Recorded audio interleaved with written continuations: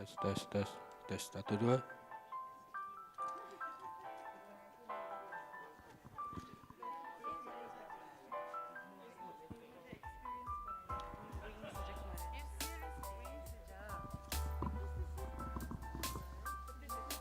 First time for both of us.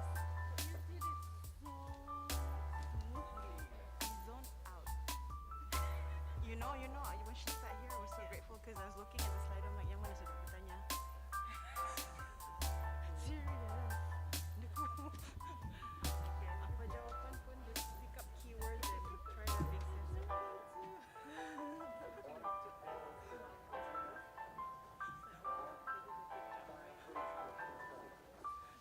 Lalah di mana tak tahu nervous kadang-kadang kan muscles berpakai. I heard there was a break in communication. And who is the representative? I think it's a question.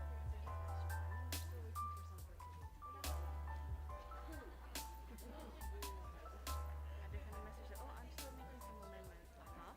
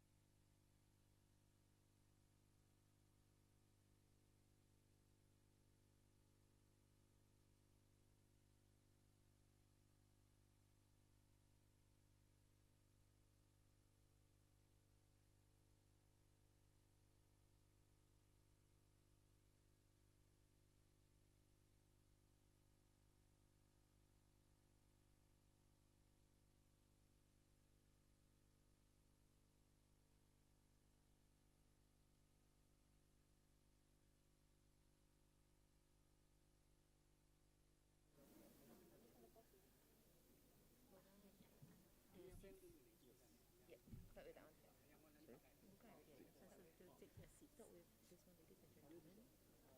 Just edit this. To be seated kalian. To be seated saja. Berapa?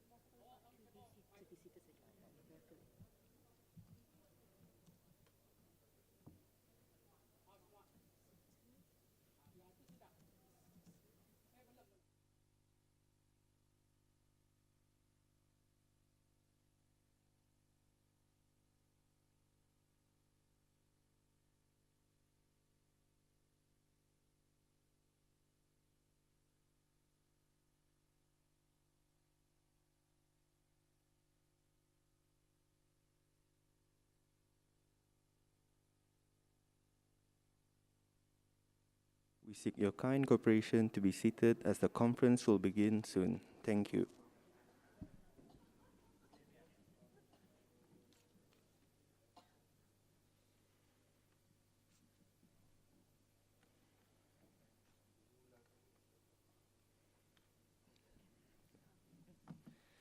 Before we begin, a gentle reminder to put your mobile phones on silent mode.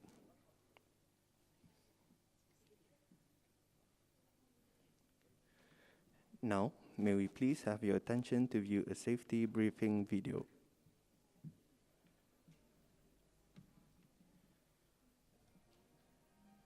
Assalamualaikum dan selamat sejahtera. Dengan sukacita, kami memohon perhatian kepada semua para jemputan pada majlis ini. Ini adalah video prosedur laluan kecemasan ICC. Dimaklumkan bahawa tiada latihan kecemasan akan dilakukan semasa majlis ini.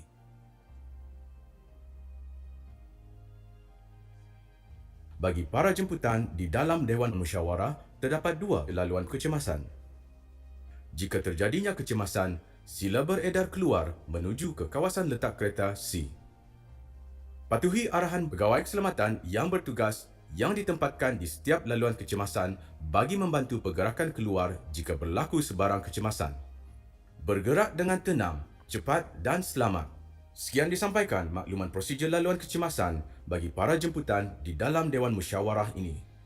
Jawatan Kuasa Pandu ingin mengucapkan ribuan terima kasih di atas perhatian BIS kita.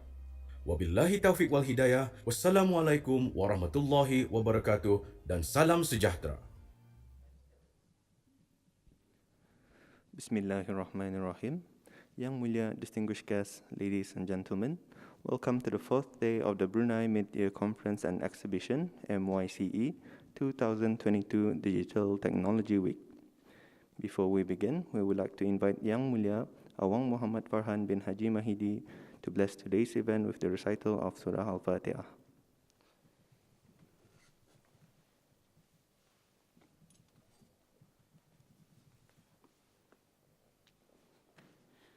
استغفر الله العظيم استغفر الله العظيم استغفر الله العظيم الذي لا إله إلا هو الحي القيوم وأتوب إليه إلى حضرة النبي مصطفى رسول الله صلى الله عليه وسلم وإلى أرواح والدنا ووالديكم وإلى أرواح المسلمين والمسلمات كافة عامة. الفاتحة. أعوذ بالله من الشيطان الرجيم. بسم الله الرحمن الرحيم. الحمد لله رب العالمين الرحمن الرحيم مالك يوم الدين إياك نعبد وإياك نستعين اهدنا الصراط المستقيم صراط الذين أنعمت عليهم غير المغضوب عليهم ولا الضالين آمين.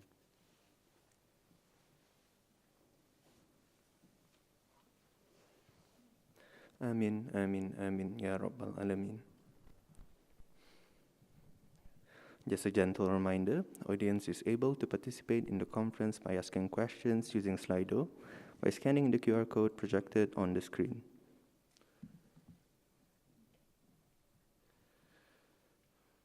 The first topic for the fourth and final day of Brunei Technology Towards a New Norm conference is Brunei Darussalam's Personal Data Protection Journey Begins Here. And for that, we would like to invite Yang Mulia Ms. Farah Atiyah binti Haji Zainal Abidin, Manager Personal Data Protection at AITI. The floor is yours, Ms. Farah.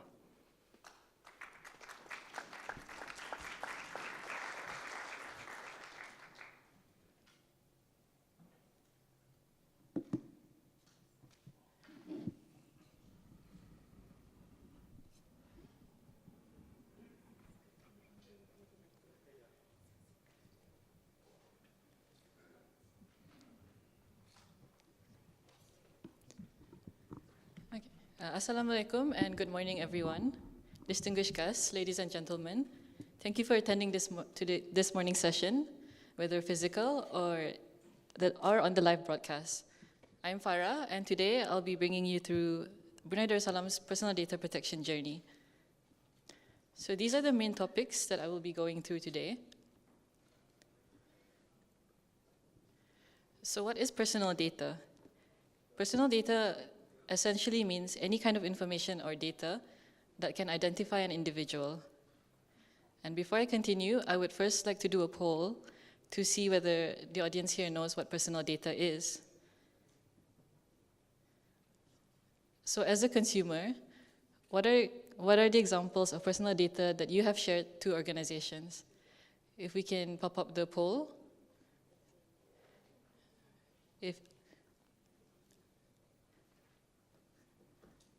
You can either scan the QR code or join the Slido link.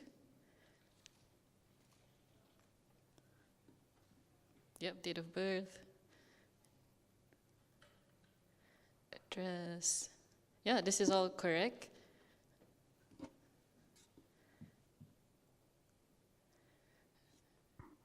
Okay, I think I'll stop there. It seems like a majority of you do know what personal data is. And a majority has shared that it's IC number, even name and address and bank details. And this is correct because it's all information that can identify an individual. Thank you. We can close the poll now.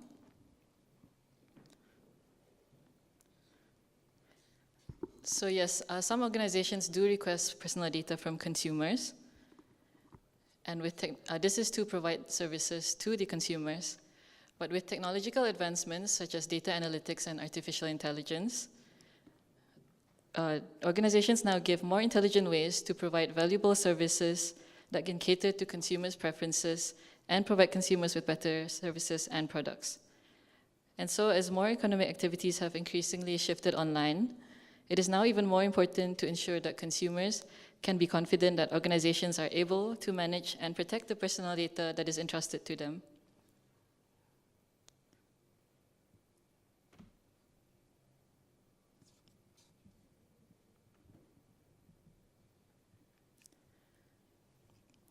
So global developments have shown the importance of privacy and data protection.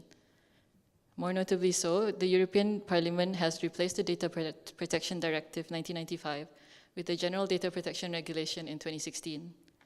It has since provided provisions that can now address how data is stored, collected, and transferred in order to adapt to today's technological advancements.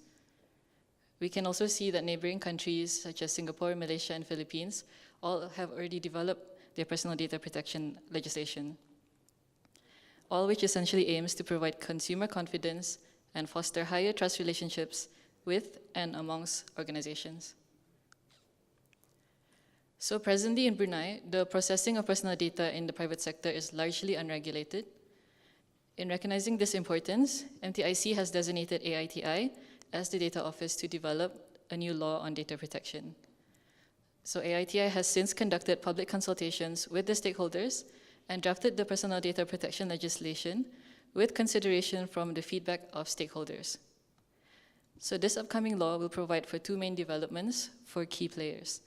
Firstly, being that organizations will have obligations that they need to comply to, and secondly, individuals will have rights in the processing of their personal data. So these are the key players for the personal data, the new personal data protection law. Firstly, there's data subjects, which is essentially an individual, and data controllers and data processors are two different organizations. For data subject, this could be a consumer sharing the personal data to a data controller, and a data controller would be the organization that requests the personal data from the data subject.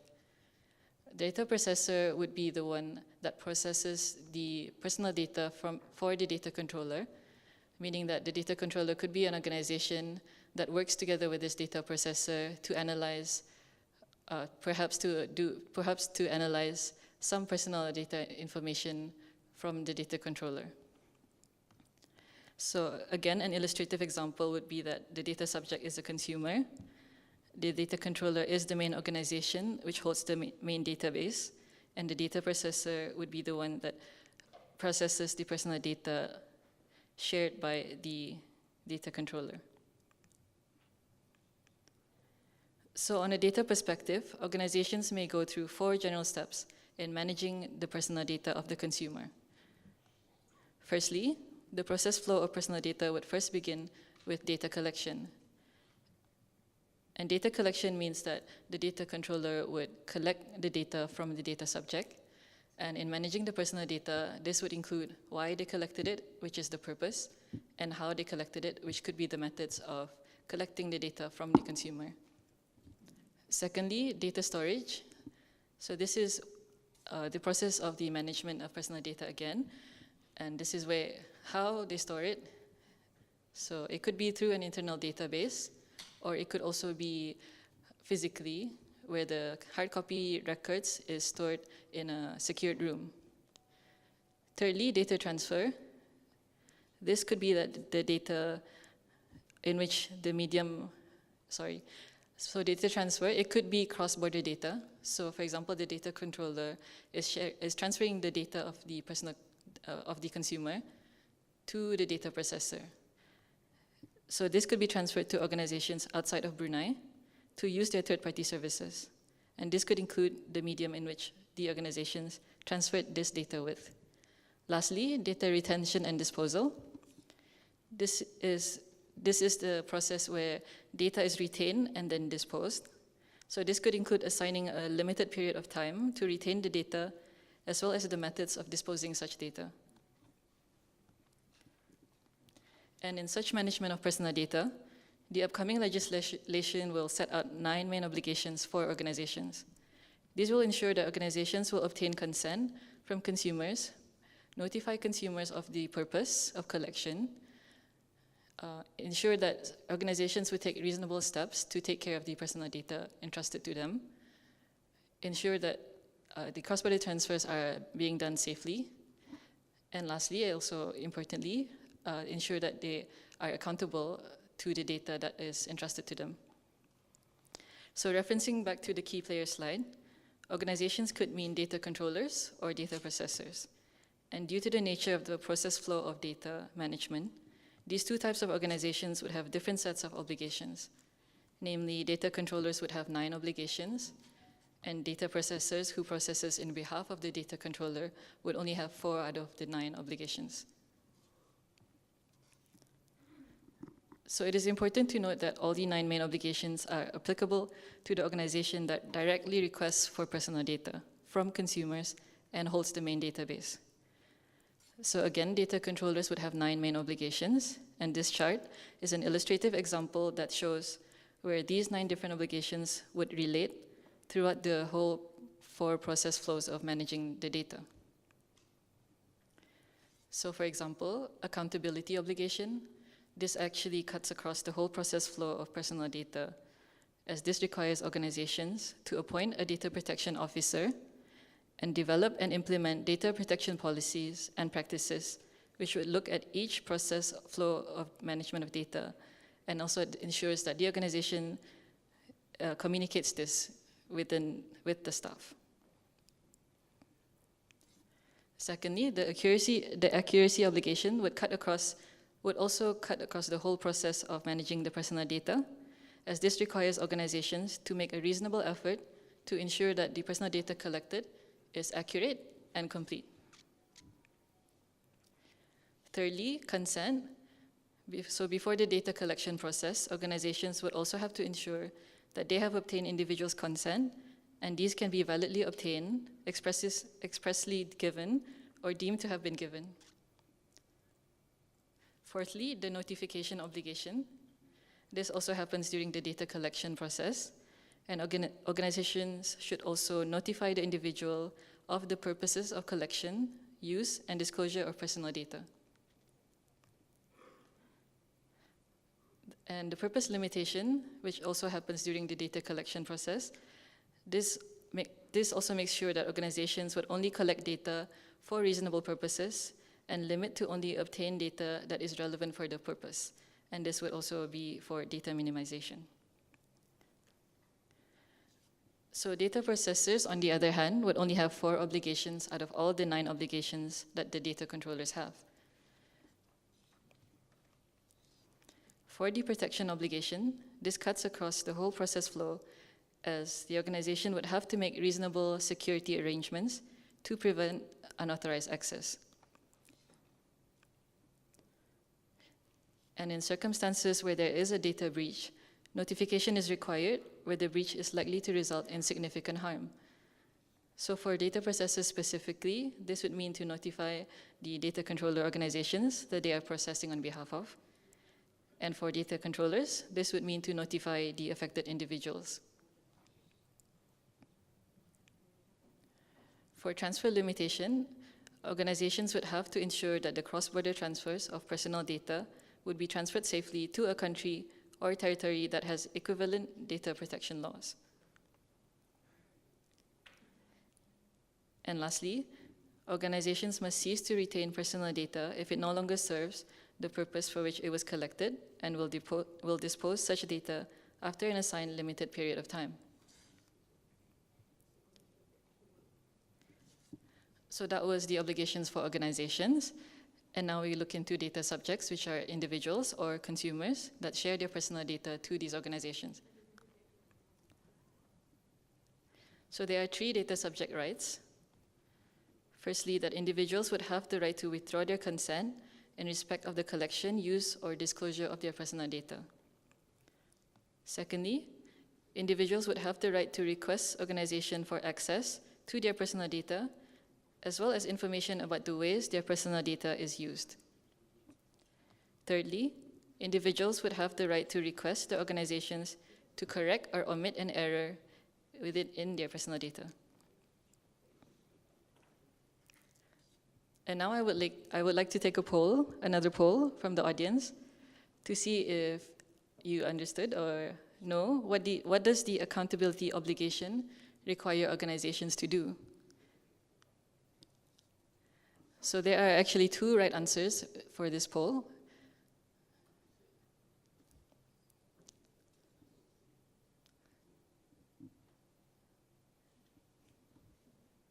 If you could scan the QR code or join the Slido website.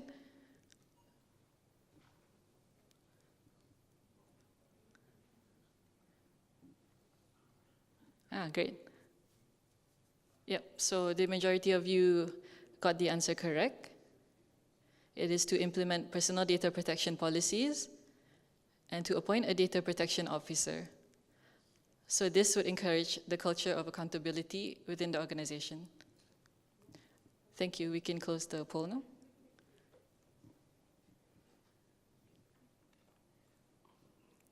And now we go into the benefits of personal data protection. So individuals can have more control of how their personal data is managed. And organizations can also build more consumer trust and confidence, as well as facilitate safe and protected cross-border transfer, which can and protected cross-border transfers, which can further the development of digital economy in Brunei Darussalam. So in terms of existing data, organizations may continue to collect and process personal data for the purposes stated. This is in relation to data that was shared prior to the introduction of this legislation. However, if there is a fresh purpose for the use of that personal data once the legislation comes into effect, consent must therefore be obtained. There is also a sunrise period of 2 years after the PDP legislation is enacted, and this will give time for organizations to review and adopt the data protection policies and practices. So during this sunrise period, AITI intends to conduct outreach and awareness building programs on what the new law will mean for the key players. Key players meaning data subjects, data controllers, and data processors. AITI will also actively engage various industries and associations on the data protection issues, and the ultimate objective is to help businesses familiarize themselves with their obligations under the PDPO and prepare for compliance once the new PDP law takes into effect. Lastly, to conclude, our personal data protection journey is still ongoing. We have conducted information gathering with stakeholders, published public consultation papers, and drafted the new personal data protection law with consideration from the feedback of stakeholders. So the target enactment will be at the end of this year, where AITI will continue to guide organizations by developing the advisory guidelines and developing the competency framework for data protection officers. Once the 2-year sunrise period ends, the operationalization of the new data protection law will then take place. And with that, I conclude and end the presentation today. Thank you for your attention, and I think we can continue with the question and answer session. We would now invite Ms. Farah to answer some questions from Slido. Okay. Hi, Farah. Hi. Good morning. So thank you for your presentation. In the first few slides of your presentation, you shared the definition of personal data, and generally, everyone has an idea what it is, as demonstrated by the poll. So someone once asked me, I'm not sure if it's a silly question or not, is my face my personal data? Okay. So since personal data is any kind of information or data that can identify individual, so yes, your face, a photo of your face can be personal data depending on the context. Okay, right, because it's so easy to take pictures these days and just pass it around and Yeah, then yeah. visit someone's IG and screen capture and pass it around. So with things like AI and facial recognition, how does that implicate things? Yeah, that's a very good question. So we see a lot of technological advancements over the years. So it does complicate things in that it could analyze a picture with face detection, and this could be considered as biometric data, for example. And so Brunei will actually publish more guidelines for industry to approach and the steps that would be applicable to organizations. So yes, it would complicate things, and it would also relate to the data management flow that I showed earlier. Right, so Yeah. our legislations and policies would have to accommodate for such technologies as well. Yeah, yeah. Okay, so we'll move on to the Slido. We'll take the top question there. When will the Personal Data Protection Order be enforced? Also, will there be a second round of consultations before it is in effect? Okay. So the personal data protection is targeted to be enforced by end of this year. Oh, sorry, not enforced, to be enacted by end of this year. And the enforcement would start happening 2 years after the sunrise period. And second round of consultations, this may be elaborated more in the panel discussion by my esteemed colleague. But we do have plans to talk to the industry more, especially in developing the guidelines and for the industry. All right. Next question is, all offline stores in Brunei collect our credit debit card numbers in their point of sales, and refuse to transact if we tell them not to take the details. Where are our rights? Okay, so this new legislation will actually help you as it requires that organization would collect personal data only for reasonable purposes. So for example, if they actually need to collect your data to provide their service, then this is required. However, with this legislation, it ensures that organizations would handle the personal data properly, and if there's a data breach, for example, then it would be an offense under this new legislation. Okay, so it would be helpful to have some sort of awareness so that the public will understand what their rights are, what can and cannot be done. The next one is, will you ever cover government data with the new data protection legislation? Okay, so the new data protection legislation is only applicable to private sector organizations.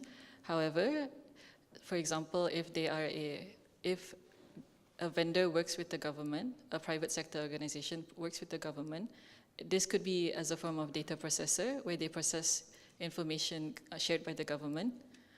The data processor would apply to the new data protection law, and again, they would have the 4 obligations out of the 9 obligations that I shared earlier today. Okay. So regarding the age of the data itself, most regulations now enforces that we retain data for a minimum of 7 years, for example. Will this new regulation enforce minimum and maximum retention period? Yeah. So this will be explored with the industry when we do some stakeholder consultations, and we'll have to weigh in on the global practices as well as what is more relevant for Brunei. And then gradually we will publish a guide for the industry on how to approach this. Right, so obviously stakeholder engagement needs to be continuous, right? Yeah. Okay, now someone's interested in how we can monetize the data. Can we commercialize our own data? Will there be a policy that will allow us to charge third-party services for using our personal data? Okay, so that wouldn't, I believe that wouldn't apply too much to the personal data in terms of managing the data. But in terms of commercializing can we commercialize our own data? Does that mean employee? I'm not sure if the person is referring to internal data or data about a consumer. And so this can be explored again once we have a stakeholder consultation to to do more guidance. Okay. I guess it could have been both internal and commercial data, Kalia. The top question now is, when will the regulation be in place, and what will be the penalties for organizations who have breached the regulations? Okay. So the regulation is targeted to be in place end of this year. And what will be the penalties? This would depend on the type of offense that has been done. It could scale from a range of a charge of 5,000 to 1 million, depending on the type of offense made. And so this will be explored again, depending on the data breach. Okay, so there are specific categories that define what kind of levels of data breach there are. Yes, correct. Okay. Will AITI be specifying the security requirements to be implemented? Okay. There wouldn't be security requirements, specific security requirements within the law. However, again, we will be developing advisory guidelines and guidance for the industry, and we could, in that guideline, we could include the type of steps that organizations can follow to ensure that the data is secured. Okay. The next question is touching on maybe the technical part of the personal data protection, right? So is it possible for an organization to be both a data controller and a data processor? Yes, it's possible. So if I can give an example, for an organization might have employees, so they would have internal data where they handle all these information about the employees, and in that way they can act as a data controller since they hold that main database. As for data processors, it could be the service that they provide to external organizations. So they could be processing personal data, for example, through the technology services that they have, maybe providing some marketing research or conducting data analytics. And so this could be where they would be a data processor and also would be processing the personal data on behalf of an organization. Right, so generally, yes, the answer is yes. Yes, correct. Yeah. Okay. Last question. While waiting for the law to be implemented, what are the current workarounds to ensure companies don't abuse our personal data? Yeah, so as mentioned before, currently it's largely unregulated, and it all has depended on their internal policies and privacy policies and terms of use that they have provided for consumers. So at the moment, it is quite limited to that. Yeah. Okay, so thank you for your presentation, Farah. I think that's all that we have time for on the Slido. The next session will have more on this topic as well. So I'll hand over back to the MC. Thank you. Thank you, Ms. Farah, for sharing on what personal data is to an individual and the importance of businesses implementing measures to protect their customers' data so that they are trustable. Like the title has mentioned, we saw the journey of personal data protection in Brunei Darussalam and the obligations of the key players that are involved. With the law operationalizing in 2024, we hope that organizations will be able to adopt the policies and practices to ensure that all our data are protected.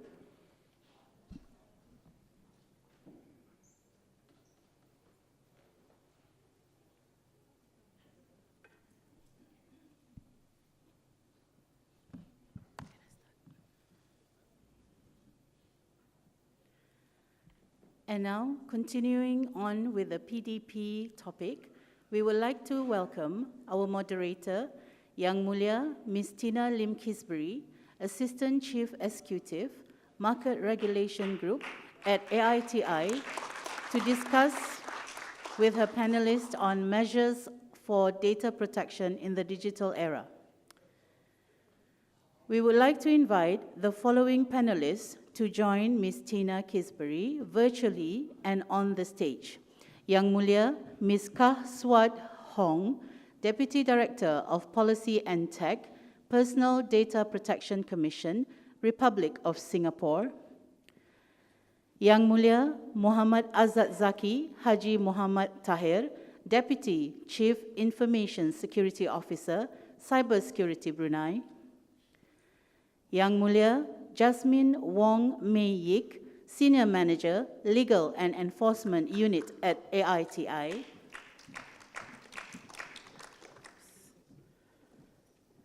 And Yang Mulia Jun Q, Head of Security, IVIT Technology, Sendirian Berhad.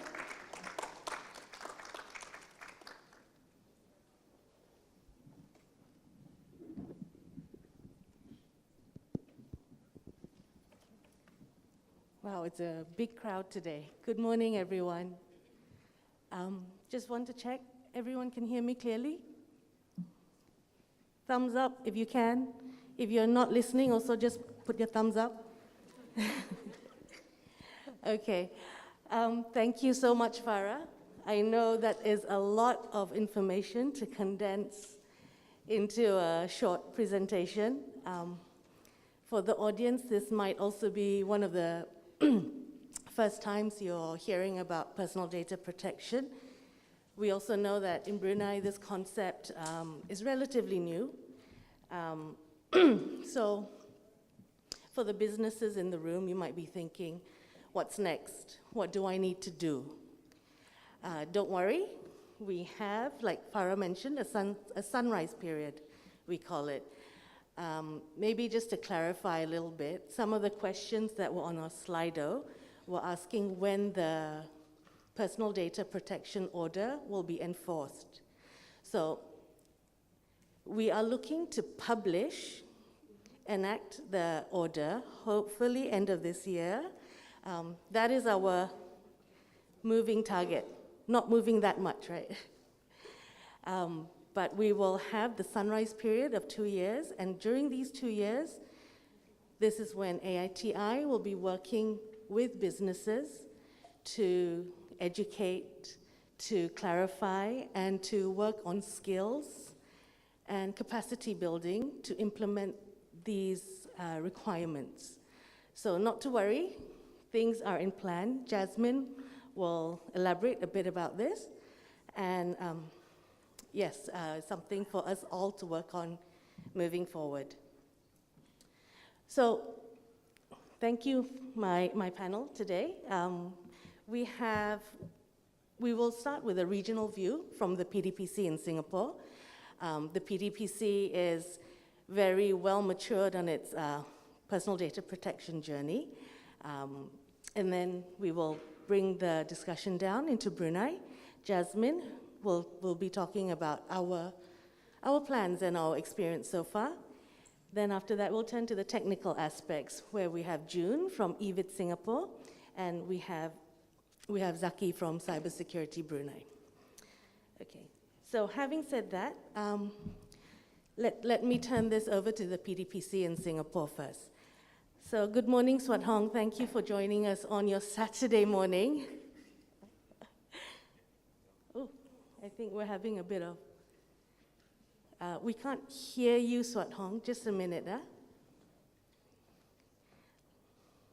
Hello. Okay. Thank you for inviting PDPC to share our journey. Okay, so the PDPC has had an almost 10-year PDP journey. In contrast, Brunei is just starting to chart its own. So as usual, we like to look to Singapore for best practices. We learn from you. So perhaps you could take us through the Singapore PDP journey since 2013, I believe. I think we're particularly interested in the early days and how the PDPC engaged with businesses and organizations to help the capacity building and understanding to implement the requirements. So I'll hand it over to you, Swat Hong. Yeah, thank you. So in Singapore, you know, PDPA was launched quite some time, about 10 years, as a baseline standard for personal data protection in Singapore. So at PDPC, we actually aim to build an environment of trust in Singapore's digital ecosystem by balancing organizations' need to use data with individuals' need to safeguard their personal information. So we started our journey with a compliance-based approach, but has since moved towards the accountability-based approach. And our goal is to ensure that organizations develop sufficient in-house capabilities and be accountable for their personal data that they manage. So we do this through a three-pronged approach: capabilities building, certifications, and active enforcement. So let me start with capabilities building. As each organization is required to have a DPO, we help the organizations to continually build up their skills and capabilities of their DPO through the DPO competency framework, as well as the various guides and tools that we develop. So the DPO competency framework and training roadmap provides clarity on the core capabilities and proficiency levels that the DPOs need. It also provides guidance on the viable career progression path in the nascent sector with the expected roles and responsibilities at each stage of their career.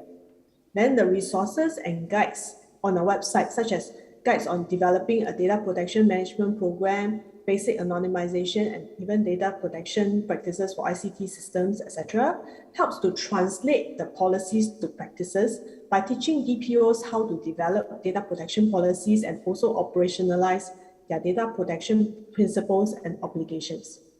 We also provide free tools such as the PDPA assessment tool and data protection notice generator to help DPOs perform self-assessment of their organization's PDPA compliance and also generate data protection notices. Besides that, we had also rolled out business intelligence tools and anonymization tool to enable organizations to use data in a responsible manner. So next, on certification, we encourage and recognize organizations, especially SMEs, who take the effort to invest in data protection and build consumer trust. So earlier this year, PDPC and IMDA had jointly launched the Data Protection Essentials Program, or DPE in short.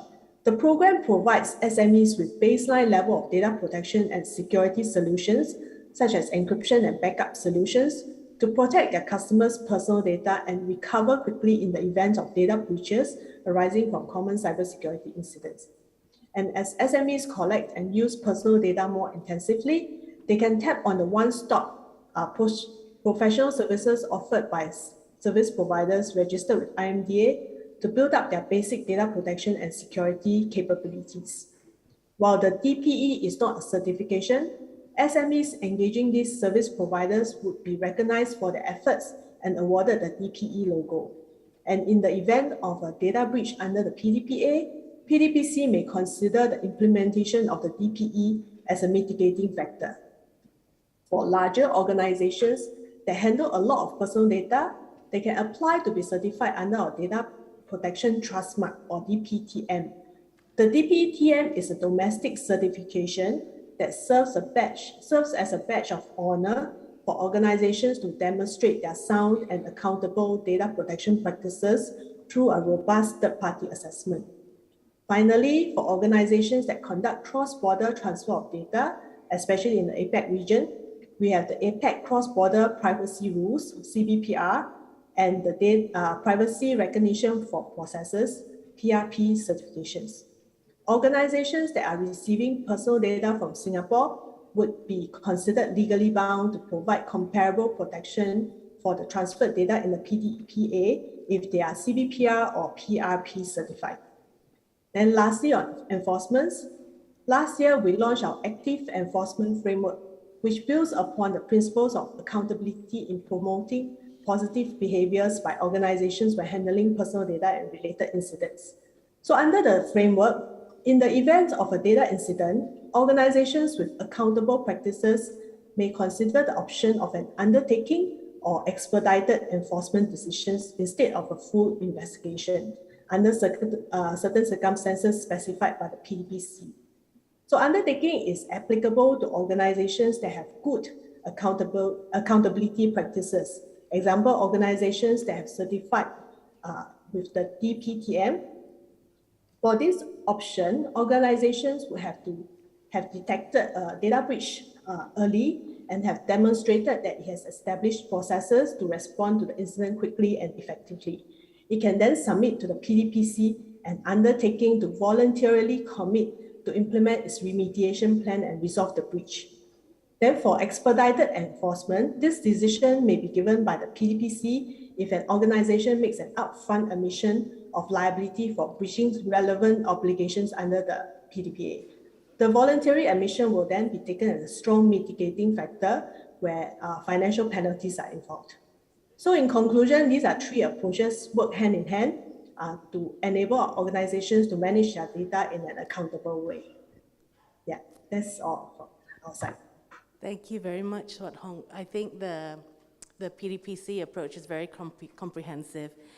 You provide guidance and a little bit of hand-holding, I guess, for organizations, whether they are a startup or whether they're very well advanced. And if you are, if you're very well advanced, it looks like they would get your certification, and that becomes part of their, I guess, a competitive advantage for them. If people they trust that this organization protects my personal data that I submit. Thank you so much for that. Maybe just turning it a little bit more into PDPC's recent activity. Last week during the Asia Tech events, there was an announcement about a new PDPC undertaking, AI Verify. This is very interesting for us because I think AI is a word that's on everyone's lips. We want to know a little bit more about the, I guess you could say, governance surrounding AI. So could you tell us a bit more about the AI Verify?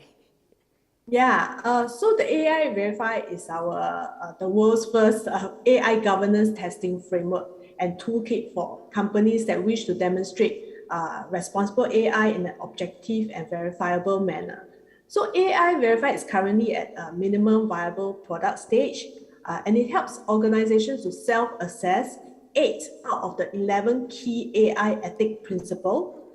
The testing frameworks include process checks or a list of questions around the processes relating to the implementation of AI model or applications within the organizations for all the 8 principles, while the toolkit packages widely used open source libraries to provide a one-stop tool for technical testings to be conducted for 3 of the 8 principles.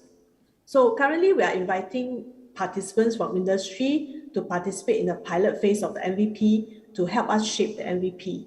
And our participants will have the opportunity to have early and full access to the testing framework and toolkit MVP for self-testing on their AI systems and models. And they can produce reports to demonstrate transparency and build trust with their stakeholders. And finally, of course, participants can join the AI testing community to network, share, collaborate with other companies to build the industry benchmarks and also contribute to international standards development. In the longer term, we hope to work with the industry to further develop the framework and tools for testing and certification by independent third parties. We actually welcome all of you, interested companies, to visit the PDPC website for more information. Thank you, Swat Hong. Can I just ask one question of interest? Would a Brunei company be able to join, to hop on to this AI Verify? Yes, of course.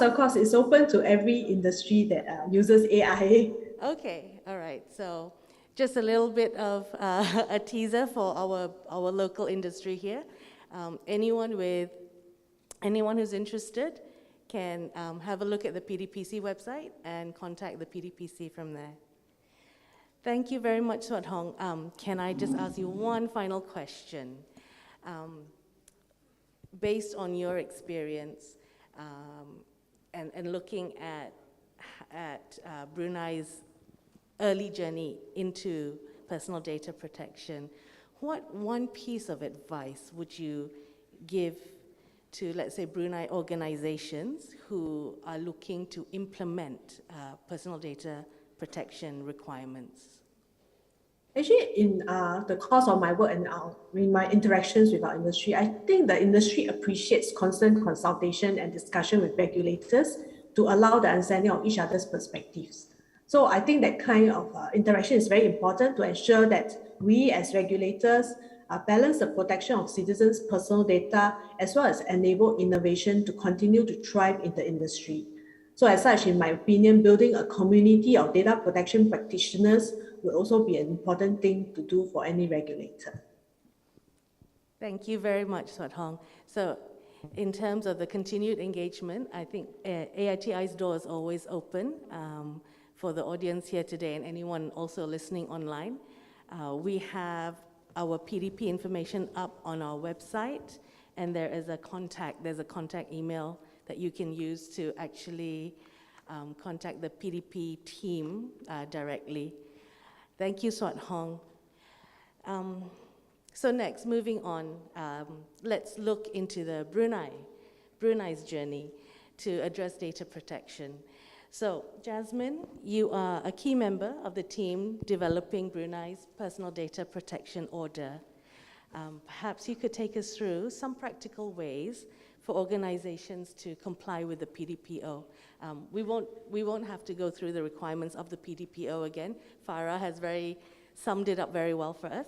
So perhaps Jasmine will can focus on the implementation side. Thank you, Tina. So can everyone hear me? I assume that everyone can. Thank you all for coming.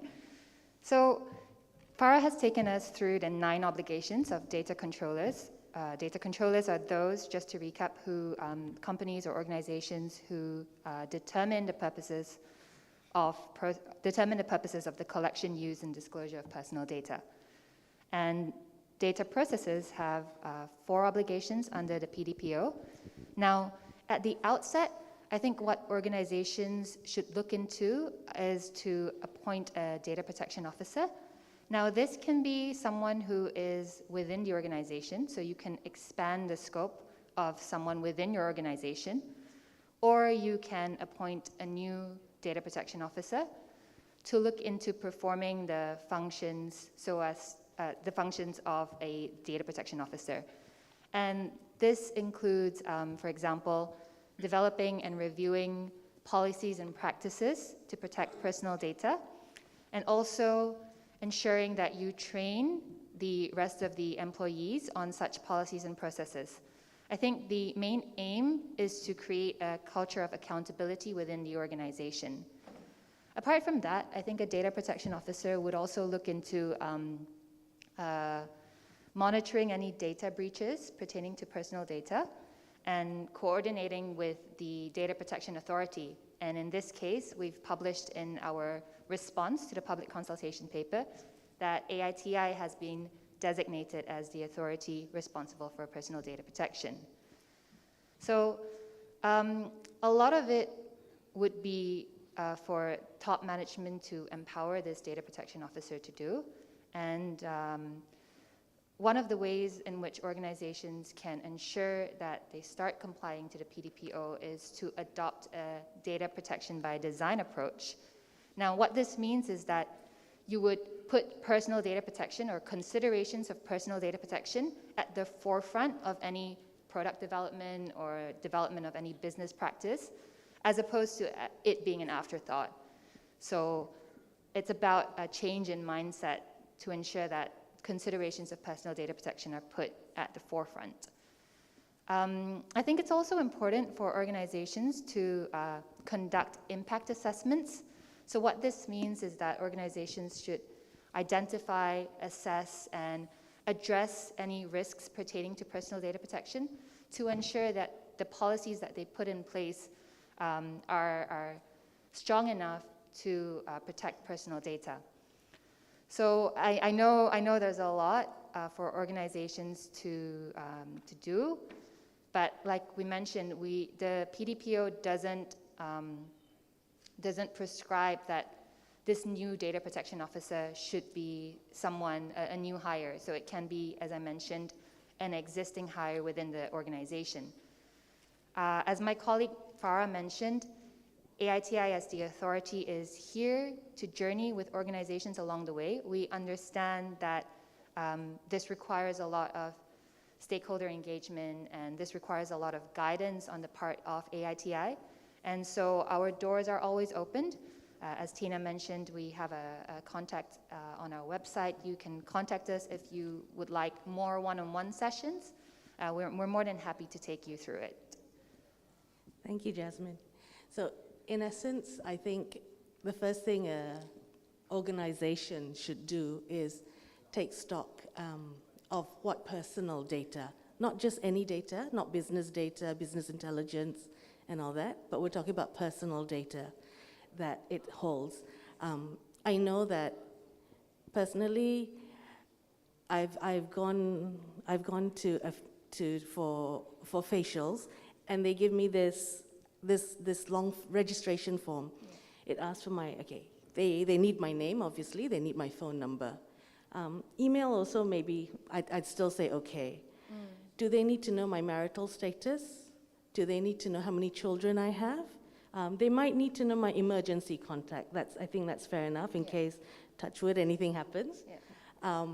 But I feel that taking stock of what personal data you already hold and what personal data you would ask of your customers moving forward would be a good start. Yeah. Then you know where you're at, and then you can think about, okay, who's going to be responsible to look after this personal data? Yeah. And that's where you can launch into what Jasmine was talking about earlier. It does sound quite intimidating. Even internally within AITI, we do process personal data as part of our services to our stakeholders and our customers. Even though strictly AITI is not bound, will not be bound by the Personal Data Protection Order, we still implement the best practices to protect this personal data. So it's something that we are also looking into, and we would probably be journeying along with our businesses. Yeah. So Jasmine, moving along, perhaps we can move on to exceptions to the PDPO. There was also a question earlier on the Slido about will government be covered? Perhaps you can elaborate on that? Yeah. Thank you, Tina. So before I touch on your questions pertaining to the exceptions under the PDPO and whether or not governments will be whether or not the government sector will be covered, I also wanted to perhaps touch a little bit about whether or not organizations are permitted to collect all personal data from you if you subscribe to a service, because I believe there was a question earlier on as to how do I enforce my rights as an individual when I transact with a business. So if you transact with a business and the business and you're paying by credit card, there is this notion in the PDPO called the notion of consent. So consent can be not just express consent, it can also be deemed consent. And if you are paying for a product with a credit card, you would have been deemed, or you would have been deemed to give your consent to the organization to collect your personal data in order to transact with the organization. Of course, if the organization, like Tina mentioned, requests for additional information like your marital status or your husband's name or your wife's name, then that would be what we call excessive information. And so the PDPO actually ensures that it ensures that the concept of data minimization is honored, so that customers or consumers will not have to give excess information to businesses in order to transact with them. So going back to your question about the exceptions under the PDPO. So if you read the PDPO is still in its draft stages, but if you read the PDPO from the back and if you look at the schedules, we have some exceptions to the collection, use, and disclosure of personal data. to the consent obligation. So organizations don't always have to get your consent. So say, for example, if I'm administering a trust, for example, I wouldn't need an individual's consent in order to administer that trust. There are other exceptions as well. So if there was an emergency and if it is in the vital interest of an individual, then I also, as an organization, would not need to obtain that individual's consent. I think there are other exceptions under the PDPO as well. So if, for example, you are using personal data to improve a business process, we have certain business improvement exceptions under the PDPO. And we also have an exception to on research. So for example, if you're using personal data to conduct research, then you wouldn't need to obtain consent. And I think one last question was whether or not the PDPO would cover the government agencies. Yes, that's right. Yeah. So our PDPO, as Farah mentioned, is only obligates the private sector organizations. So the government sector, we understand they have their own rules and manuals that govern the protection of personal data. So I think in the government sector as well, citizens expect a different approach to the handling of personal data. I think citizens expect a whole of government approach, much like Singapore. And as such, two different legal frameworks would be required to protect personal data. And so the PDPO will take into consideration private sector organizations. All right, thank you very much, Jasmine. So in the interest of time, I think we'll move on. But it certainly seems that AITI will have its hands full over the next few years looking at implementing personal data protection. There's, I think, one thing that we need to keep in mind, that when we're transacting and providing our personal data, it needs to be in the context of the service that you're signing up for. So it's not a hard and fast rule of what personal data you should or should not provide. It all depends on the context. So thank you, Jasmine. So my next panelist is June. She's the head of security at EVID Singapore. EVID has become a very familiar name here in Brunei over the last 2 years, and I think needs no introduction. So EVID is a data processor when we're looking at in the ecosystem of data protection. June, could you help explain EVID's role as a data processor in respect of the services it renders to its clients? Sure, thank you, Tina. So I think maybe just a quick background on what EVID does. So we are a healthcare technology company, and we provide platforms for our customers in terms of big data platform, research platforms to power their public health surveillance systems, digital health services, and also we have population health type of solutions. So underpinning this kind of solutions is really the analysis of personal data. So, for my role in EVID is really to take care or secure the business in terms of the personal data that we handle and any associated risk that comes with analyzing and handling such data. So from a data processor perspective, so we are responsible for ensuring that there is a reasonable level of security controls that are in place, even though we are not the data owner, but we still put this in place to ensure that there is no unauthorized type of access, disclosure, or any type of similar risk. And at the end of the day, even though we are just the entity processing the data on behalf of these other organizations, we do this due diligence to ensure that this is protected all the same. Okay, thank you, June. Taking a cue from the mention of the protection measures, could you elaborate a bit on how you ensure that proper management or technical measures are implemented in your services? Sure. So in terms of how we do that, right, I think first and foremost, we think that we shouldn't be solely relying on the law. So we want to put in place a culture of accountability. And in order to do that, we will internally have developed set of policies, procedures to ensure that in terms of implementing our solutions, we abide to this type of policies and procedures. And as part of the accountability, we do have, like our previous speakers have mentioned, having a data protection officer to have oversight, to monitor that kind of compliance.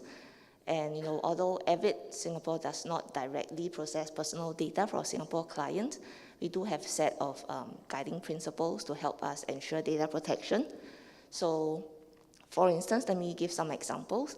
We enable privacy by default. So what this means is we take this responsibility of our users and not rely on them to make that decision to protect personal data. We take it and it's enabled by default. The second thing we do is we put in place end-to-end security for data. So again, this goes into considering what data we want to collect and all the way till the end of life of the data, the time to destroy the data when it's no longer relevant. And then we also have this visibility and transparency principle. So this is really where we document some of the business practices that we have, make sure that it is documented clearly, and when this is having that in place, to have strictly abide to this kind of principle, to this set of policies and procedures that we have, and to subject this to independent audit to ensure that, verify that we are actually doing it correctly and what we said we will do. So to that end, Avid Singapore has actually gone through an independent audit. We are ISO 27001 certified.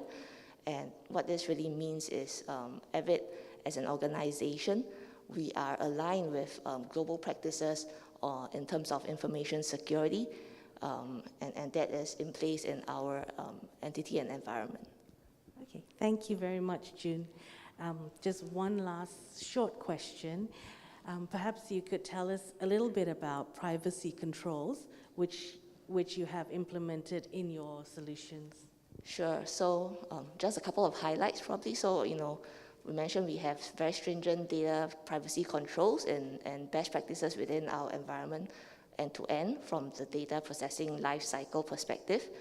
And also we have built-in technologies that actually anonymize data. And our AI engine, we have models and algorithms to identify and detect with high accuracy, what are some of this sensitive data, and it's automatically encrypted. And in our solutions, we actually allow our AI engine to be trained, and we're able to do it within the environment of the customer, so that data does not exit that environment that the customer is comfortable with. Okay, thank you very much, June. Avid is certainly very experienced in this field, ISO certified and all. Thank you for giving us this insight. This is something that our organizations will eventually have to learn. So I think that also leads in nicely to my final panelist today, Zaki, who is from Cybersecurity Brunei. So we hear a lot about data breaches. These can cost millions of dollars, billions even, to prevent and to manage, in addition to also the impact on consumer trust. So data breaches have happened to people like LinkedIn, Facebook, Microsoft, so no one is immune. So I think the question in our minds is, since it is nearly impossible to say that I can prevent data breaches, right? But you can minimize the risk of exposure of the data and potential damage. So if I could ask Zaki, Cybersecurity Brunei, to give us a perspective on this technical protection for ICT systems, and perhaps start with a bit of overview on the cybersecurity order. Okay, thank you, Tina. Thank you. So just a brief introduction about what to expect in the next few years. We hope it's actually close by that even I myself is actually expecting for the cybersecurity order to come in the next few months. So what it does is actually basically to mandate CII infrastructure to adopt to the culture of cyber hygienes and making sure that you have continual assessment throughout your organization, and at the same time that you can actually comply to the ISO 27001. So the cybersecurity audit is actually mostly for CII, but I believe in Brunei the CII actually covers the GLC as well. So in terms of breaches, I believe you are right. So basically, there's no sense to say that we will be facing zero incident. So the only base hope that is actually for you to minimize the risk. So how you actually minimize the risk is actually if you can prove yourself that you can actually perform to follow the set of guidelines that is actually according to sector. Say for example, Marine, they actually have their own ICAO standards, and then for normal organization like the basic one is actually the 27001. So say for example, if you're actually doing cloud services, so you need to comply to 270073 if I'm mistaken. So for as long as you can actually prove yourself or your organization to comply or to accredit yourself with all these sets of compliance, basically you're actually protecting yourself from the risk of the cybersecurity order. Because the cybersecurity audit is actually a set of regulation or a set of instruction for you to perform at least, say for example, your commitment to show that you actually do risk assessment at least once a year, whether you do internally or you actually get outsource that particular exercise into your organization. So I think that is actually one of the ways that you can actually minimize risk, for example. Okay, so essentially it sounds like the cybersecurity order is similar to the personal data protection order in the sense that it sets a baseline. It says that it sets baseline standards, and it is up to organizations to figure out how best to comply with reference to its own sectoral standards. Okay, maybe moving on to something a little bit more working level, maybe could you elaborate on some examples of ICT protection measures or ICT controls which businesses and organizations can implement to minimize this risk of data breach? Okay, so when we actually talk about data protection, Jasmine did mention that the government, the PDPO doesn't cover the government. In fact, actually, government actually have a set of protective security manual that actually they've been there for quite a while. So this protective security manual actually covered the government area. So just to complement Jasmine. So what it does is basically it's a set of guidelines that government entity, government department can actually use, and then actually just to adopt to what are the set of guidelines being drawn into the protective security manual. So for those who actually doesn't have access to the protective security manual, they can actually refer to, or even they can actually comply to themselves to the 7001. So I think this is a quick something that you can actually refer if you belong to the government sector. Maybe your pengarah can actually get in touch with the Internal Security Department to have access to the PSM, because PSM is only for government area. The other thing is actually for you to exercise sort of quality assurance, risk management program within your organization. So basically, even as we speak, we actually targeting ourselves for Cybersecurity Brunei to be complying to the 7001 by the first quarter of 2023. So I think this is actually one of our targets actually right now. Okay, so you're actually implementing the standard yourself? Yes, basically if you actually implement the 2701, all these controls from end to end, like Jun had mentioned, the end-to-end, the encryption part. Say for example, in terms of implementation, data protection is actually one of the major control. We also bring this philosophy of zero trust. So what it does is actually an environment that your environment that your organize is actually in a state of compromise. You want to make sure that your data is actually not compromised. So this 10 years ago, it was called depermanentization. So now we're actually looking into zero trust architecture, where we actually bring organizations to understand what it is, and then how you actually move forward with making decision in terms of investment, what you need for the next few years, rather than moving backward. So we encourage you to move forward with this set of new set of mindsets lah. Okay, so I guess in a way, so data protection is at the forefront of what we're thinking about, and hand in hand with that is protection of our networks, our systems, our digital, our computer systems, our ICT systems. So bearing in mind the importance and how critical that is, maybe you could say a few words of where we are in Brunei in terms of capacity building and skills for the cybersecurity workforce. Okay. Thank you, Tina. This is just my honest opinion, because basically when we started with Cybersecurity Brunei, when we actually sit in certain position within the organization, so we get to talk with a lot of organizations out there. So basically, they're actually quite familiar with all these sets of control. So when we talk with people from aviation, they know what ICAO is. When we actually talk with the government sector, they actually know what 2701 is. They know pretty much how to implement it. But the question that they actually, most of the issue that we actually fundamentally found is actually the people part. So we don't see a lot of opportunities given to fill in all these particular gaps. So say, for example, when I actually have a discussion with the BABD, for example, so they actually have a structure there. They actually have people who actually do accountability for certain area. So say, for example, they have a team who actually just do compliance. They actually have a team just to do risk assessment. So this asset organization give opportunity to open up a lot of position. And then they actually have another set of team who actually just do IT, because we need to understand that people have different. Some people are actually quite good with compliance. Some people are actually quite good with technical. So we need, one person cannot do all these two. So what we understand, because we're actually part of the BIICF as well, the Brunei Industry Competency Framework. So we actually contributed in terms of coming up with 3 sets of job description.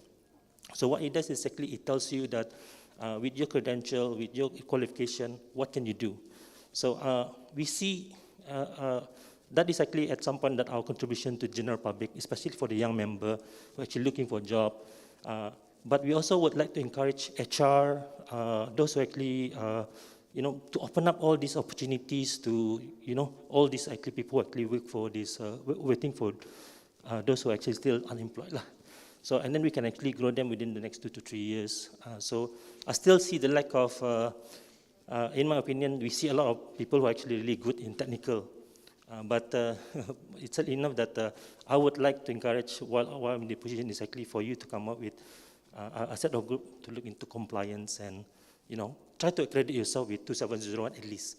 So if you are accredited with 2701, I'm really sure that you don't have any problem with CSB or maybe the cybersecurity order. So as simple as that. Okay, thank you so much. That also reflects what BSP was talking about yesterday, actually. They were saying that, yes, they have staff that are skilled, obviously, in oil and gas and the drilling and whatever, but the focus now is also building these oil and gas technical experts into knowing and understanding digital skills. So cybersecurity is not only Cybersecurity Brunei's job. We all have a hand in it, I believe. Yes. Thank you. And keeping an eye on the time, I see we only have a couple minutes for questions. Is that right? So I will hand over to our Slido. Oh, wow, okay. We're talking technical here. Yes. So would CIPPA be sufficient training as a baseline to start? This works to competencies, I believe, of a data protection officer. So I will hand over to Jasmine, perhaps, to answer that question. I think, so thank you for the question. I think it's important to note that the PDPO isn't prescriptive, so it doesn't specify what, or it doesn't tell you where you should start, but the CIPPA is a good certification to have. In fact, I think it's one of the top certifications for personal data protection. So definitely if your organization is looking into training a data protection officer and certifying him or her with SCI PPA, then it would be a really good place to start. But I think just because this law is very new, and we aim to have a sunrise period of 2 years. So during that 2 years, AITI will also be coming up with a competency framework, as my colleague mentioned. And within that competency framework, we will be defining the proficiencies that a data protection officer should have. And we would also be providing a training roadmap so that the data protection officer can meet the competencies and develop these competencies so as to ensure compliance with the PDPO. Yep. Okay. Thank you, Jasmine. Thank you, Tina. So let's move on to, so I think Jasmine's answer has also answered the third question, the full certification expected of a data protection officer. So let's see, a very interesting one here. When clients refuse consent, we will be required to refuse the service. Is this allowed by the PDPO? I think it's the business trying to ensure that clients don't put them in hot water for refusing a service. Jasmine, can I throw that to you again? Yeah. So sure, thanks, Tina. So I think it depends on the context as to why a client would refuse consent. So as a business, you need to take stock of the personal data that you are asking from individuals. If that information is not necessary for you to sell a product or provide a service, then you shouldn't be asking for it. The PDPO ensures that organizations only asks for information that is necessary to provide that particular service or product. But if, for example, you do require, so say, for example, I am ordering I'm ordering some clothes from Amazon. I do need to provide my address, my name, and my phone number. But if I refuse to provide that to the organization, then obviously the transaction cannot be complete. So yes, if I don't provide you with my address or my phone number or my name, then you don't need to sell me the product. So I think, is that clear? I hope that answers the question. There's a logic to it. If I need A, B, and C to provide you my service, and you don't provide me what is necessary, I wouldn't be able to carry out my service for you. Yeah. Can I seek indulgence for one last question from Slido? Yes, I'm seeing fingers wagging at me, so I will make this quick. Interesting one here. Can a Bruneian company apply for Singapore's Data Protection Trust Mark? Swat Hong, could I ask you to answer that?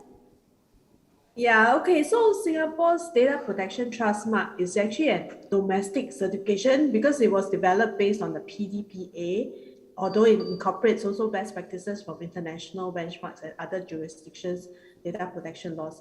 So I guess if a Bruneian company also operates in Singapore, I guess that's probably more appropriate. Otherwise, I think we can always work with AITI to develop similar data protection trust mark in Brunei. Thank you, Swat Hong. So we have run out of time. There's a lot of questions here that actually can be answered by looking through the PDP information on AITI's website. I believe it was at the end of Farah's slides.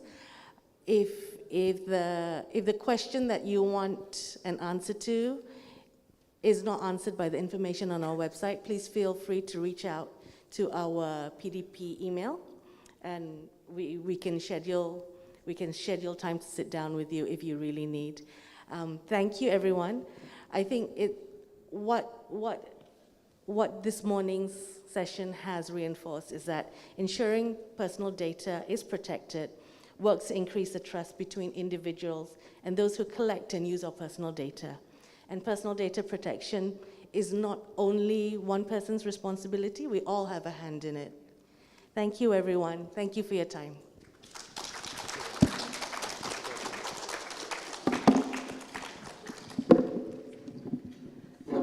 Thank you, distinguished panelists and Ms. Tina Lim-Kisbury, for taking us through the security measures that organizations can take to protect our personal data. Both the sessions this morning has mentioned that with the development of technology, it is really important for customers to be able to trust the organizations that they work with. We hope that with all the measures in place, all customers' data will be safe. Ladies and gentlemen, we would like to invite our guests to take a quick refreshment at the back of the hall and return back to your seats as we will resume the conference at 10:20 a.m. You are welcome to take your food to the table while listening to our next speaker at any time. Thank you.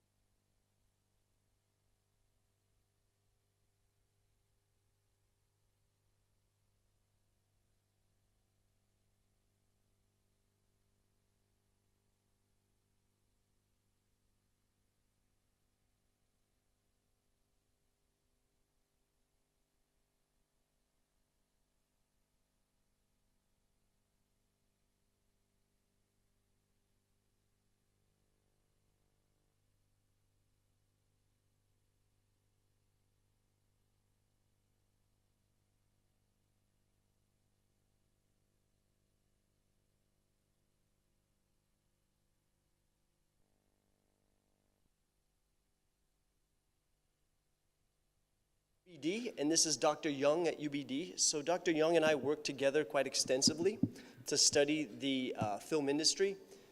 The reason why we do this is, of course, we're producing filmmakers, him out of his UBD program and mine out of Mahakare'a. So we want to ensure that there are jobs or at least some type of employment for our students as they're coming out. This helps us to design our education and our curriculum, and also we think it builds a better Bruneian film industry. The paper I'm about to present to you is in fact a snapshot. So when we call it a snapshot, it's a cursory survey of a particular phenomenon that goes on in the film industry. We hope to do more of these. It was appropriate that we did one given the COVID-19 pandemic, because this pandemic actually created a perfect case for a case study. And I'll get more to that later. My PhD thesis was on systems theory, mainly looking at how social organizations operate as open systems. And what I'm going to talk about today is how when the Bruneian bubble was created, when the borders were shut and Brunei was essentially isolated, we created a closed system, which does not occur naturally in contrived or social systems. So we take a look at how that impacts filmmaking in Brunei.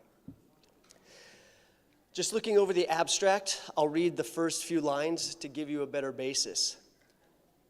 This is the first data-driven pilot study that is focused on a micro-scale but burgeoning Bruneian screen industry. The scope of the study includes employment modes, frequency of productions, payment codes of practice, and exhibition platforms. This information was searched out and collected through surveys, as well as online interviews and observation. Welcome everybody, come on in, come and sit down, it's okay. I have a tendency to be very informal when I'm giving talks like this, mainly because I talk very fast, and I'm sorry about that. At least I'm not wearing a mask, then it'd be fast and muffled. If you have any questions while I'm talking, please just raise your hand. It might be better if I address that question at that time. We've also got the handy dandy QR code that you can send a question through. So, and thank you to AITI and the tech team for setting this up today. All right. So this study targets a wide variety of parties.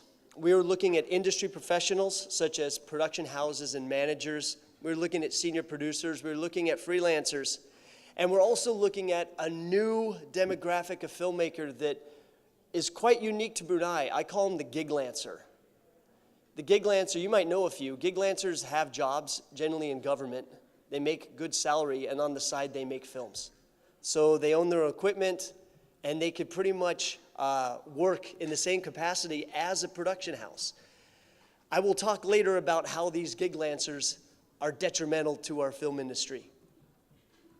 But most of them are nice people. Difference there. Okay, so the aim of this paper was to investigate the possible creation of a closed system of interaction between the local screen industry and Bruneian businesses. So we're looking at the correlation between if you own a production house in Brunei, during COVID-19, what happened to the amount of productions you were creating? Because essentially, Bruneian businesses were experiencing two factors. One, the Bruneian economy was not able to leave the border. There was more cash capital inside of Bruneian borders, so was there more spending? Did that mean that more businesses could spend on advertising, and were they hiring local businesses to do that? So we're looking at the possible increase of demand by locally produced screen content for private business. We're also looking at a rise in the prevalence of non-screen industry professionals producing content for payment. We're going to look at some pretty outrageous graphs a little later about how many people in Brunei will work for free simply because they think they're imposters. They get this syndrome that they don't have a proper education, that what they make is not professional, and they will actually undercut the market because they'll do something for free, and how detrimental that is to people who are in this profession. I also take a look at, with Dr. Young's help, a possible disruption to the established screen production hegemony. The hegemony in this case is production houses that have been operating and existing in Brunei for a number of years, and how these newcomers to the scene could possibly change the way funding, such as that acquired through the Pitch to Produce AITI, as well as progressive media as a platform, influences the state of affairs. Dr. Young and I gathered information from the following 4 sources. We were looking at the levels of production in 2020. We were looking at the economics of production, how much it costs to make films here. We were looking at the exhibition of production. Once content was created, where were the content creators screening it and finding audiences? And then finally, we were looking at the economic impact of production in other sectors of Brunei. So we were very curious as to if a production house got money, how much of that money was actually redistributed back to the environment. We're looking at the footprint of production in that case. There's very little information that exists about Bruneian screen industries in an academic sense. So this is by far the first true academic study. So Dr. Young and I are very excited about the results that we came up with. This paper that I'm presenting was published in December of 2021, so it's still fairly recent, after a year's worth of investigation. We will continue our study, and we hope to publish this abroad because Brunei presents itself as such an interesting case study. Okay, let's see if I can work the technology. Who do I point this at? You, bang. All right, that was easy. We got this. All right. Production levels in 2020. This was the question. How many screen/video-based productions were made by your company in 2020? So you can see there were 3 production houses that made 1 to 10 productions, and so on and so forth. We have 4 that go up to 20, 2 that made 30. Then we start getting into singles, yeah? The most being a production company that makes up to 80 in a calendar year. Just by looking at this, you can see a distribution of where the majority of production houses lie, and that's near the top. That is the least amount of productions, where those more established production houses have more jobs and therefore accrue more productions throughout the year.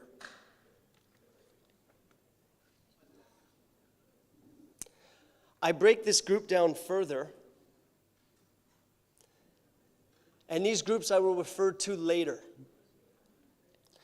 If you're at all familiar with the 80-20 principle, it is that a factor of 20 gets 80% of something. This is very much the case here in Brunei. You have a general inequality that lies near the bottom, where these 3 production companies, ranging from 50 to 80 productions a year, dominate the rest of the landscape. So what does this mean? Well, it means that through this survey, 53.8% of the majority of production houses surveyed produce less than 20 productions a year. Over half of the production houses in Brunei, less than 20 productions. It also means that if we look at this and we take the mean versus the maximum, it means that in Brunei, given the amount of production houses that we interviewed, there was as few as 283 productions, while as high as 400 productions. So on the low end of the scale, 283. At the high end, there are 400 productions being created in Brunei in 2020. I'd like to point out group 3 and show you this inequality. Group 3 accounts for 23% of the production companies. Relatively small margin. Again, I'm talking about the 80-20 principle. Yet it engages in the greatest amount of jobs and nearly half of the productions in Brunei. So again, you've got this elite group that it has the most amount of the jobs. I call it an inequality, but I must be completely honest with you. It is called the film industry and not the fair industry. There's nothing fair about this industry at all.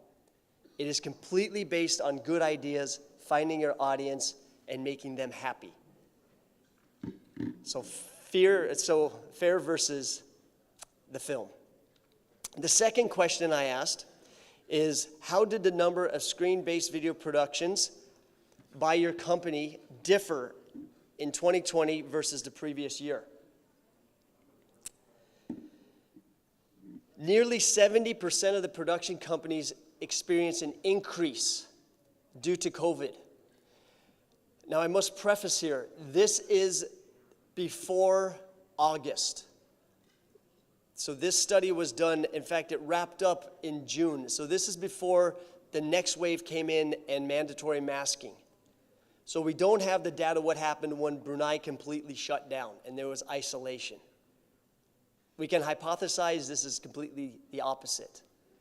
But when Brunei was operating business as usual with borders shut, we had a 70% increase in the amount of production experienced by these companies. Question 3 is quite interesting and perhaps the most controversial. The question is, what percentage of screen-based video productions made by your company are paid jobs? The result is 38.5% said they only engage in paid jobs, while 61.5% said they will work for free. Scary. It's interesting to break this down further and say that the companies in group 3, the ones that have the most amount of productions, will not engage in free jobs. The ones engaging in free jobs are the ones in group 1, where the most amount of production companies are. So you can see free jobs as a strategy. They're fighting, they're competing with each other, giving out free services, trying to build a client base with the hopes that they will have returns in the future. Whether that is the case or not, and this is a good strategy, I cannot comment on, but I do have my own personal beliefs about it. Question 4 asks the number of productions that were friendly or discounted pricing. Now this is interesting because of our information from the data, all production houses surveyed reportedly gave their customers a discount. So set industry rates that exist outside of Brunei do not exist inside Brunei. We do not have a union or we do not have a set organization that says this is the rate you must pay for this video. So therefore, discounts exist. It's also important to realize that discounts are a part of Bruneian life. We've got to understand that. Discounts exist. So production companies therefore adhere to this and they offer discounts. Now the reverse is true from the free work. What's so interesting is the companies in group 3, the big ones that get most amount of the jobs, they always offer discounts, regardless. So they, once they get their clienteles, will then lower their rates, but they will not work for free. While on the other hand, the ones that work free of charge are less likely to give bigger discounts. They'll either work for free or they want their money. They're not willing to give less. Dr. Yang and I both believe that unlike free of charge work, some kind of minimal or symbolic payment, though well under the market rate, are emblematic of appreciation, and that as filmmakers out there, we must stop working for free. You must get something out of this that is tangible, because only from that point can you start to have proper future interaction with these businesses. Otherwise, it will simply pass on to the next filmmaker who's making it for free. I must also preface that none of this takes into consideration the concept of quality. Free work often does not mean that it is the best work. So therefore, filmmakers who engage in free work walk a very slippery slope. Next questions. This is 5 through 7. We're talking about the exhibition of productions here. So the question was, what is your top, second, and third distribution platforms of choice? Meaning who's employing you and where are you putting it? Shocking or perhaps not, the majority of production companies are exhibiting online. Nearly 70%, at 69.2%, are going to social media. This was, of course, during the pandemic. So we found a lot of companies like to utilize IG as well as Facebook. TikTok was not as prevalent. It was starting to build at that time. And of course, YouTube. I bet you can guess the single companies where they fell. The companies that did not do social media as their first, again, were the larger companies. Those that have 50 to 80 productions a year, very rarely engaged in social media as their first means of exhibition. So the trend we're starting to see here is those production companies in group 1. That's where the most amount of production companies is, who will get the least amount of jobs, exhibit almost exclusively on social media.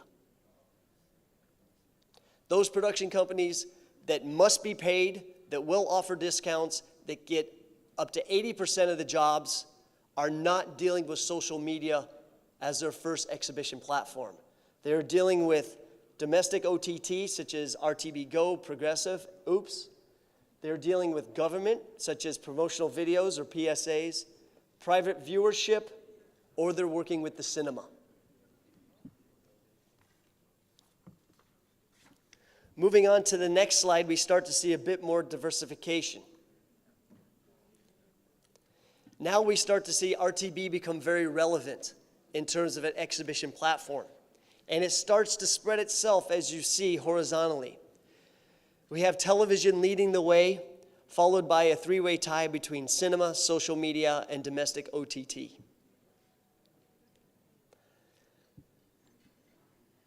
It's also very interesting to note that in this graph, we have international television. So we had a production company that was producing for international television. The third and final graph dealing with these three questions pertaining to exhibition.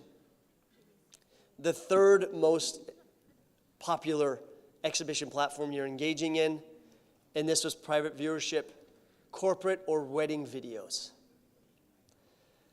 Again, this goes back to that top third of groups.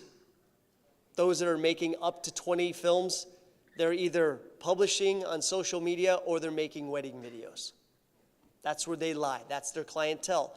That's also probably where you see the most amount of competition.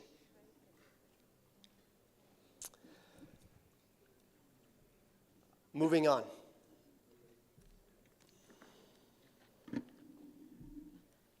We're going to now look at the economic impact of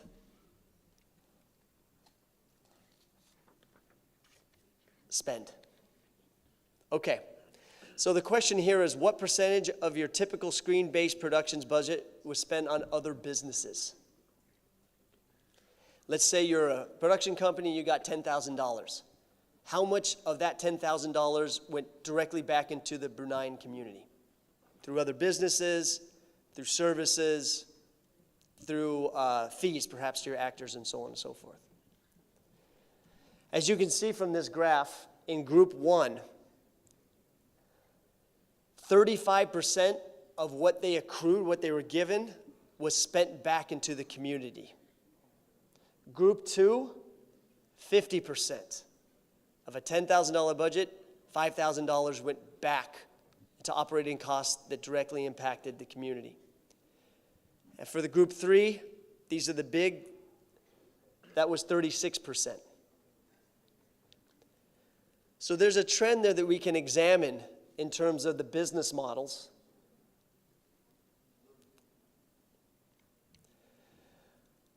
I'd like to just say that 11 out of the 13 production houses, that is 84.6%, indicated that they spend at least 30% of their budgets on other business sectors.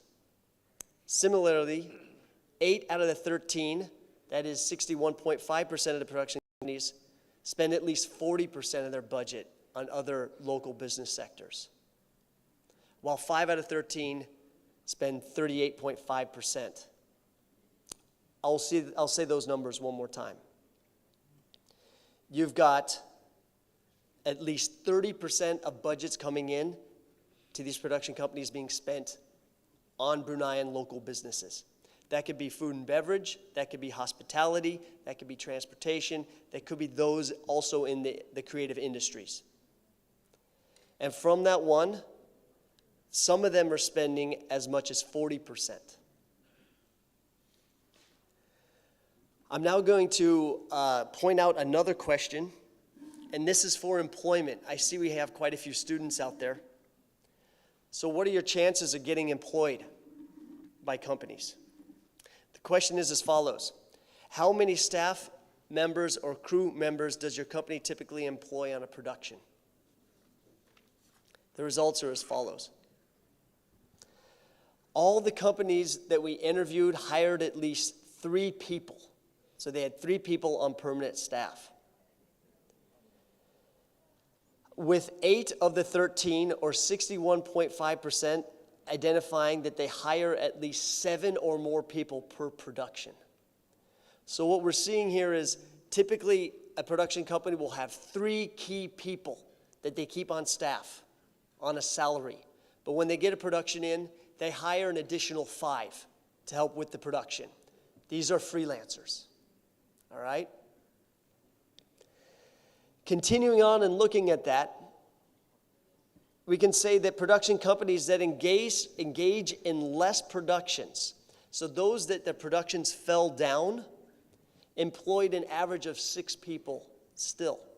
So even though some production companies experienced a decline in the amount of films they were producing in 2020, they still hired at least 6 people per production.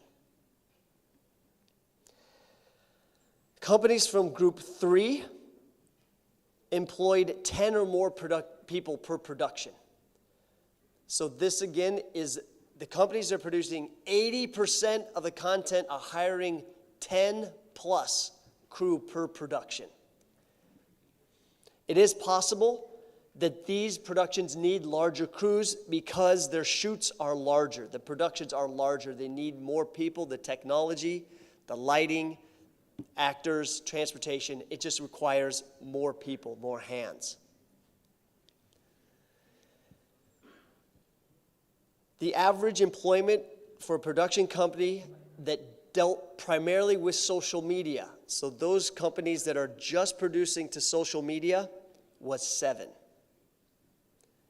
So social media, though it doesn't pay very well, often free, and is very disposable, is still hiring at least 7 people per shoot.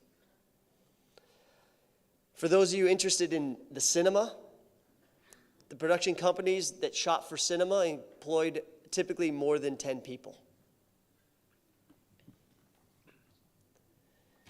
I'll just conclude now because I'm out of time, speaking briefly about gig lancers. So gig lancers, again, these are the people who have steady jobs, typically working in government and get a paycheck, who then engage in filming activities as a side hustle, side job. Interviews with gig lancers show that they will significantly undercut established production houses, where a production house will tender for $1,000 for, say, a 30-second social media ad. A gig lancer will do it for $300 because they feel like, quote unquote, they're an imposter. This is doing significant damage, but as I said before, this is the film industry, not the fair industry. So there has to be education among the businesses of Brunei about what the kind of quality they want and who they're going to hire. Thank you for listening. This is the study that Dr. Young and I put together. Are there any questions?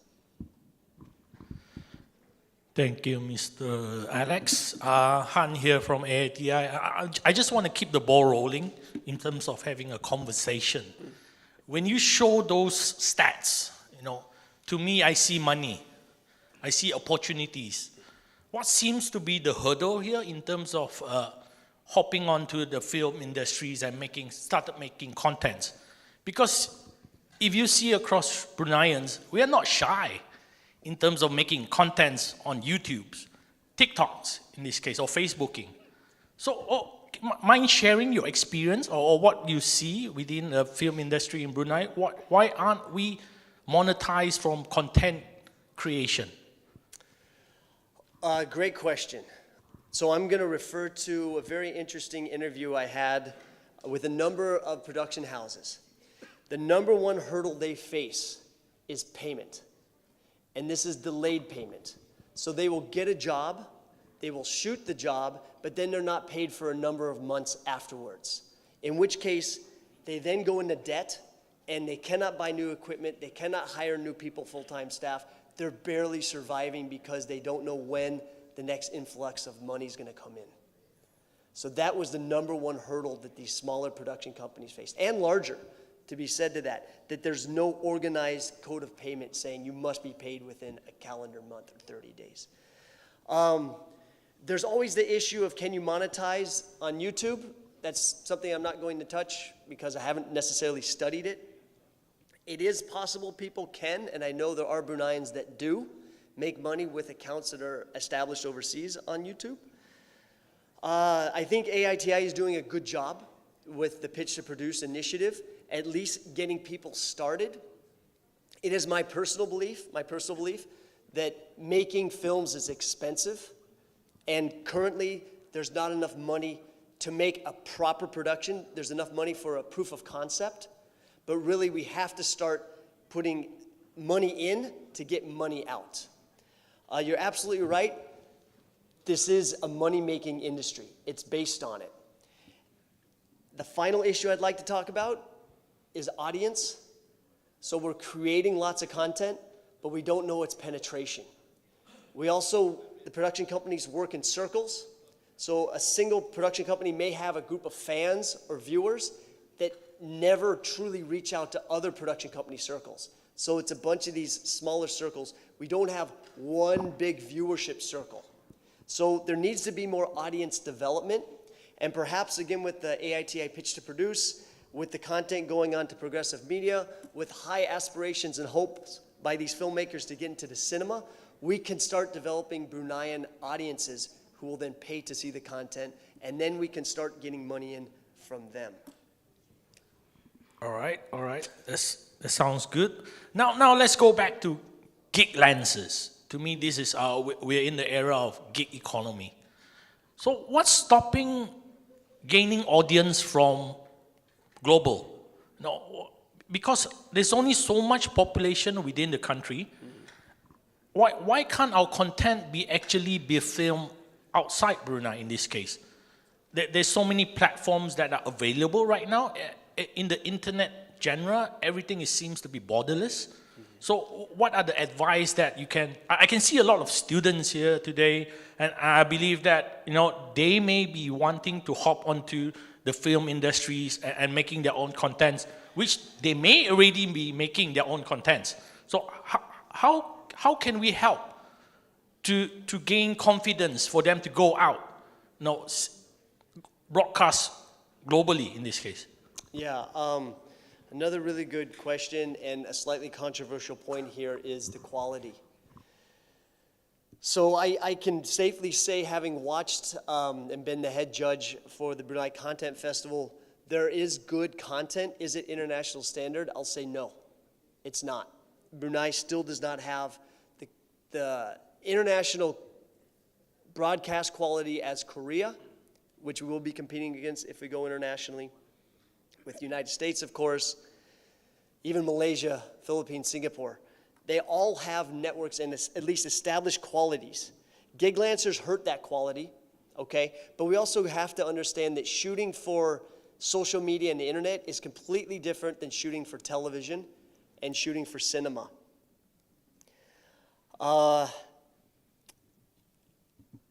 It will come. It will happen.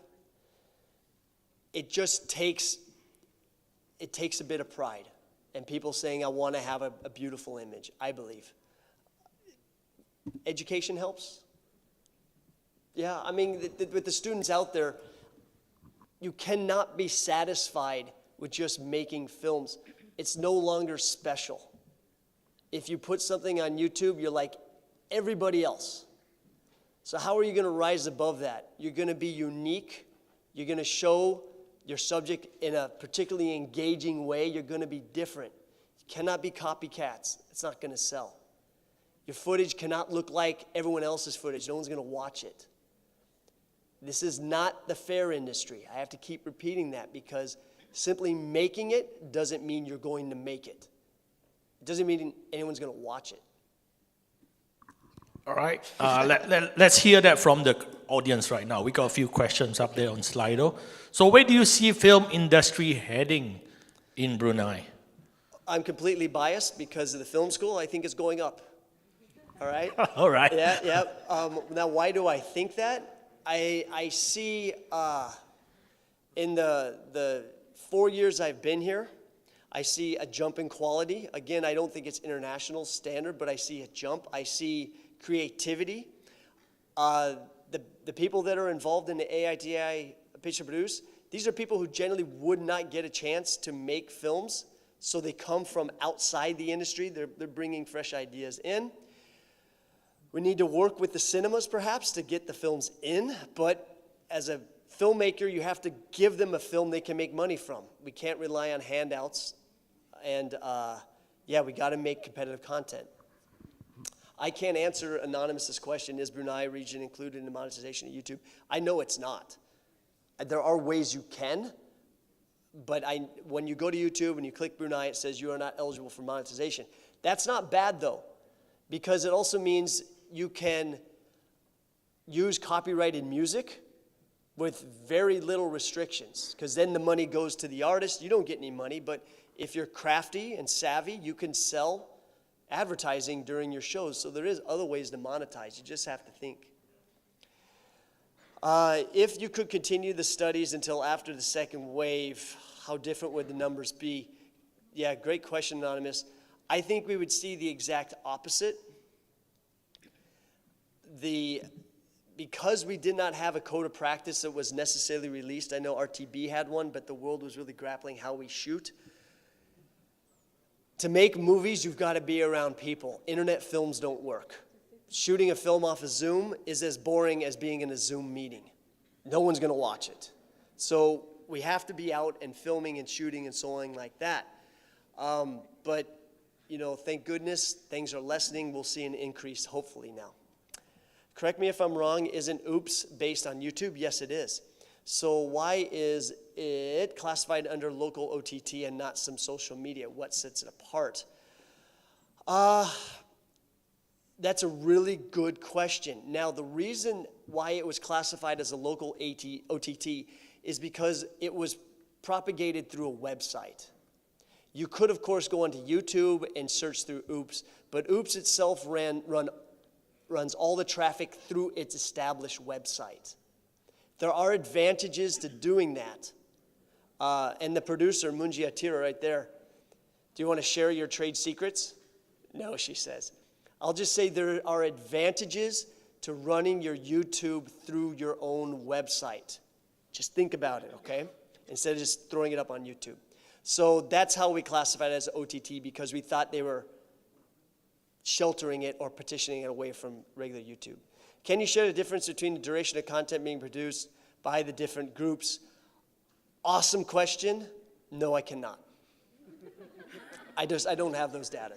That's a great question. I'm going to put that in the next study. But anecdotally, talking to typically the filmmakers, most of the products are under 30 minutes. Just as a side note, please, if you're out there and a young filmmaker and you're making advertising, advertising is not a 16-minute long video. Advertising is short. And if you want to be competitive, your advertising is around 7 seconds right now. You've got to show quick because people are flipping through so fast. Could the Bruneian film industry grow beyond exclusive social media relevance? Yeah, I believe it could. How to do that, though? yeah, we need to stop working in isolation. I mean, social media itself is isolating enough because you're not really you're interacting with someone on your phone. But when you're making films for social media, it's like you're also cutting yourself off from the audience. So cross productions, working with other production houses, getting out, having screenings, being with the community, that is the film industry. People paid to go to cinema, right? Of course, Netflix is important, but Netflix also benefited significantly because the studios were slammed by COVID, so they started doing direct-to-release. But Top Gun has shown that people still want to go to cinema.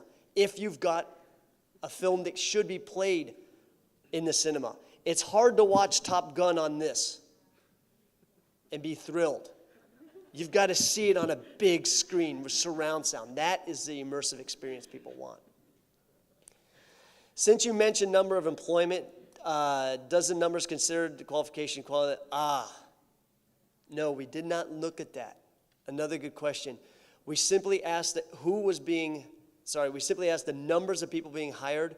We didn't ask what their qualifications, whether they had experience only, certificate, diploma, degree, master's, PhD. None of that was investigated, but that's another really good question. Thank you. The number, you mentioned not being a copycat. Is there a way that copyrights can be properly implemented for local creators? Yeah, there sure is. Have you ever heard of copyleft? It's funny, I know, but it exists. So there are lots of ways. You deal with the film industry is caught at a crossroads.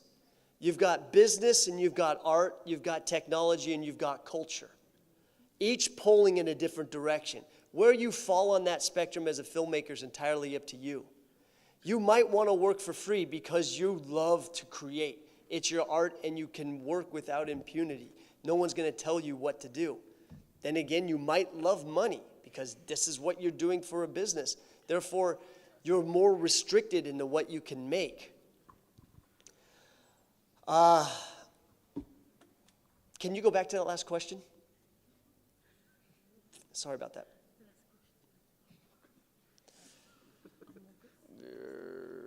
Copycat. Yeah, so I mentioned copyleft. If you do your due diligence, if you spend at least 15 or 20 minutes, there are so many creators in the world that will lend you their work for credit. And this is quality music. These are quality stock images and videos and so on like that. You just have to credit them. So there is this spirit of sharing that exists. Copyright's interesting. IP is interesting. I certainly hope you're protecting yourself because it is your livelihood.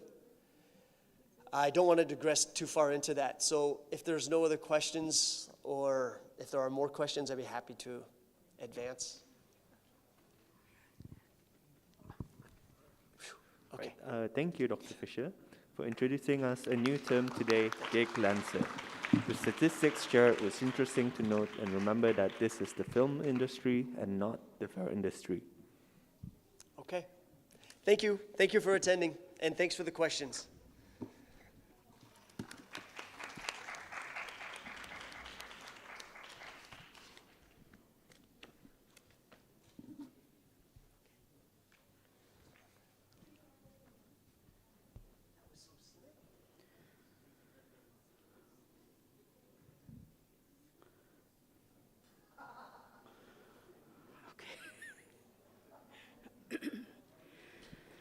Next up, we would like to bring you the world of esports. Joining us today on stage are Yang Mulia Muhammad Fadzila Khamis, Executive Committee, Esports, Brunei ESB. Yang Mulia Firdausi Ashura, Athlete ESB. And Yang Mulia Abdul Kawi Zaini, Athlete ESB, who will be engaging on the topic, a full-time professional esport athlete healthy lifestyle, where our panel will give us a glimpse of the life of a Bruneian athlete in esports, including the recent SEA Games, their preparation leading up to international competitions, and to promote a healthy lifestyle while balancing daily responsibilities. Most importantly, to share on how gaming have become a job category globally.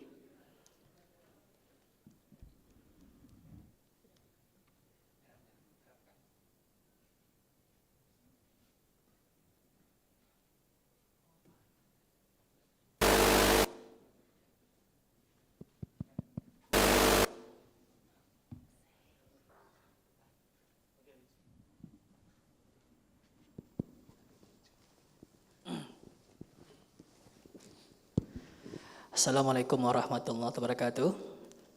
Baiklah, kita teruskan sahaja dan inilah dia kita punya tajuk hari ini ialah full time dan saya lah full time e-sport athlete healthy lifestyle dan saya adalah Muhammad Fazilah, executive committee, one of the executive committee e-sport association Brunei.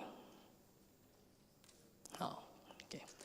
Baiklah, inilah dia e-sport association committee Brunei ini adalah non-profit organisation dan sepenuhnya tentang e-sport activity di Brunei dan ia hanyalah satu-satunya yang di-acknowledge daripada oleh Kementerian Kebudayaan Belia dan Sukan.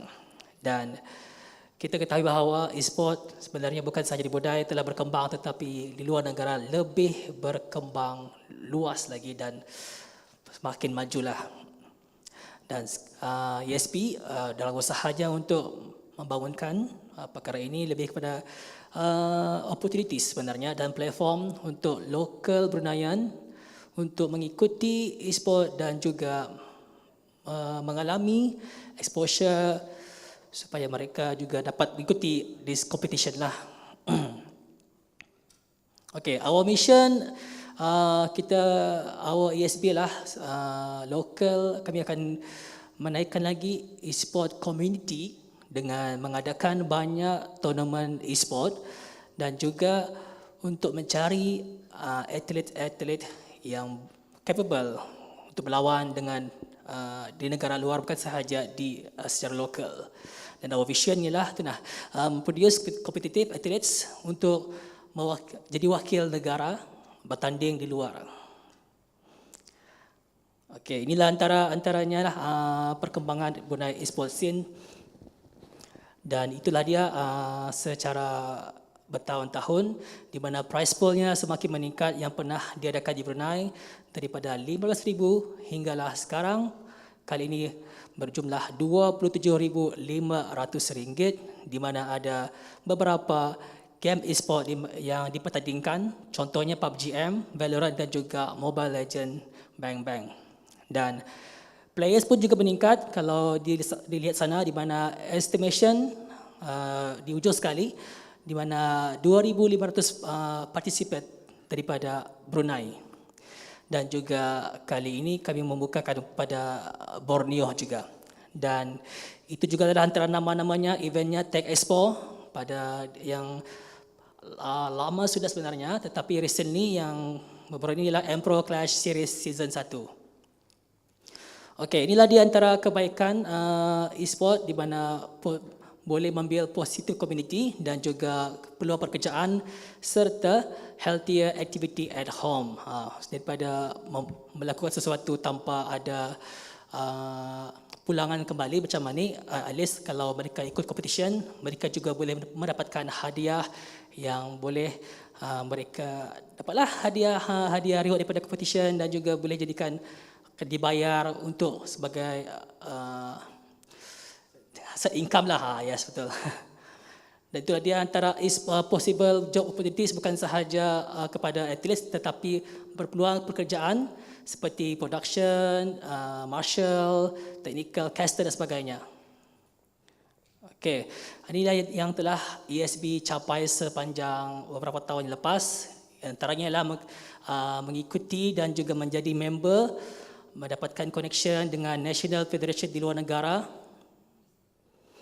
dan mengikuti tournament Razer Sea Invitational Southeast Asia Region di mana pertama kalinya Brunei mendapatkan tempat ketiga dalam perlawanan PUBG Mobile ketika itu.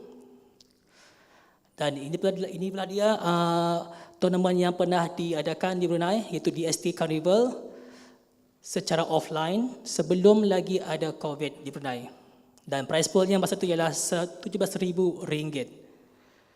Seterusnya inilah dia tournament yang juga diikuti secara online sahaja. Okey. Dan ini juga secara offline diadakan di suatu tempat di Brunei dan di One City. Prize poolnya RM5,000 untuk PUBG Mobile sahaja. Dan ini pula secara online, sekali lagi Brunei dijemput dan mengikuti Reza Sea Invitational tahun 2022 Southeast Asia Region, dan Brunei sekali lagi mendapat tempat ketiga. Dan ini pula yang berlangsung pada tahun lepas, di mana prize poolnya ketika itu ialah RM25,000.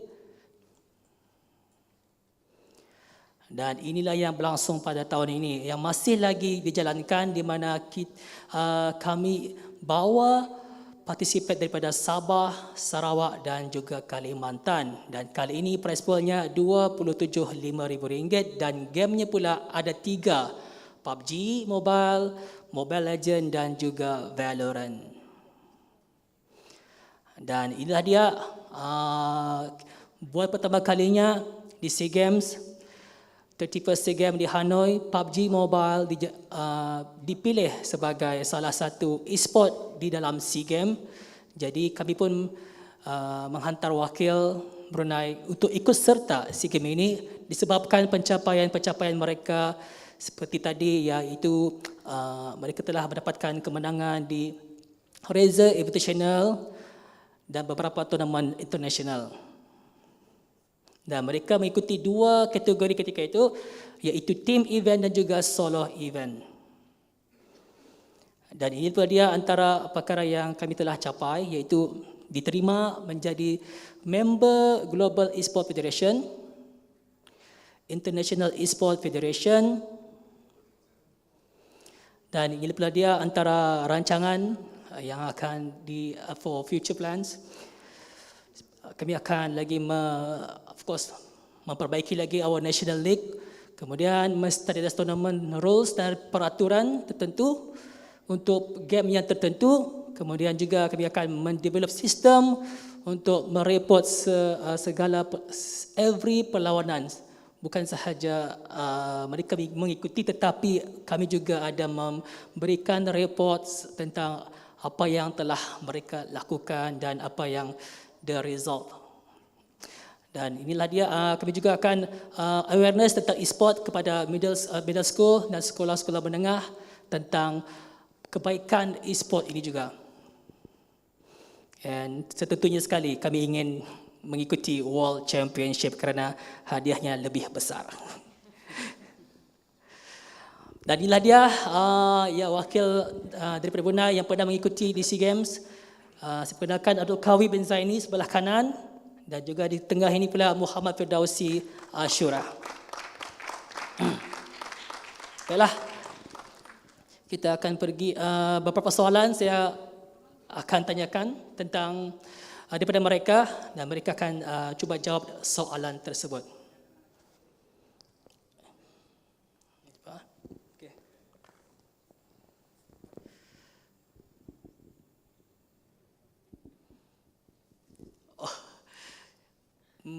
Sebelum itu saya sebelum membukakan sesi soal jawab, kami ada beberapa perkara yang ingin mereka kongsikan terlebih dahulu. Okey. Sebelum itu pula perkenalkan diri secara ringkas 2 atlet yang dijemput pada hari ini. Assalamualaikum and hi. My name is Muhammad Firdausi Ashura and also known as Beruang. Hello, Assalamualaikum. My name is Abdul Qawi bin Zaini, which is in-game name people call is Cow. Mereka ada in-game name, iaitu nickname mereka gunakan dalam game. Baiklah, sila kongsikan berapa lama sudah bermain game PUBG Mobile ini dan berapa tahun bertanding secara aktif? For me, lama sudah bermain game lah dari sejak kecil lagi lah, dari darjah 5 kali. And then I started playing competitive around 6 to 7 years already, but different games, and I played PUBG for 4 years already lah.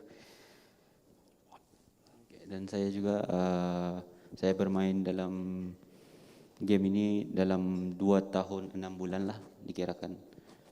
Dan secara kompetitif baru dalam 2 tahun lah mewakili pemain secara kompetitif. Okey. Okey, saya kongsikan apakah bezanya atlet e-sukan dan atlet sukan yang lain? Bagi saya e-sukan dan atlet sukan lain adalah sebenarnya tidak ada beza.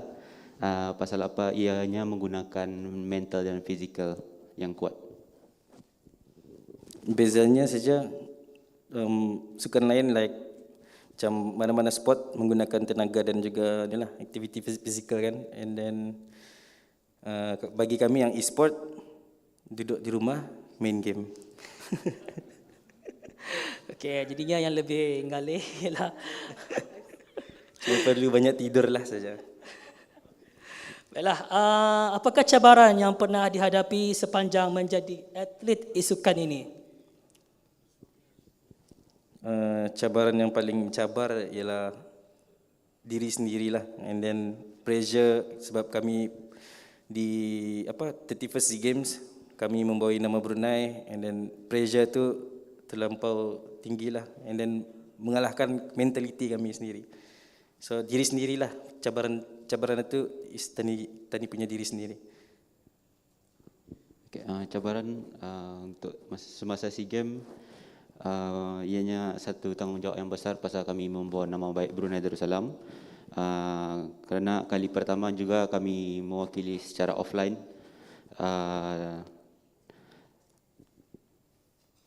Ianya berbeza dengan bermain secara online lah, pasal kami bertemu dengan pemain-pemain dunia di Asia lah yang rankingnya di atas. So which is persiapan itu kami mesti lebih di atas untuk untuk apa tu? Mengalahkan lah. Macam itulah, mentaliti mesti lebih tinggi daripada orang luar. Ya, kerana mereka bertanding dengan pasukan profesional bertaraf dunia buat pertama kalinya secara offline. Baiklah, sila kongsikan apakah perbezaan berlawan secara online, secara offline di Brunei dengan perlawanan offline di SEA Games Vietnam? Kalau online, most players are actually comfortable with their environment lah, macam main di rumah kan, and then comfortable mainnya. And then kalau offline, it's very different because ada audience crowded, and then the view also macam mana. Tapi perasaannya memang excited memang, and then bangga juga first time dapat main offline besar macam itu. InsyaAllah di Brunei yang ada kali ya.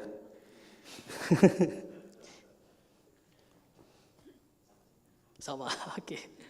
Baiklah, apakah yang telah dipelajari daripada pengalaman mengikuti 31st SEA Games ini?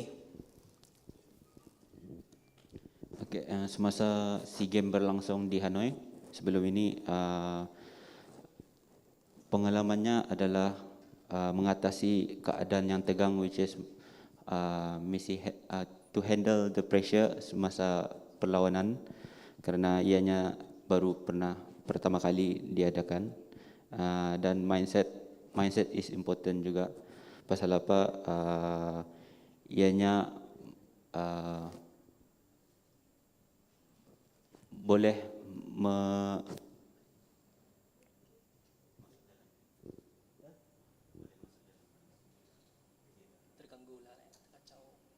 ianya boleh, kalau mindset tidak kuat, ianya boleh mengganggu dalam perlawanan semasa bermain lah.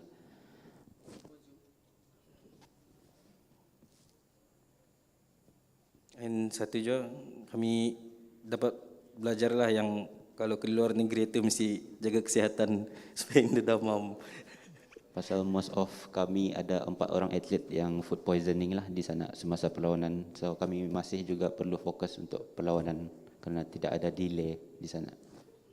Ya, cabaran mereka ialah mereka perlu jaga kesihatan diri kerana masa tu mereka banyak yang terkena food poisoning menyebabkan gameplay dan mental mereka terganggu untuk ketika dalam pertandingan tersebut. Baiklah, sila kongsikan apakah rancangan selepas ini? Rancangan selepas ini, jikalau ada peluang di masa akan datang untuk mewakili negara lagi, kami akan tahu apa yang perlu kami disediakan dengan sebagai latihan seperti physical test, mentality test dan fitness test. Itu adalah penting. Dan juga perlu mencari pemain yang lebih berdisiplin tinggi. Okey, yang soalan terakhir, sila kongsikan kata-kata motivasi atau cara untuk menjadi atlet yang bertaraf tinggi untuk mewakili negara. Kongsikan kata-kata motivasi kepada yang ingin menjadi atlet lah e-sport ini. I think seseorang tu mesti ada mempunyai disiplin yang tinggi lah, and then komitmen kepada e-sport itu lagi tinggi lah. Memang ada komitmen lain, tapi bila masa training, and then bila ada free time itu buat extra training ataupun buat free time lah macam tu supaya release tension, release stress kan. And then mesti je seseorang tu mempunyai goals, like diorang kan main game untuk apa? Macam untuk saya saja kah, ataupun kan ada stage-stage-nya. Macam masa ni diorang kan main untuk league yang besar di Brunei, and then next stage-nya diorang mesti ada plan lah kan, jadi wakil negara kan untuk berlawan di luar, ataupun untuk like kena scout oleh tim-tim luar negeri macam daripada Malaysia kah. Itulah, and jangan mudah menyerah, never give up. Kalau saya, yes, benar komitmen itu mesti ada. Dan at the first time, my parents not support me playing e-sport, but now since sudah mewakili untuk bermain untuk negara, dorang support lah untuk kami. So which is e-sport ini possibility boleh menjadi kerja juga at the same time. Pasal saya pun bekerja juga dan malam saya training untuk bermain PUBG. So itulah saja kata-kata motivasi.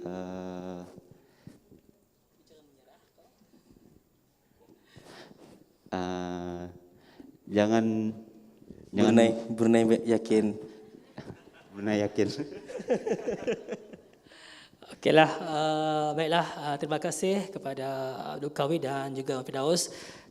Saya bukakan soalan untuk mereka berdua sekarang. Thank you, ESB and the team. Before we go through the Slido questions, kan tahniah lah. Finally Brunei has been represented by to represent in the recent SEA Games Hanoi for the e-games part. For the first time, I think there was a lot of pitching, a lot of explaining, a lot of socializing, especially dengan culture youth and sport untuk macam apa namanya ni, to endorse that e-sport ini is actually a competitive games that Brunei may actually be good in. Soalan seterusnya yang akan ku kongsikan is sebagai seorang ibu bapa juga. Aku ni anakku malar pulang main game ni. Tapi itu tu mindset masa ni tani mengikuti tradisional dari dulu, main game ni bagus bah. So boleh kongsikan lagi macam mana kan memberitahu our parents ni gaming ni masa ni lain sudah daripada zaman dahulu. Masa ni ada juga opportunity sebagai satu pekerjaan as a job that you can see there's potential winnings. Itu baru saja locally tu within this region Kalau tani anda dapat international.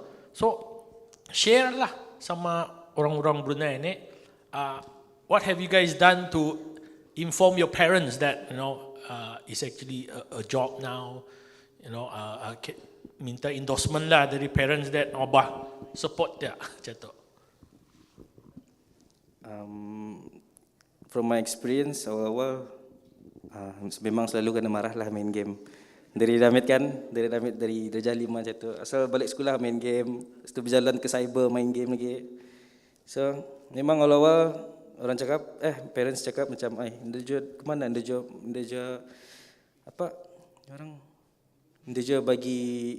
bagi usin macam tu.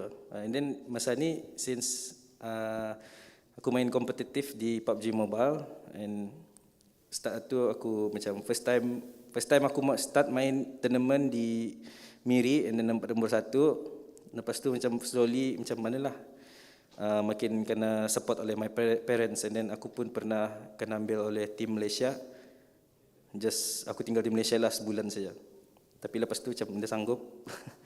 So kami balik pasal tiap hari training kan, macam bangun pagi training dari pukul 10 sudah training. Ya macam jadi keraja sudah.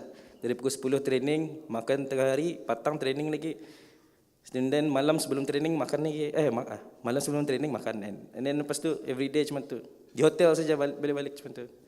So and then from that kami macam ada menang tournament juga. Tournament tu kami macam untuk kami kan. So and then my parents macam macam aku boleh buat barang tu. Macam dia support lah saja. Macam dia pulang banyak cakap mana.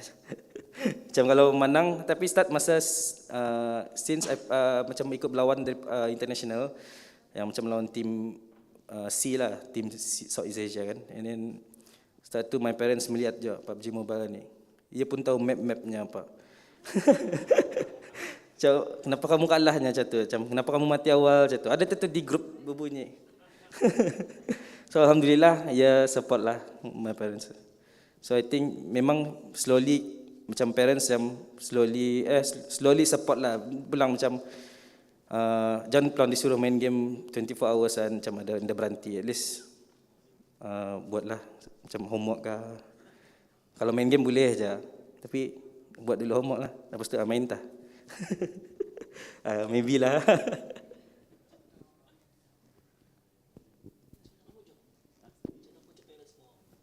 Kalau saya sama juga lah, parents pun andang sport juga.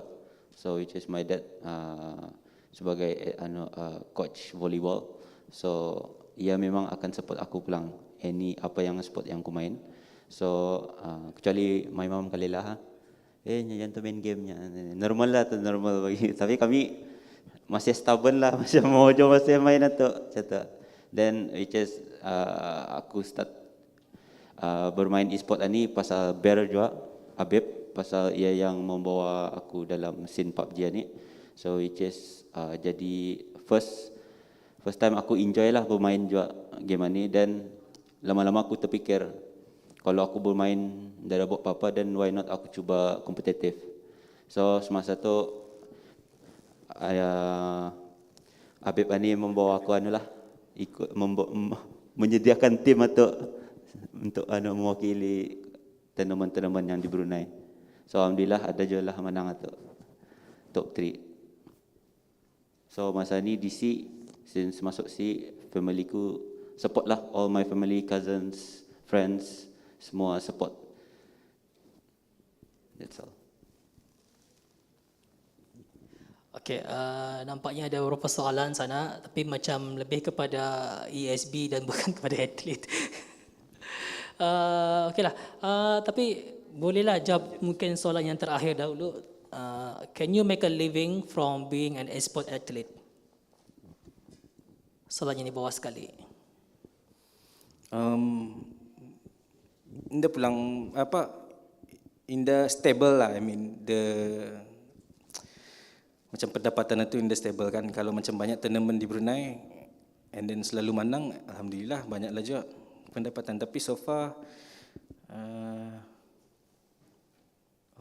yang dalam 2 tournament itu from Razer and then CEC Championship, for me myself ada juga dapat around 1,000 untuk tournament itulah, 2 buting tournament tu macam tu. Kalau macam di luar negeri kan, kalau e-sport di luar negeri, diorang main ada macam ada atlet ni, ada macam ada yang jadi streamer, content creator lah macam tu. Atau maybe diorang ada yang kena bayar lebih tinggi. And then from what I know, yang player daripada Indonesia, ia punya gaji sebagai e-sport player $4,000 untuk seorang saja. Tapi itu ia professional player luar-luar lah. And then umurnya pun baru masih 20 tahun kali. And then already can make that much money. Ya, ada perbezaan dengan Brunei sama negara luar, dan player yang disebutkan tersebut ialah player yang juga pernah memenangi beberapa championship di negara luar, menyebabkan dia dibayar dengan mahal. Tetapi kalau e-sport player atlet yang lain pula tidak sama dengan gajinya lah, gaji seorang player tersebut.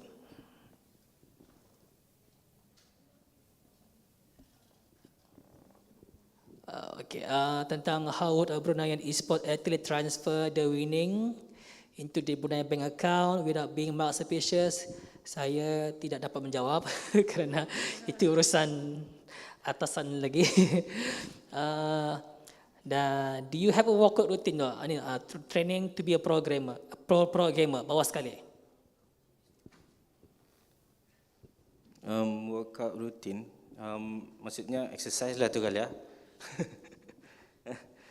Kami mostly yang player-player yang main game ni jarang exercise pulang. Tapi for the SEA Games, kami actually mesti berlari 2.4 km. Ada fitness juga. Macam itulah, ada fitness test like push up apa itu ini.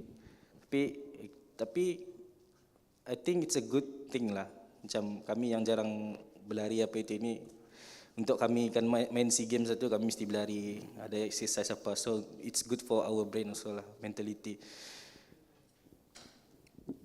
And then trainingnya pun, like I said before, like sebelum ni aku di Malaysia main game dari pagi sampai malam. And then midnight pun kadang-kadang kami main around 12 to 3 AM.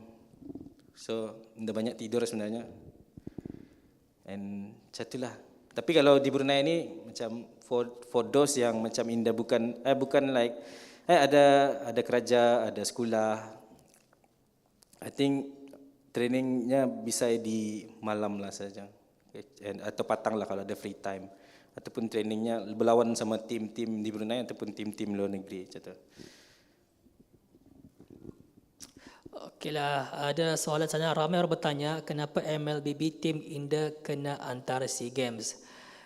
Yes, ada game MLBB di SEA Games, tetapi Brunei tidak dapat menghantar wakil disebabkan Brunei punya tim MLBB Mobile Legend pada tournament yang recently secara online dengan bertanding dengan pasukan Southeast Asia, mereka telah tewas habis. Jadinya Brunei tidak dapat menghantar jika mereka tahu pasukannya akan kalah di SEA Games. Tetapi bagi PUBG Mobile, mereka telah membuktikan yang mereka adalah pasukan yang berkemampuan boleh memenangi perlawanan di SEA Games tersebut, kerana pasukan yang mengikuti SEA Games tersebut juga adalah pasukan yang pernah mereka tewaskan pada pertandingan sebelum SEA Games tersebut. Contohnya Razer SEA Invitational dan juga Southeast Asia Esport Championship. Mereka telah dapat menunjukkan yang mereka boleh ada potensial menang. Dan selain pula ada soalan lagi, has there any open yang for new and aspiring teams, what advice would you give for better growth experience kepada pasukan yang baru? Apakah nasihat yang boleh kamu berikan? Untuk pasukan-pasukan yang baru yang PUBG Mobile atau any games sebolehnya normal lah di Brunei ni mostlynya banyak yang toxic pelang pemain dan di Brunei ataupun di luar pun sama juga. So which is if ada orang mengatakan untuk diri sendiri diri kami, so which is kami ignore saja, kami jadikan sebagai motivasi untuk maju ke hadapan lah, untuk menampakkan e-sport ini positif side, supaya orang nampak positif lah sentiasa. So without ada negatif atau pasal itu berguna untuk menaikkan anulah e-sport sana.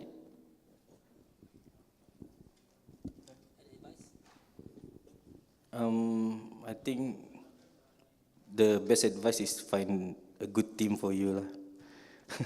Good team, you need a good players for your team untuk macam and then join untuk macam mana lah, join banyak tournament and then ambil pengalaman dulu, pengalaman daripada tournament and then lepas tournament discuss what are the mistakes, itulah macam tu, macam and then perbaiki lah dalam team tu. Jangan macam lepas main tak ada apa-apa. I mean kamu satu team untuk apa? Macam tu. Okay, soalan seterusnya. Has there been any open recruitment to be part of ASB? Esports is growing and the organisation needs fresh new people to help the growth of esports in Brunei.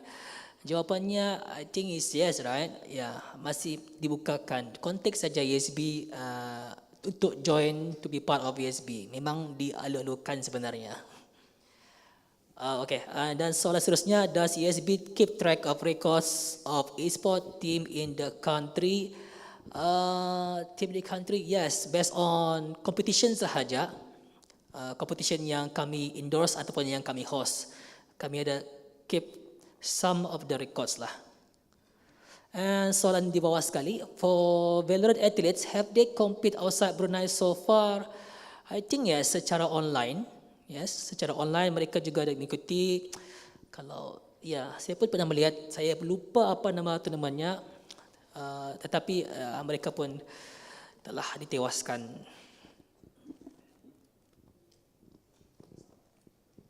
Ada lagi kan? I think that's all the question.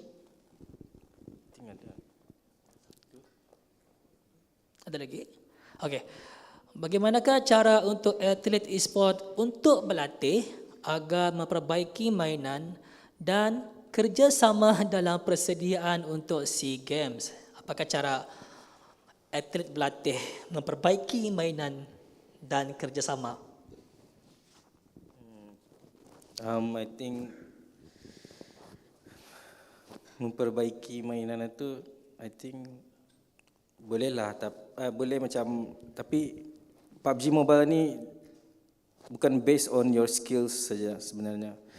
It's based on the luck. Ada yang main PUBG Mobile ke di sini? Ada? Mana tahu ada yang main PUBG PC kan?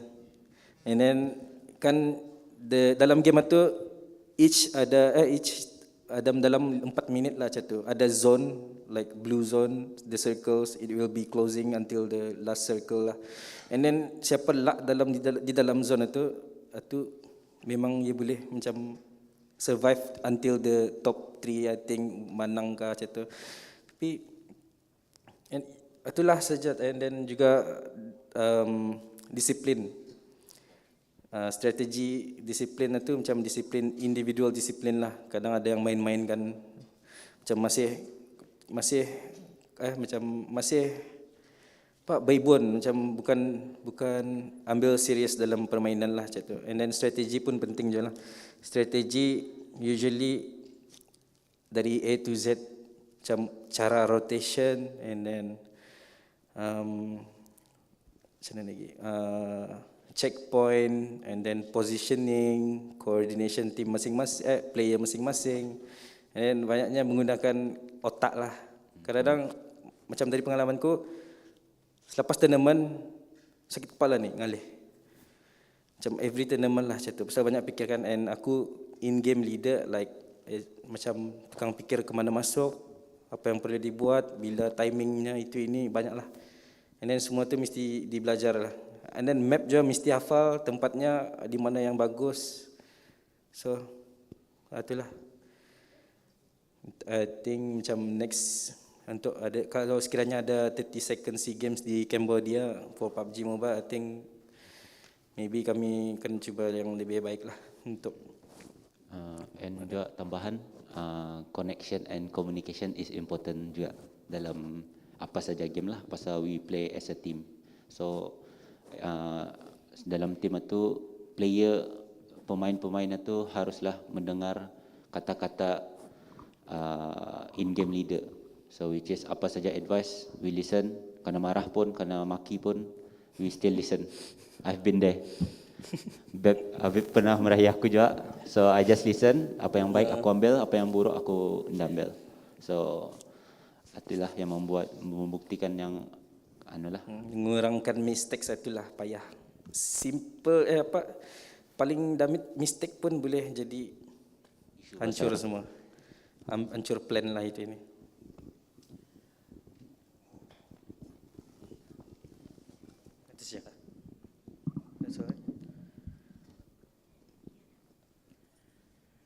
Thank you to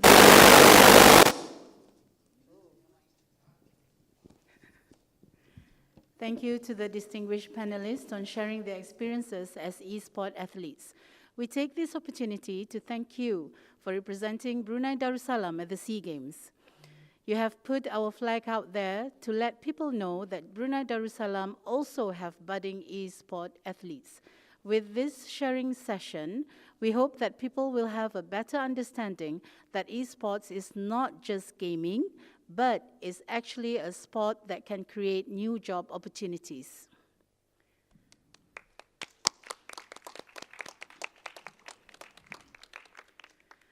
We have now come to the end of the morning session. We shall resume at 2 p.m. this afternoon with Yang Mulia, Mr. Guo Feng, to speak on empowering healthcare with big data and artificial intelligence. Thank you, and we will see you again later.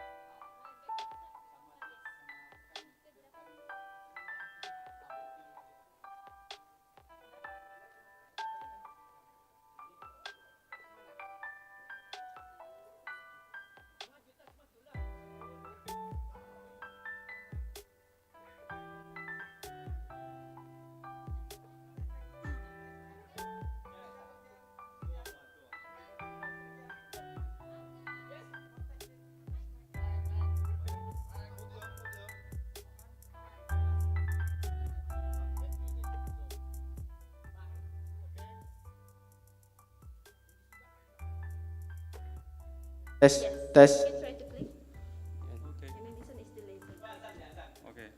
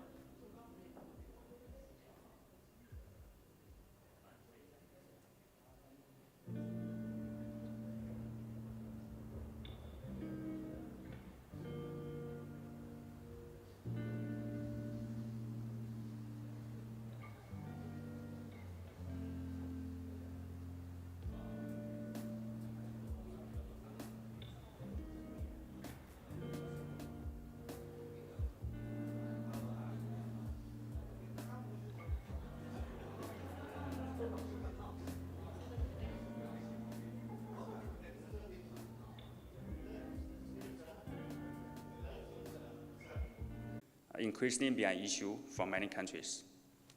Yeah, the next one is that we can use analytics to reduce administrative cost, which means more automation. Yeah. For example, we can also have coordinated care, which means you take care of the patient from multiple dimensions, not just treatment. Yeah. And the last one will be, we can use preventive measures to avoid the units from happening, such as diabetes prevention, because we all know that diabetes treatment may take a very high cost. Yeah, there's another part of this healthcare analytics, which is more so-called advanced technologies. So this is actually a use case of clinical decision support system. So currently, this has been a very hot research topic from many institutes. The idea here is to use real-world data, be it clinic data, be it group data, and then they also incorporate the disease-related multimodal data.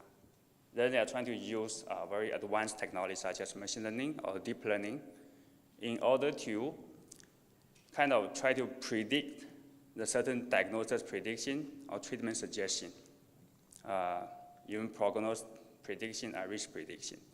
So this one is in a very hot research area, but for now the adoption of this system is still pretty low.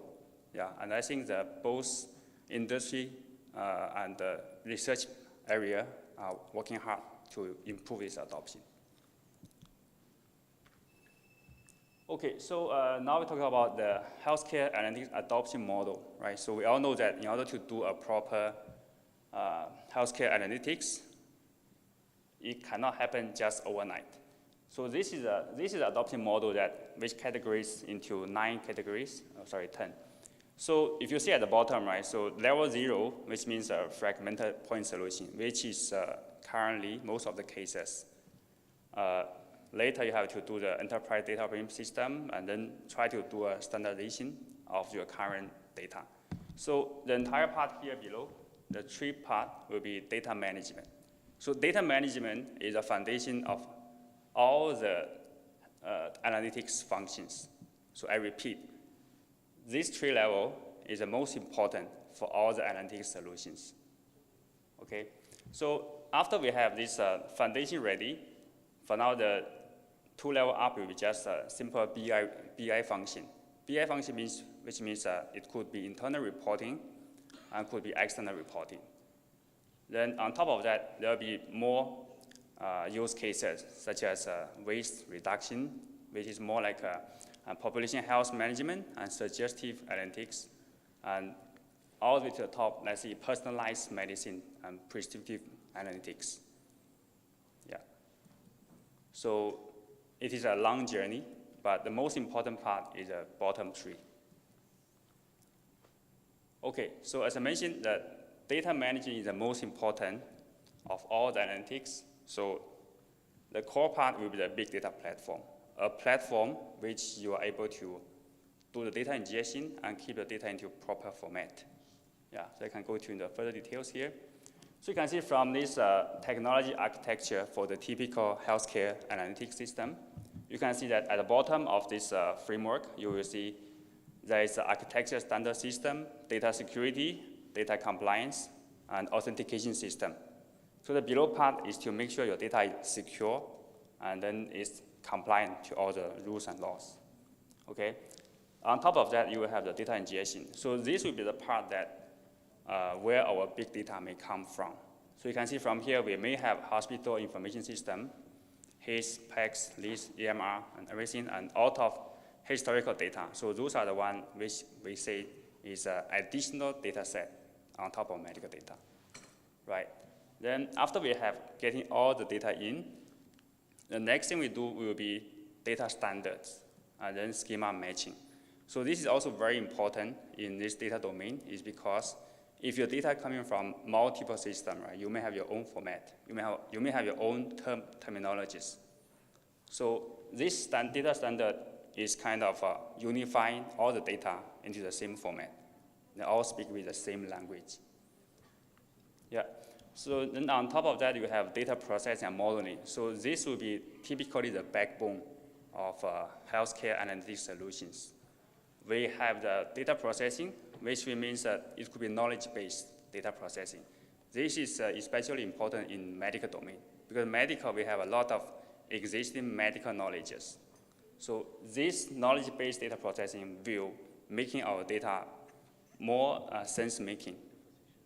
Yeah. Data structuralization is a pretty typical. Standardization is one pretty typical. Then data mining modeling. Then in terms of modeling part, you may have structure search, statistic analyze, and all these techniques, including NLP and machine learning, right? So if you see the whole foundation is ready, the data in proper format, then we talk about application and solutions, right? So these are a few examples that Avid is currently developing.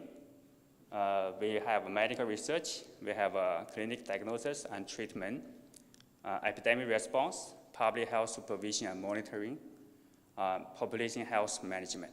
So all these system later, I will do a more detailed introduction in the later slides.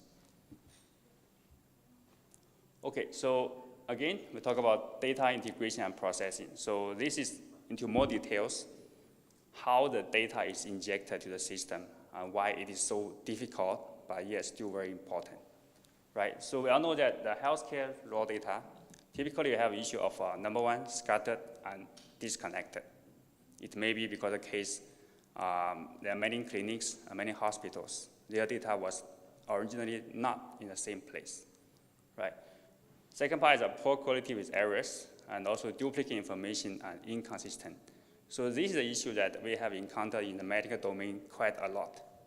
It could be due to the historical reason that maybe system upgrade is because of old data, or it could be the certain policy change or system change, which happens in the middle, right? Third difficult part is actually for the doctor, right? So we do have a lot of doctor written notes, be it medical notes, be it AIE notes, right? Those data are actually in free-form format.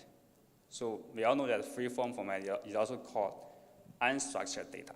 So the machine cannot process them directly and to dig out any insights, right? Also have issue of healthcare language expression. So this is again a very typical example. So we also notice that, let's say, for the US medical data versus Singapore medical data or Brunei, they all have a different way of writing the notes. So for example, they may write a short truth, right? But some doctors just write ST. So ST, you have to guess what that ST means. So that is a typical issue that I'm encountering. Okay, so but the process is pretty standard, right? So step one, we do aggregation and cleansing, right? So at the time of aggregation and cleansing, we need to think about the data sensitivity. We need to remove the sensitive data before processing, right?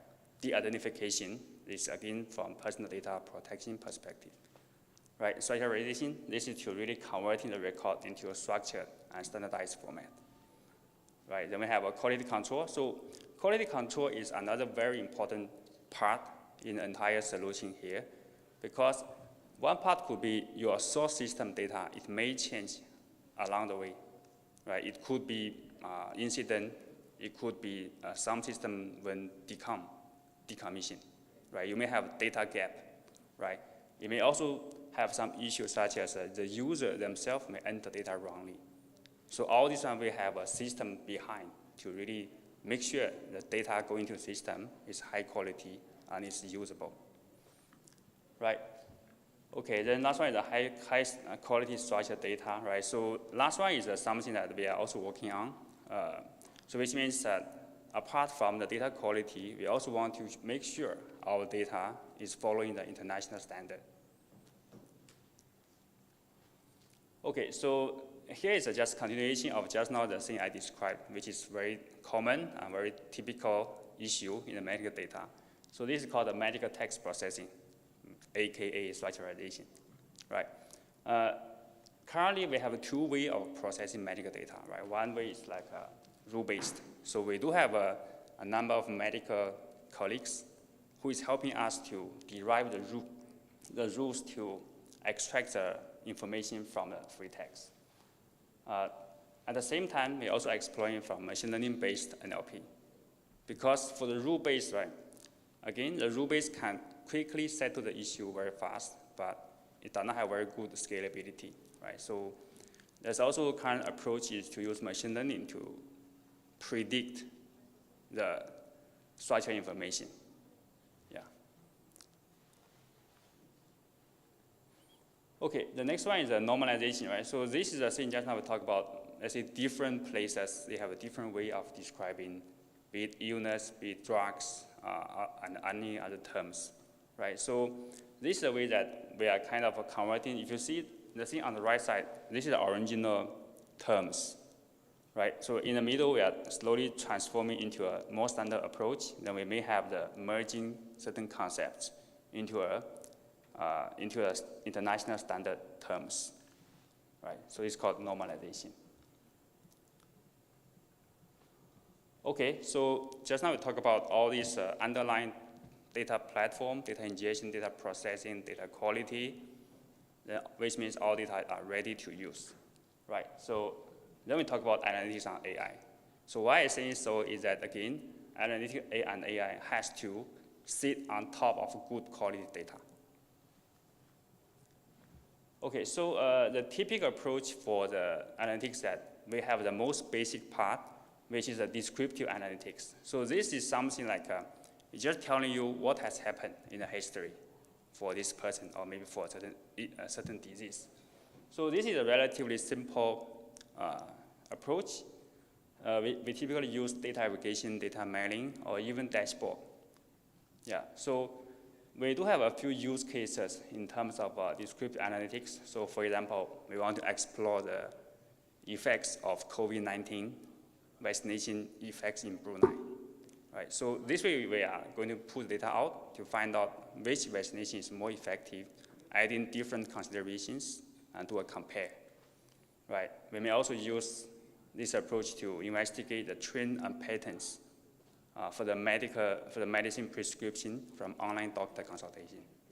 Right? So let's say we may do some statistics, maybe in the months of July or August, there typically will be a trend that sudden spike of certain drugs. So that is a pattern that we can take note. We also use this one to do the clustering analysis, right, to identify the health condition pattern of Blue Health app user. So we all know that Blue Health app will have different age groups to use the app, or maybe with different medical conditions. So we are able to do some unsupervised machine learning, or even just simple statistic model to identify the clustering. Then from each different class, we may apply different approach. Okay, so next one is a prediction, so which means predictive analytics. So this is typically, if you see in the news or TV, this is the most hyper areas that is also the area that people hyper about AI, like a prediction something may happen, right? So this is a typical setup whenever want to do prediction. So typically the first part is, again, we will start with a problem statement. So which means you need to put a scope, right? So what is the issue we are trying to solve?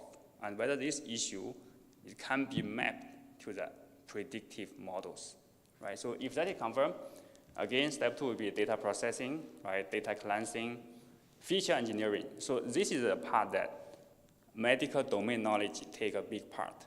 Because I think for now, there are also certain hypo that AI can replace everyone, but in medical, it may not be the case. So we do need the medical knowledge to help us identify the features, right? So feature engineering, then we split data to training data and test data. We train a model, right? Then we do model evaluation. Then we'll pick the model which fulfill our requirement, right? So you can see that, again, the data processing takes more than 80% of total effort. It is also determine the success or failure of final model. So that's, again, I repeat, the data quality, data management is the foundation of all. Yeah. Okay, then the next one is prescriptive analytics, right? So just now we talked about descriptive, which will tell you what happened in the history for this person. And predictive is more like what may happen to the person, or if you do the things, what may come next, right? So prescriptive is more like you'll know what happened before, and you'll know what may happen later. And then predictive will be like, then what should you do to achieve the best result, right? So that's why this thing is more like, the main technique for this part is a bit different. It's more like an optimization problem, right? How do you fulfill all the criteria, yet you also reach the optimum result, right? So it may be optimization, simulation, or decision modeling. One possible use case, it could be that we want to optimize the pharmacy profit by recommending when and how to replenish medical stocks, right? Medicine stock. So here the thing here is that if you order too much, you may cause a waste, right? If you do not order enough, you may run into shortage. So what is the balance, right? So that is what prescriptive analytics will be able to help. Okay, yeah, so I think just now I talked about all these technology methodologies, right? So approaches, right? The next part I want to share is about IB technology in Brunei, right? So IB technology, we are a medical big data and AI company, right? So currently in Brunei, we are handling big data, really big, right?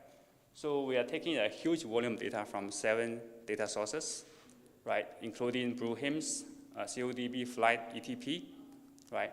And BlueHealth app.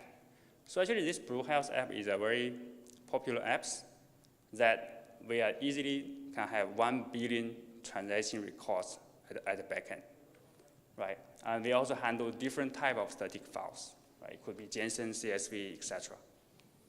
Okay, again, second part will be we support the data-driven applications and researchers, right? So here we're managing a huge data set. We have about 700,000 patients, 400 million medical records, and very complex data processing pipelines also, right? So then as we shared earlier, we do have the full comprehensive data processing pipeline.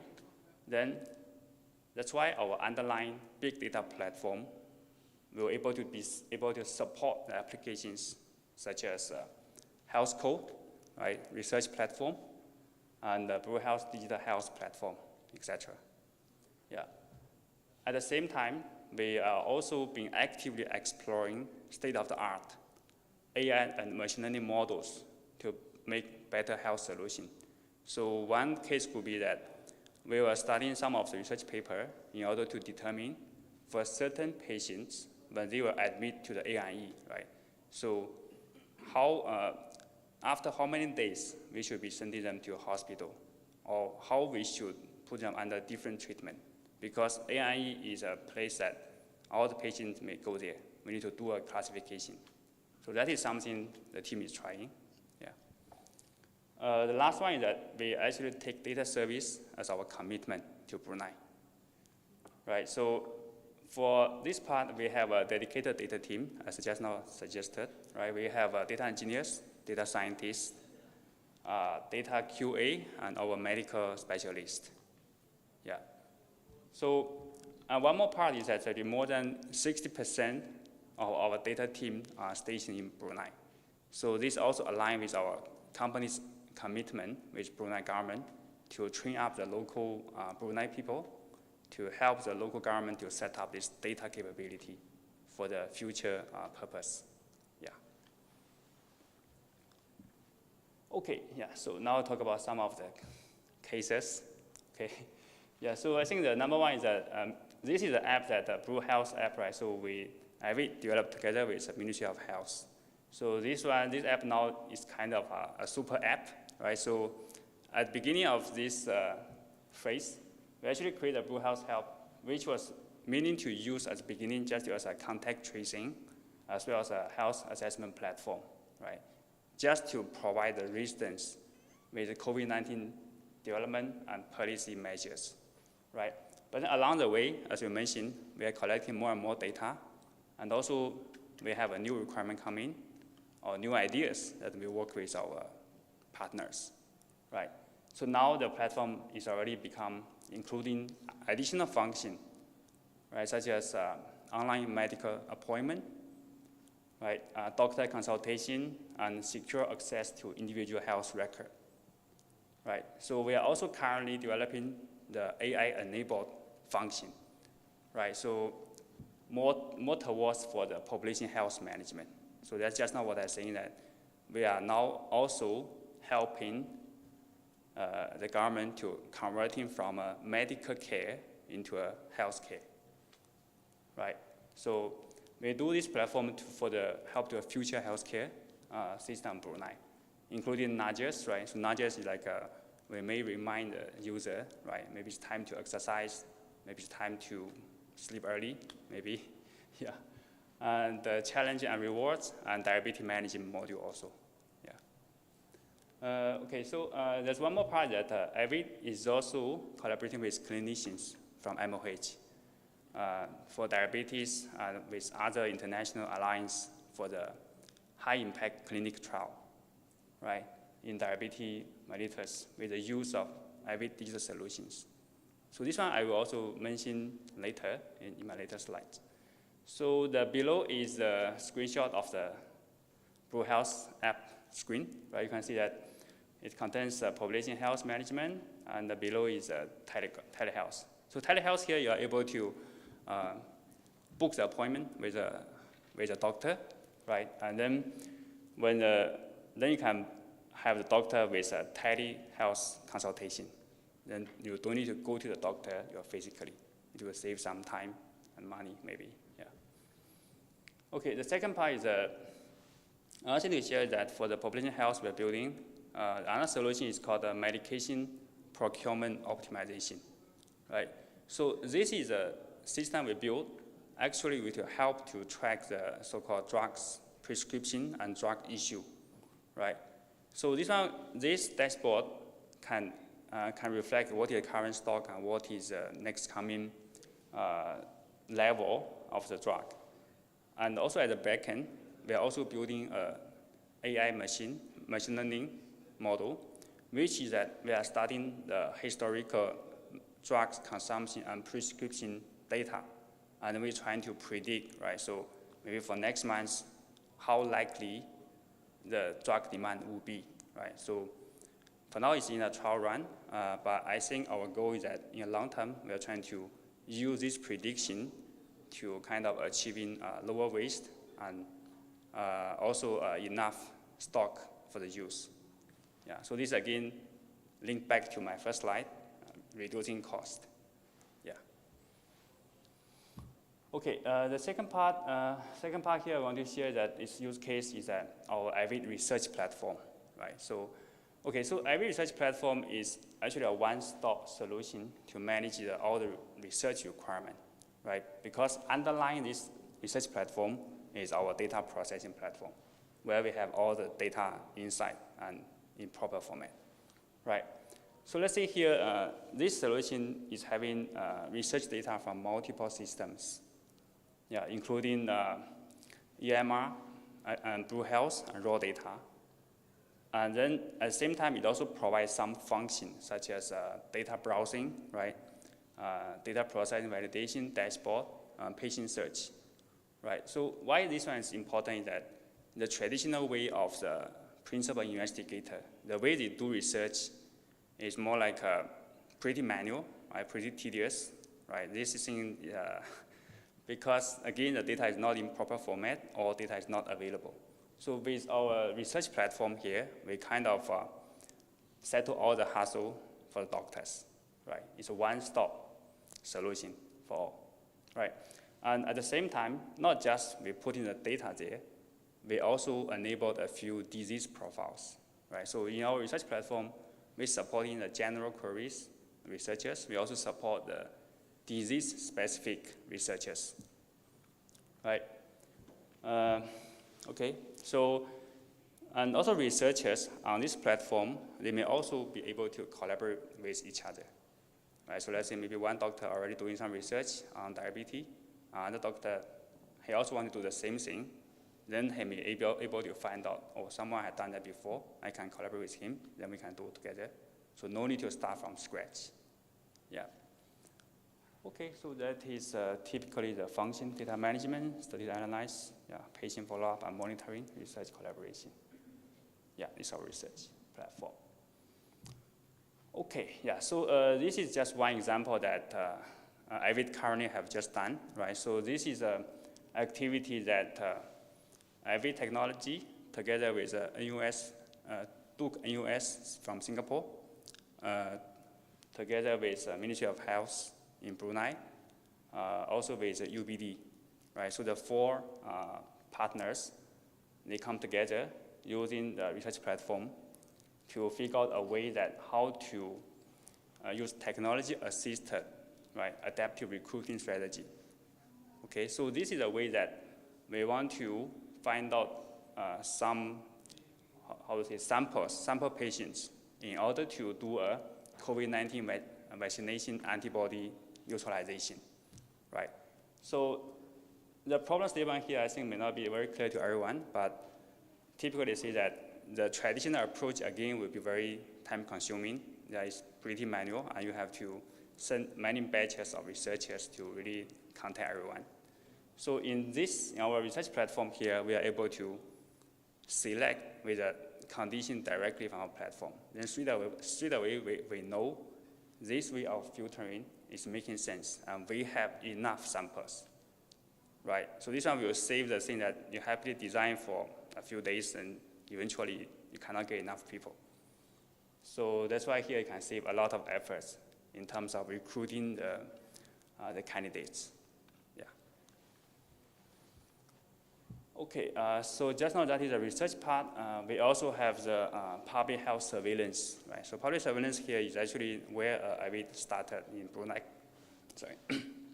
Okay, so here is a pandemic management risk communication solution we have, right? If you see the, maybe again, the screen is a bit blurred, but I can just describe, okay? The first screen here is actually talking about the policy of control, right? So this is, if you can see, on this left part, you are able to specify certain what-if conditions, right? Because we all know that the COVID-19 pandemic, when it happens, the government have to constantly juggle about, should I lose a bit or should I tighten, right? Or if I want to lose, how loose I should go, right? So this platform, pandemic platform, will be able to let the government officer to try a few combinations, right? You can see on the left here, right, facility, and also let's see how many people is allowed to gather, right? And then with the input from the left, on the right side, will be roughly give you some forecasting, right? Based on this condition, how will be the impact to society? Then this one will help the government make a better decision, right? The below is again some of the, is from the BlueHints app, right? So from there you can have a few additional information. Let's say you may have the health code. You may also have the view of, let's say, any cluster of infection, right? How close to you, right? Yeah, and also the last one screen that is able to getting the patient to answer certain questions for better tracking. Yeah. This one, last one is a dynamic population management and contact tracing, right? So this is again, you can see we are able to plot the current pandemic situation in a map, right? So this one will give you a straight away view, right, about how the pandemic situation is, right? Whether it's severe or okay or in good shape, right? Then again, the respective patient will also be able to notify via this app. So maybe your code is red, maybe you have to serve some isolation order. Yeah. So this is about this. Okay, yeah. So just now we talk about a lot of very good things, right? Available there, a lot of possibilities there, right? A lot of showcase that IVIT has done, right? The last part I want to also highlight a bit as challenges. I mean, the challenge is always there, right? Challenges to healthcare, big data, and AI, right? So typically there are three major type of challenges, right? So number one is, again, siloing information in healthcare sector. So this case, I think, in Brunei, in our current environment, I think it's still okay because currently our every platform, we have data ingestion from multiple public hospitals. So data is pretty much in one place. But I think maybe we talk about Singapore or any other countries, right? They have the data on their own place. So that is data silo. So because if the data silo, it may causing pretty much damage, or if you want to do something. So for example, maybe in Singapore, we have the women and child hospital, right? So typically their patient just women and child. We also have a Singapore General Hospital. It may have a general population, right? You can see the two data set is kind of not balanced. Yeah. So the physical data silo is one thing. Another part silo is that, as again we mentioned earlier, the data may of different format, different standard. So even though you bring them together into one database, you cannot make use of that, right? And all this transformation will take very costly measures, right? So that is also the main challenge for a certain place to run healthcare analytics, because they may realize that the transforming the data cost is going to be higher than the benefit it brings. Yeah.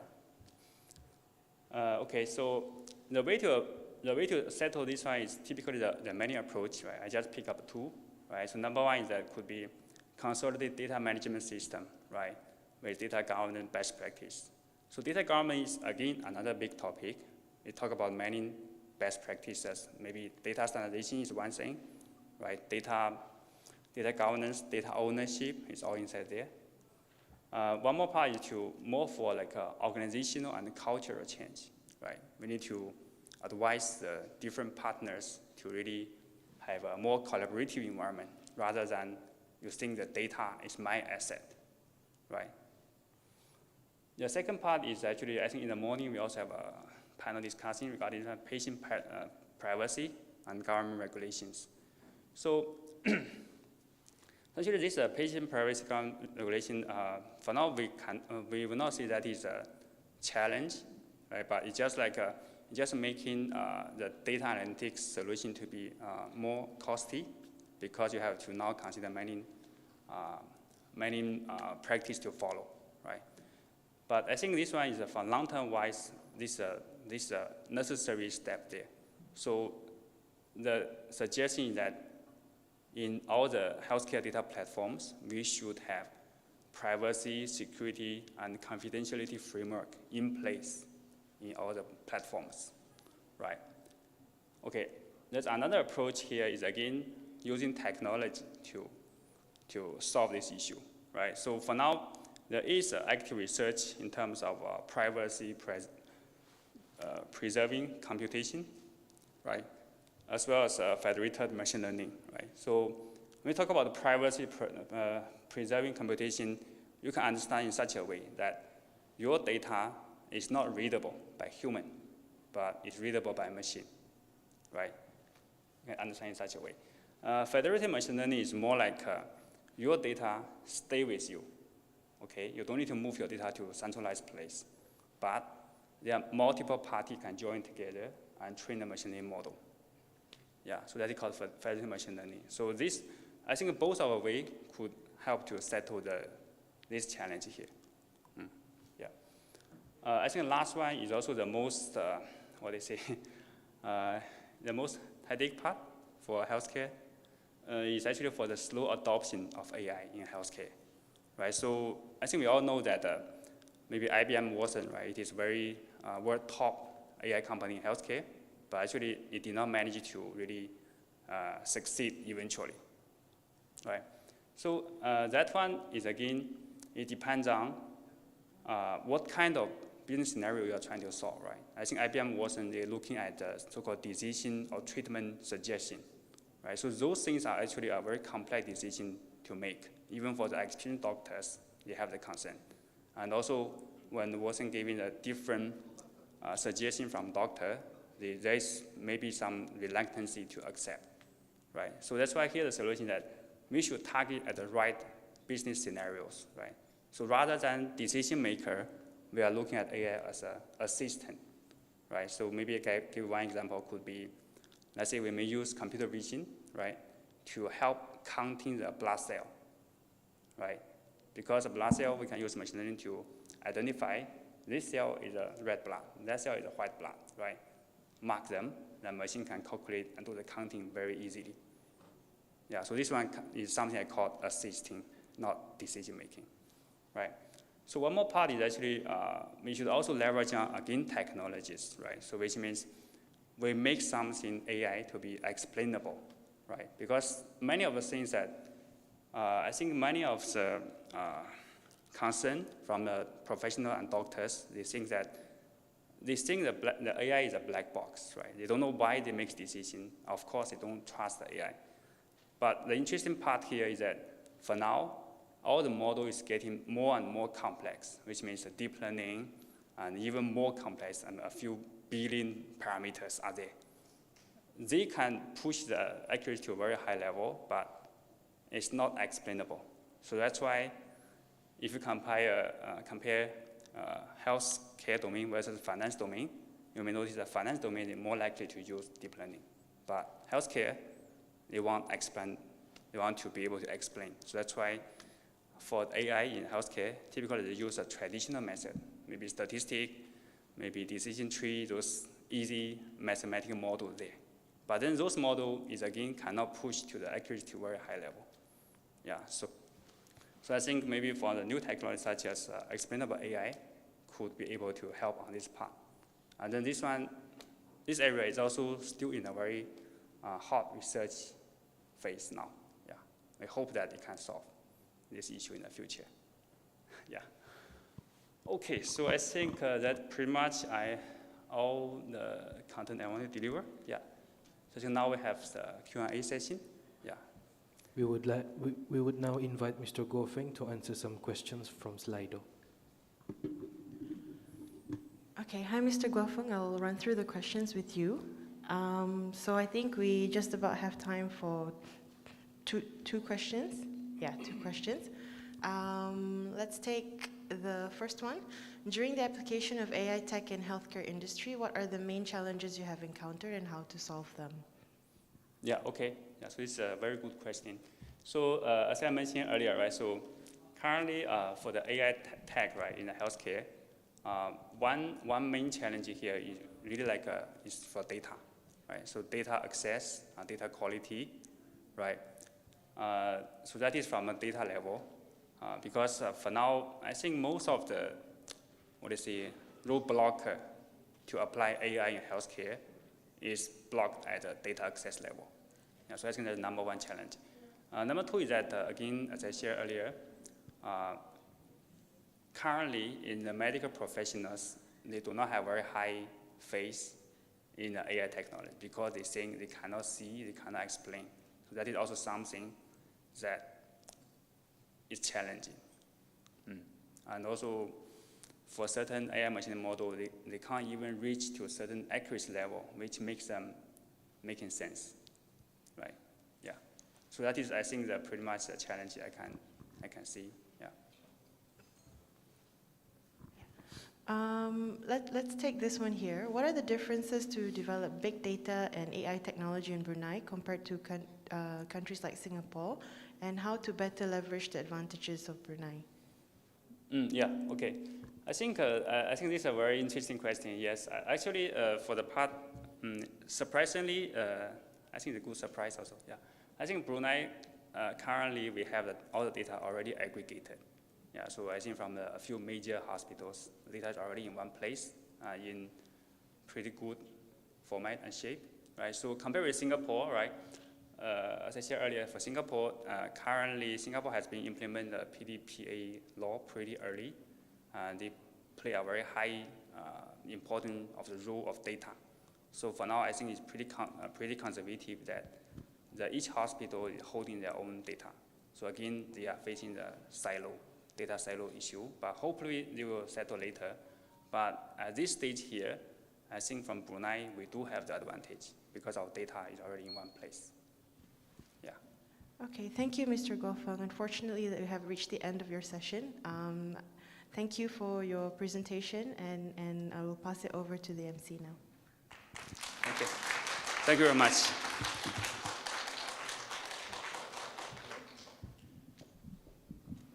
Thank you, Mr. Goh Feng, on sharing with us on how big data and artificial intelligence technologies can be used to make better healthcare. But after hearing today's presentation, these technologies can also be used in other sectors to collect data that can be analyzed to understand customers' behaviors. Just a gentle reminder, audience is able to participate in the conference by asking questions using Slido by scanning the QR code projected on the screen. Now, we would like to invite Yang Mulia Dr. Daphne Tek Ching Lai, Senior Assistant Professor at University Brunei Darussalam, to share with us a presentation on building AI research and workforce through academic and industrial collaboration, the role of School of Digital Science.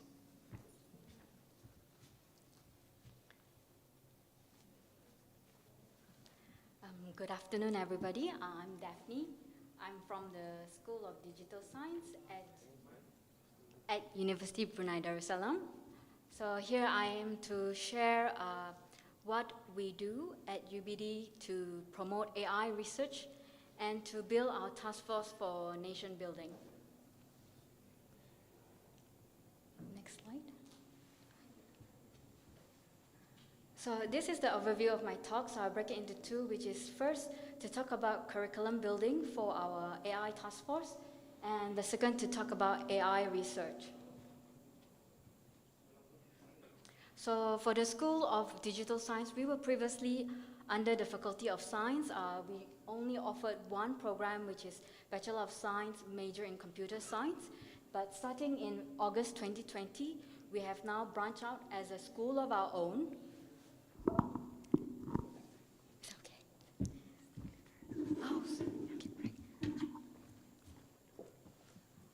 so we have branched out as a school of our own, a School of Digital Science, and now we offer 4 different majors under one program: Bachelor of Digital Science, where we have major in Artificial Intelligence and Robotics, Computer Science, Cybersecurity and Forensic, and Data Science.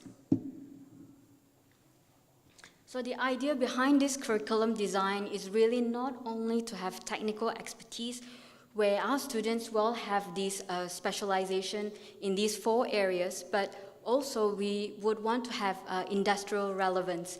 So in this particular design, we are looking at also the black circle, where even when we have these digital science skills, we are able to collaborate with researchers as well as industrial partners from such as biodiversity, material science, and so forth. And if I could just direct you to the color of the small little triangles, so we could see, for instance, in biodiversity, you will see that there's an orange triangle that's a bit bigger. So we see that in our design that there are certain fields that requires some of these different areas. So, and that's how we came to design very specific modules according to these different majors. And talking about industrial relevance here, so we have collaborated with a few partners. So example, Sortec Systems, where they provided us with LiDAR data. LiDAR data, this is a cloud point where they have XYZ. So we have Hazwani and Yuadi to work on this problem, where Hazwani was trying to build a forest inventory, and Yuadi, she is actually from a maths background, so she was looking into developing clustering algorithms in order to identify trees from cloud points. And we also had the opportunity to work with one of the BSP geologists, so he did this for he collected some digital outcrop, which are photos of rocks, and this was for his PhD project, so this was actually his personal data, which he shared, and Gus worked on it using deep learning. And also with our National Library, they provided us the database of borrowing patterns. And so Sufi recently, he also presented this work of using association rules on book borrowing patterns. So something like Amazon, like what is the likelihood of someone borrowing this other book if they borrow this book? So just to expand a bit on Haswani's project, so in her final year project, she looked at trying to find tree count tree height and tree diameter. So she did a bit of investigation where she found that more R packages there were more R packages to deal with LiDAR data than compared to Python. So from there she moved on, and just as an example, this particular colorful tile on the right side, this is generated from the forest tool. It is an R package where here we use the treetops function.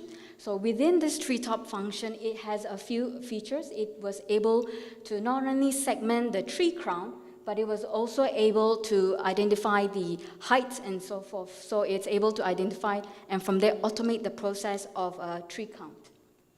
So the idea of using these tools is to move towards applications such as to calculate canopy volume, biomass estimation, and so forth. Again, to expand on another project is from Gus, where he worked with a geologist. So our geologist was trying to share with us how to identify mudstone from sandstone. Now, because we are from the computer science background, we don't know these things. So we generally work with domain experts to train the computer to be able to tell us. So in this particular one, Gus was using deep learning, using in particular mass RCNN, which is an image segmentation algorithm, to try to identify which area of interest in the image is a sandstone or a mudstone. So if I could also show you, if you look at the diagram on the left here, if you can see the yellow lines, so these are the work of human annotation. So this is where the expensive part comes in, where human experts have to come and draw the boundary to identify which area is the mudstone and which area is the sandstone. So Gus has to do this for over about 90 images. Moving on to, I'll talk about building AI research. So in here, I will share with you what are the other research projects that we do at UBD. First, I would like to introduce to you my team. So we have Professor Leah, actually he's at the back. So Professor Leah is here with us at the back, our Dean of School of Digital Science. And then we have Dr. Owais, he's a Director, Institute of Applied Data Analytics, which is a research arm doing a lot of data analytics research. And we have Dr. Najender. So I will not go into detail, but in the general theme, they're in the AI and machine learning area. In robotics and AI, we have our Deputy Dean, Dr. Ong, and Dr. Ajas. And in text mining, data mining, and analysis, there is Mr. Seguan, Dr. Rosie, and myself. And in cybersecurity and internet, we have Dr. Ghani, Dr. Ali, which I saw him just now. Dr. Ali is also here with us, so you can have a chat with him during the break and so forth. And then we have Mr. Chong. So one of our very active area of research is in computer vision research. So we have human emotion, activity, and gesture recognition, deep transfer learning for detecting cancer, visual inspection of fruits, and plant species recognitions. So visual inspection of fruits is this video here. Can you? And okay, someone just played that. That is actually from the Kinect. So the idea here is from skeleton-based data, we are trying to recognize what is the activity a person is doing. They're walking, they're waving their hand, they are drinking, they are holding the phone, talking on the phone. And then the other one, if we move on to the next one, is a plant recognition. It's a species recognition. So the idea here is that when you take photo of the plant, that it is able to recognize and tell you and direct you to a page to scientific information about that plant. And then in an image form, these are microscope images. So this was trained using deep learning to find out whether this particular microscope slide is of a healthy patient or of a cancer patient. Okay, next slide. Okay, next is Hi, this is me speaking. Sorry, yeah, it's playing now, the video. That's of the Now. So that's actually voice recognition. So someone's made a speech, and so the robot is supposed to say whether you grant access or not. So if we just look at the Now robot, sorry, there's two robots. Okay, the other one over far right. Access granted. Welcome. So now yes. Do you want me to continue? So now Yes. the robot has said whether to access or not. And then here on my left side, I heard yes, so I will restart the process. and here we have a navigation robot. So what it's trying to do is to build a map. So if you can see this here, so it's navigating around and trying to look for obstacle and to map out the floor space. So this is using a SLAM algorithm. And the video with the lady in it, so she's doing gesture recognition. Access granted. So this is Welcome. Bazila, and I think she works now with EVID. So yeah, this is her final year project. And this is also a final year project by Answari. Again, this is Dr. Ong's project. And here we have a shop assistant robot and applying navigation and obstacle detection. So he gives the shopping list, and then he goes to start on his console, and he starts picking up items that he wants to buy, and then he will have the robot to help him out to direct where to go. So the floor map has already been pre-built, so from there, and pre-labeled where the items are.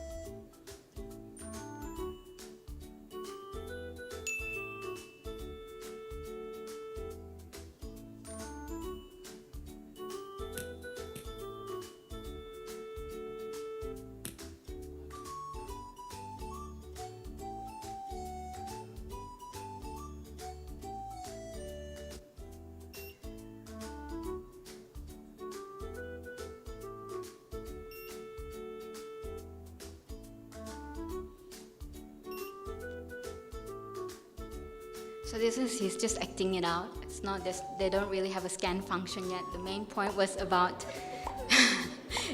there's this disclaimer, illustrative purpose only.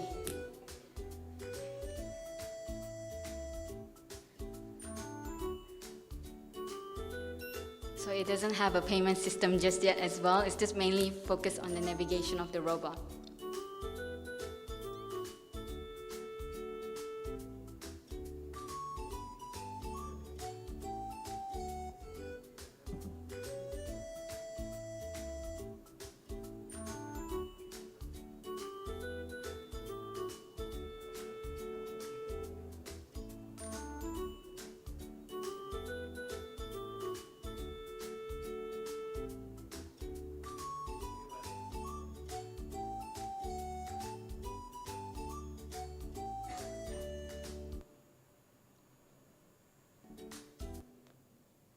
In this next slide, this is a project by Dr.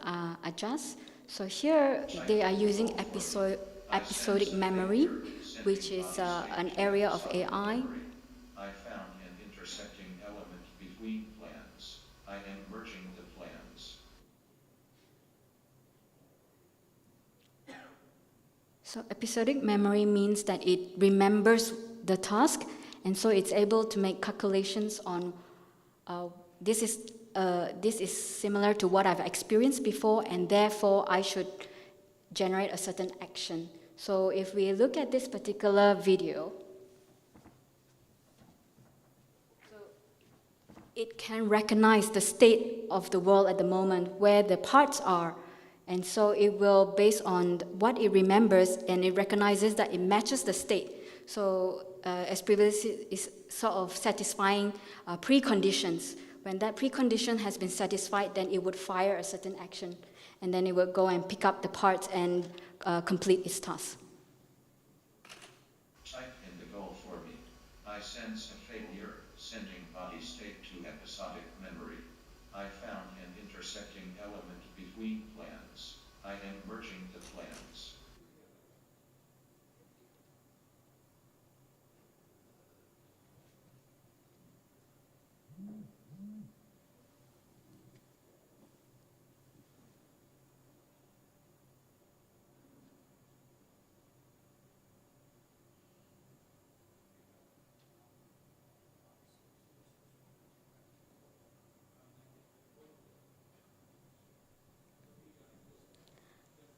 This is on AR and VR, and we have a student project by Afifa Ilham on the right side, where she programmed this AR navigation for UBD campus.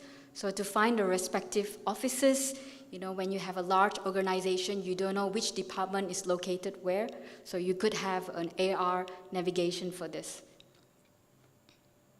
And apart from that, we also have AR projects that were for the UBD Botanical Garden, as well as a research project where they use AR and VR for agricultural heritage, looking at heritage buildings such as the Swas Mosque and Palace and so forth.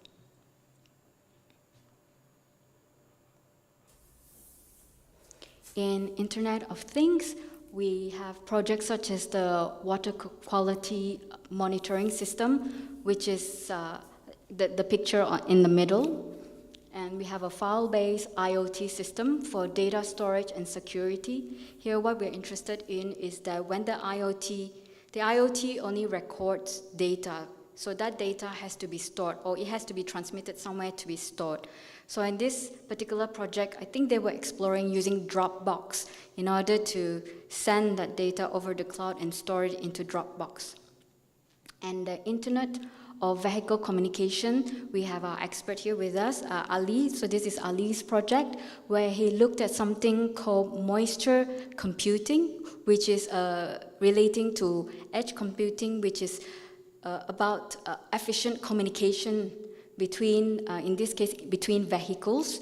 And so in that diagram on the far right, we can see that the vehicles are communicating with some kind of base station, and you can have data centers and connected to the internet.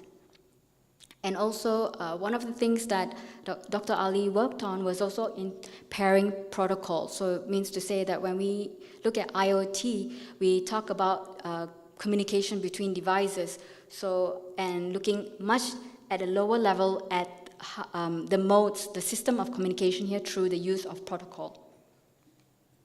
Then, this is a demo for the interface where it is connected to the blockchain node using a trusted account. And it is getting data from the array stored in the smart contract and returning the data such as the sensor ID, the time sent, and the value stored. So what happened in that previous slide is, let's see if I can go back without playing. Okay. So what happened here is that this is Zakwan's final year project.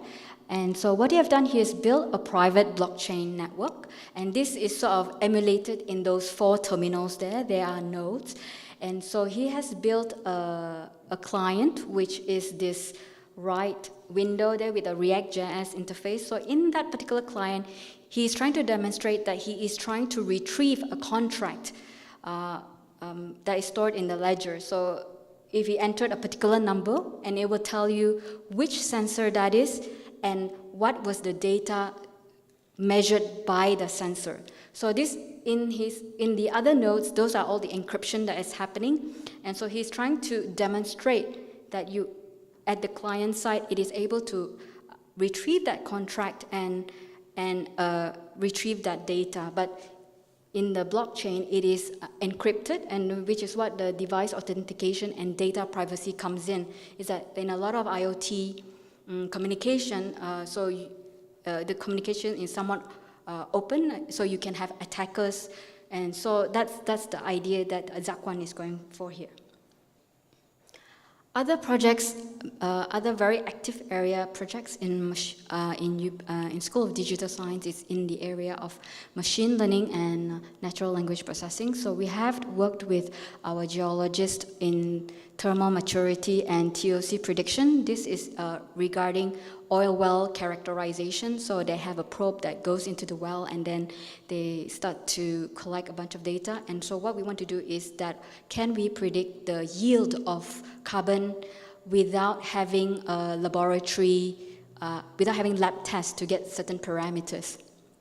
Others is the rock identification, which shared with you earlier on. And then also now we're starting to also look into peat swamp characterization. Again, this is through collecting measurements of different peat swamps around Southeast Asia, and then we use some sort of statistical learning or analysis to study about the peat swamp. And another area is from chemical science. This was done by Dr. Owais regarding cyclic voltammetry. And one area that I'm involved with Dr. Ong is we are looking into using evolutionary computation, which are a bunch of algorithms where you have a population that evolves. So to start to learn how to identify human activities. And a very interesting area of study is also in a very specific type of algorithms, which we call self-supervised learning. So we have unsupervised learning, semi-supervised learning, supervised learning, and now we have self-supervised learning. And on the right side is what it is, which is a Malay part of speech tagger using deep learning techniques. So when we talk about auto-generation of text and so forth, so somebody has to label. So in this example here, you can see you have the text penyakit kardiovaskular termasuk penyakit jantung dan stroke. So here in the beginning, we will need to have human annotators again, just like in the rock example, we need human annotators to say penyakit is a proper noun, cardiovascular. So it has to give that grammatical meaning, and then after that, train. So the idea here of using deep learning is that once you have enough examples to train from to teach the machine, so we could get the machine to tell us whether this word is a noun, is an adjective, and so forth. So Dr. Rosie is working in this area in Malay part of speech tagging. Other areas that she works on is in data summarization. Fake news prediction is also an area which Dr. Najendra works on. Another area of research is also in health applications. So this is also coming from my previous background. I did my PhD on breast cancer immunohistochemistry data. So when I came back here, so I continued to work along the health side. So with a clinician collaborator from Ministry of Health, so we looked at cardiovascular diseases, hypertension, cancer. Balance was something that we did with Dr. Owais. This is looking at with eyes closed, with one leg up. So this is just a simple pipeline that we have different trials data, and then what are the steps that we carry out to clean the data, to extract features, and in this particular work we are looking at clustering, and it's a time series clustering analysis we were doing.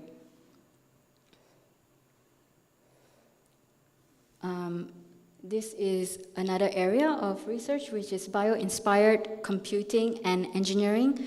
So from the word bio-inspired, it means we are learning from nature. So we have a tunnel built at the Faculty of Integrated Technologies building. So this is a bird flight tunnel where in this diagram, in this picture, we haven't seen any cameras yet.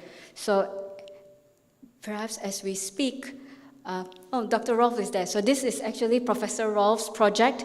They are from Virginia Tech in the USA. So they have come with 11 students, 11 students to install these 40 high-speed cameras in order to study flight and swarming behavior. So the idea here, one probable application could be in drone navigation. Another area is in smart manufacturing. So this is looking at using deep learning to learn when the 3D printer dispense materials or when they're printing. So how can we learn in such a way where when they print, there will not be surface defects. So when you try to do 3D printing to fabricate certain items, and when it's very curvy or complicated shapes. So the idea is to use deep learning in a way where it could optimize or learn on things like how to control the laser power, scan speed, print angle, and coordinates. So why are we sharing all of this? Well, what we want to do for School of Digital Science, we would like to build a research-focused, industry-relevant curriculum. We would like to develop sustainable, homegrown AI technologies. And the very reason why I'm here is to establish impactful networks by sharing what we do with our partners towards society and policy development. So just to illustrate, one of the things, we are not just only interested in advancing knowledge, technical knowledge, but we also would like to work with public sectors or private entities and so forth, as well as also policymakers to apply our knowledge, to apply our research. And so on the right side is something that I'm working with the Islamic Studies Center at UBD to look into Islamic governance system with the application of AI. So with this, I end my talk. Thank you. We would now invite Ms. Daphne to answer some questions from Slido. Good afternoon, Ms. Daphne. Thank you very much for actually sharing the presentation with us. It's very interesting to see all of the projects and the videos that you have. I'm just going to go straight into the Slido questions. The first two questions are actually very similar, but I think we can take both of them at the same time. Why aren't these projects commercialized? What's the main obstacle from getting buy-in from the right stakeholders? And why didn't any of our stakeholders in the country try to at least move forward from conceptualization? Thank you. I love this question, and this is precisely why I'm here, is to open up conversations. So we are, from the School of Digital Science point of view, we are researchers. We are here to gain and share knowledge. So in terms of the sciencey things, that's where our focus in. So I think to answer this question, as a nation, we have to have good conversation, because I remember this. I remember there was a Professor Lu from the University Malaya, and in his presentation, and that was a few years back, but it left a very important lesson for me, is that in his presentation, he showed a whole pipeline where do universities come in, and then after that, they would have innovation labs of some sort, whether at a university level or and I think we have that in UBD. We have the startup center, yeah, and we also have the innovation and enterprise office. So I suppose there are different levels. So that's definitely something to work towards. So at a university level and as well as a national level. So coming back to that Professor Lu, which I remember very clearly, I remember that was in this slide, he has this one diagram, and he showed the different stages towards commercialization. It's easy to say commercialization, but if you look at all of your appliances at home, at one point, they are deadly devices. This whole process of making it safe, 100 times you turn on, it doesn't blow up. You know, it's a very costly process, right? So of course, I think it's very easy to say that, but that kind of platform to build commercialization, that's definitely food for thought for everyone, right? So I thank you for that question.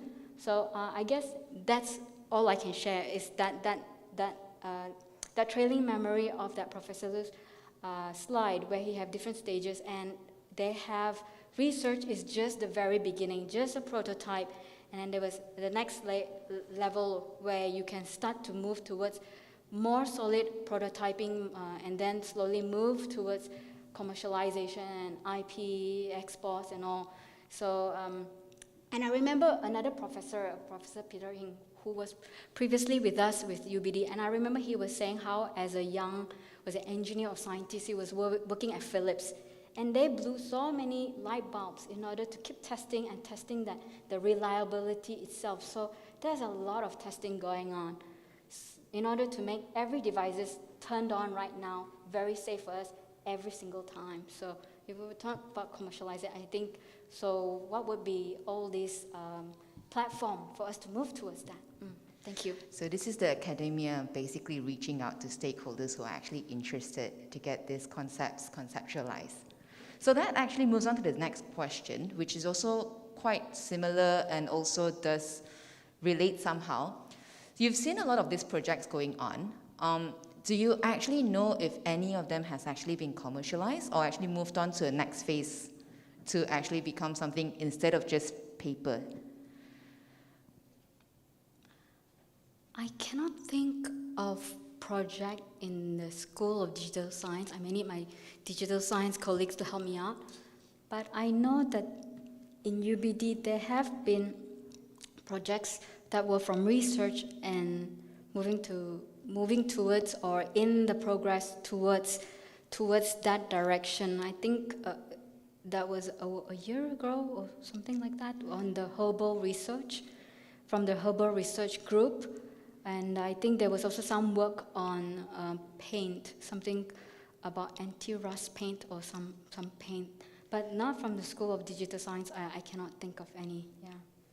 Okay, hopefully in future they will actually be able to commercialize. Have any of the patents that you've seen from these projects been registered? Not these current ones, but we do have our colleague, like Dr. Najender. I think he came up with indoor Wi-Fi communication in the plane, and I think he has registered that project with a patent. That's good news. In the essence of time, I'm going to have to cut short the Slido questions. Thank you very much, Dr. Daphne, for presenting to us today. I'll pass you back to the MC. Thank you, everyone.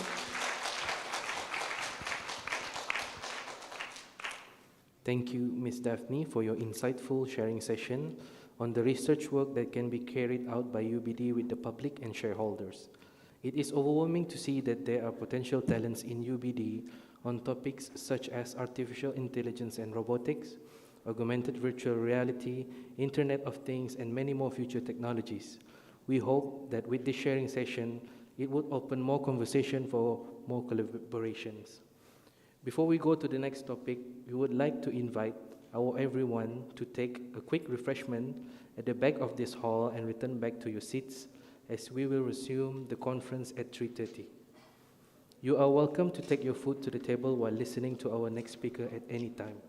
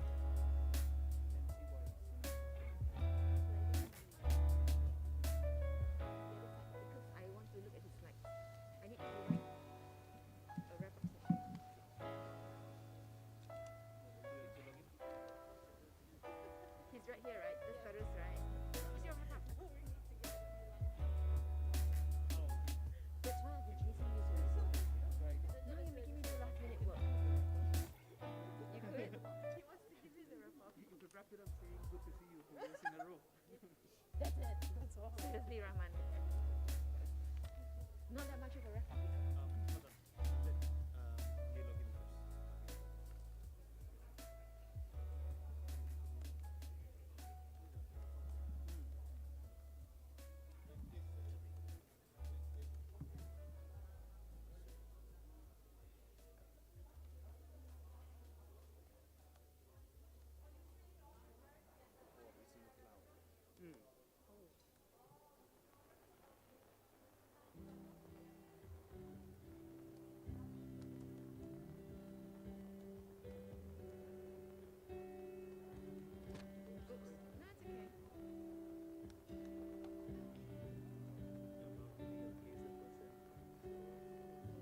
It always gets hooked to her, right? Right here, right?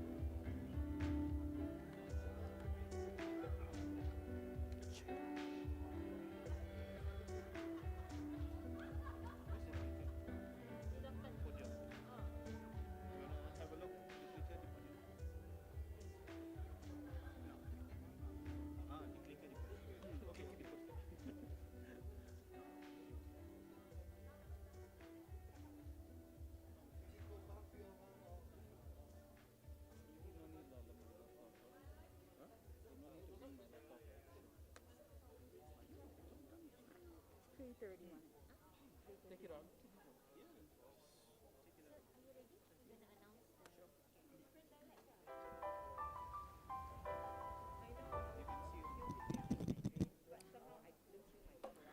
Ladies and gentlemen, we seek your kind cooperation to take your seats. A session will begin shortly.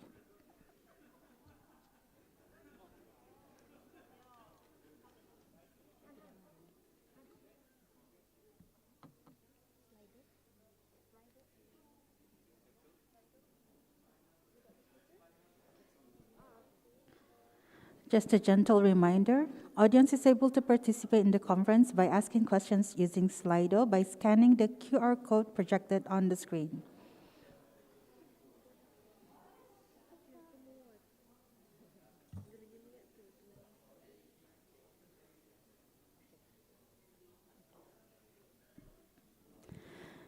Next up, we would like to invite our next presenter, Yang Mulia, Mr. Rahman Yunus, co-founder of Think Access Solution.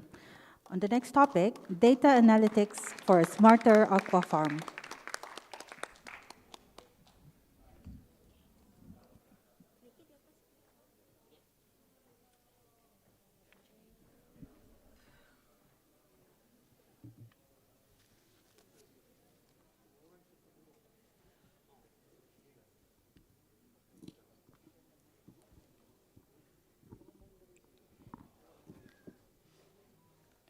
Hi, Assalamu alaikum everyone. Today's session we'll be happy to show the progress that we have made with Brunei's first smart aqua farms, and we managed to roll it out from 2 more aqua farms in Brunei. So we'll just have a little bit of a discussion around this. And to start off with, my name is Rahman Yunus, and I started this company called Think Access Solutions. And it's a Brunei-based data analytics company, and we do a little bit more. So for those of us who don't know how an aqua farm looks like, this is how it looks like. And this is a real farm in Brunei that's along the old KB highway. Yeah, so this is a snapshot from a company called Golden Carp. And just have a look at it and see how massive this is. And this is not the only aqua farm with them. They have, sorry. And there is like about 20 or 30 of this. And the interesting thing about this aqua farm is that these 20, 30 of these, it's managed by maybe like 5 to 10 people, right? So we can clearly see there is a disconnect. There is a massive amount of fish farms that are to be managed, and there is very minimal labor that is employed to manage it. So it's very demanding, it's very tasking. Yeah. So just a little bit about what Think Access does. We are fairly a new company. We are just 5 years in existence. What we ideally do is anyone who has an idea, we will convert it into a digital product. So we specialize in digitization with particularly an emphasis in data analytics and artificial intelligence. And one of our claim to fame is back in 2016. So in our iPhone, we have this Face ID we can use. We just show our face to log in, right? So we did that 5 years ago, but for web. So it's currently being used by some companies in Brunei. So we work on other interesting initiatives in Brunei as well. So if we take any business, be it digital, be it any industry, right? The fundamentals of the business are essentially the same. They want to increase in revenue, they want to decrease the inefficiencies, and they want to optimize the operations. So these are like the basic pillars of any business, right? So having these businesses right now, we are going to see how effective it is to use Internet of Things, artificial intelligence, and data analytics for every businesses to achieve these 3 critical objectives. So the project that we are going to see is a very interesting collaboration, and it is also the first of its kind in Brunei. So it's an active collaboration between AITI, Department of Fisheries, and Think Access, which is us. We come on board as a data analytics provider. So this project is also interesting in a sense that it did not start off to cover the entire nation. So we kind of employ this idea of conceptualize, prototype, build something based on how little we understand about a problem, and then after that we release and we iterate. So for the project to have its full impact, it's going to probably go through hundreds of iterations, and we will have a really good end product. And one of the hope that we have for the success of this project is that, so currently we are with 2 aqua farms, and we hope that all the aqua farms across the country would come on board this platform. So thanks to AITI and Department of Fisheries for coming together to collaborate on this. So that's the uniqueness of this project. So let's just talk a little bit about what powers this whole project, right? So this is a type of project where it's cloud native, as in we have 0 servers to maintain. There is no inside. So if you go to the office, there are no servers to be managed there. 100% of the data sits in the cloud. The processing, the compute.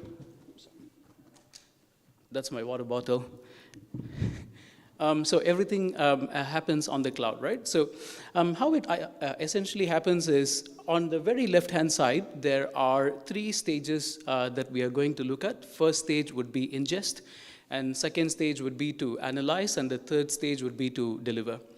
Ingest happens at the IoT sensors or the IoT devices. So in the case of an aqua farm, the devices that we have deployed, it has like different types of sensors. So one of the sensors measures pH value, the second sensor measures temperature, the third sensor measures nitrate or ammonia. So what then happens at the ingest stage is that it gets fed into 3 different components in Azure Cloud, and the first one is the Event Hub. So the Event Hub is aware of the incoming data. So it kind of knows like when to expect the data and what data is coming in and what to do with the data. And secondly, because it's a commercial application, there must be a permanent storage of the data, right? So we are using Azure Blob Storage. So Azure Blob Storage is kind of interesting because it's slightly different from a standard SQL database. With Azure Blob Storage, you could store any types of file. You could store a video, you could store an image, you could store a raw text, you could store your audit files. So different types of metadata or the actual data can be stored in Azure Blob. And finally, it gets fed onto the IoT Hub. The IoT Hub is where it kind of acts as an intermediary between the raw data sources and then to the permanent place where our data is going to get stored. So we are using the service that is provided by Azure. It's called Stream Analytics. So what Stream Analytics really does is it takes all the data in real time, which comes in every 10 minutes, and then it ingests it into a SQL Server database. And we use a little bit of machine learning to do a scoring to see how clean or valid the data is. So for example, one of the metrics that we measure is temperature, right? In Brunei, we never had a temperature that reached, let's say, 50 degrees Celsius, right? So that simply is not a clean data. So as the data comes in, we are also monitoring for these outliers or random data or data that comes in through sensory faults to naturally exclude it. So what then happens is deliver. This is where how we can truly empower businesses and the farmers happens. So what the farmers have access to, farmers in this case is fish farmers or the aqua farmers. So the notifications in the form of an SMS is sent to them if a reading is too high or too low, or if the conditions for a fish's survival is too critical. So they get an SMS instantly. They also have access to a dashboard, which we will have a quick look. So they can see the incoming data as they come in. And so over a period of time, the data is going to be so big, and we will have to consider some data warehousing options. And this is also under the assumption that quite a lot of fish farms would come on board. So these are like the 3 critical parts to the infrastructure that powers this aqua farm. So what is really special about this particular aqua farm that we have worked with so far is that the connectivity is a little bit scarce, right? So, one of the aqua farms that we work with, it's in Tutong. It's a little bit further away, and the second one we work with is also it's in a remote location, right? So the connectivity it's stable so far, but it's not as strong as the internet connection that we would have in our offices or at home. So how do we then work with such connectivity, right? That was one of the challenges. Also, the labor that is employed by these aqua farms, they are exposed to, their digital exposure is very, very minimal.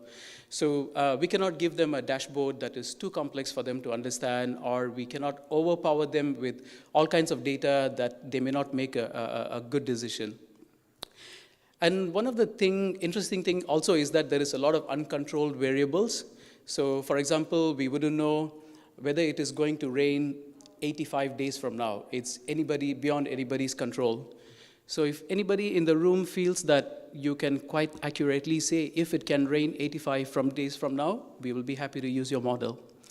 And we also have variance in terms of the pH level, in terms of the temperature, in terms of the ammonia. And so all these factors also depend on how the aqua farmers, what they feed to the fishes and the lobsters and the prawns, and how often they feed as well. So if, let's say, the fishes decide to do maybe intermittent fasting for a while, maybe, right? So that kind of like affects quite a lot of other variables as well. So also one of the key unique thing about this particular project is inclusivity. This word has been like floated around quite a bit. This project is truly unique in a sense that it takes people from both the ends of the spectrum. So on one end, we have like data analysts, data scientists, programmers working on it who are like very, very digitally savvy.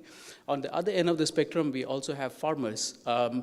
Their only access to internet is probably only through their smartphones. They don't have an office laptop, they don't have a business laptop, and their understanding of digital world could be very minimal. So in between these two, we have our facilitators, our project collaborators, AITI, and Department of Fisheries. So it is coming together of these people from completely different walks of life in a digital sense is what makes this project kind of special. So if we look at how the aqua farms are typically managed, is that they do measurements, maybe 2 to 4 measurements like every week or so.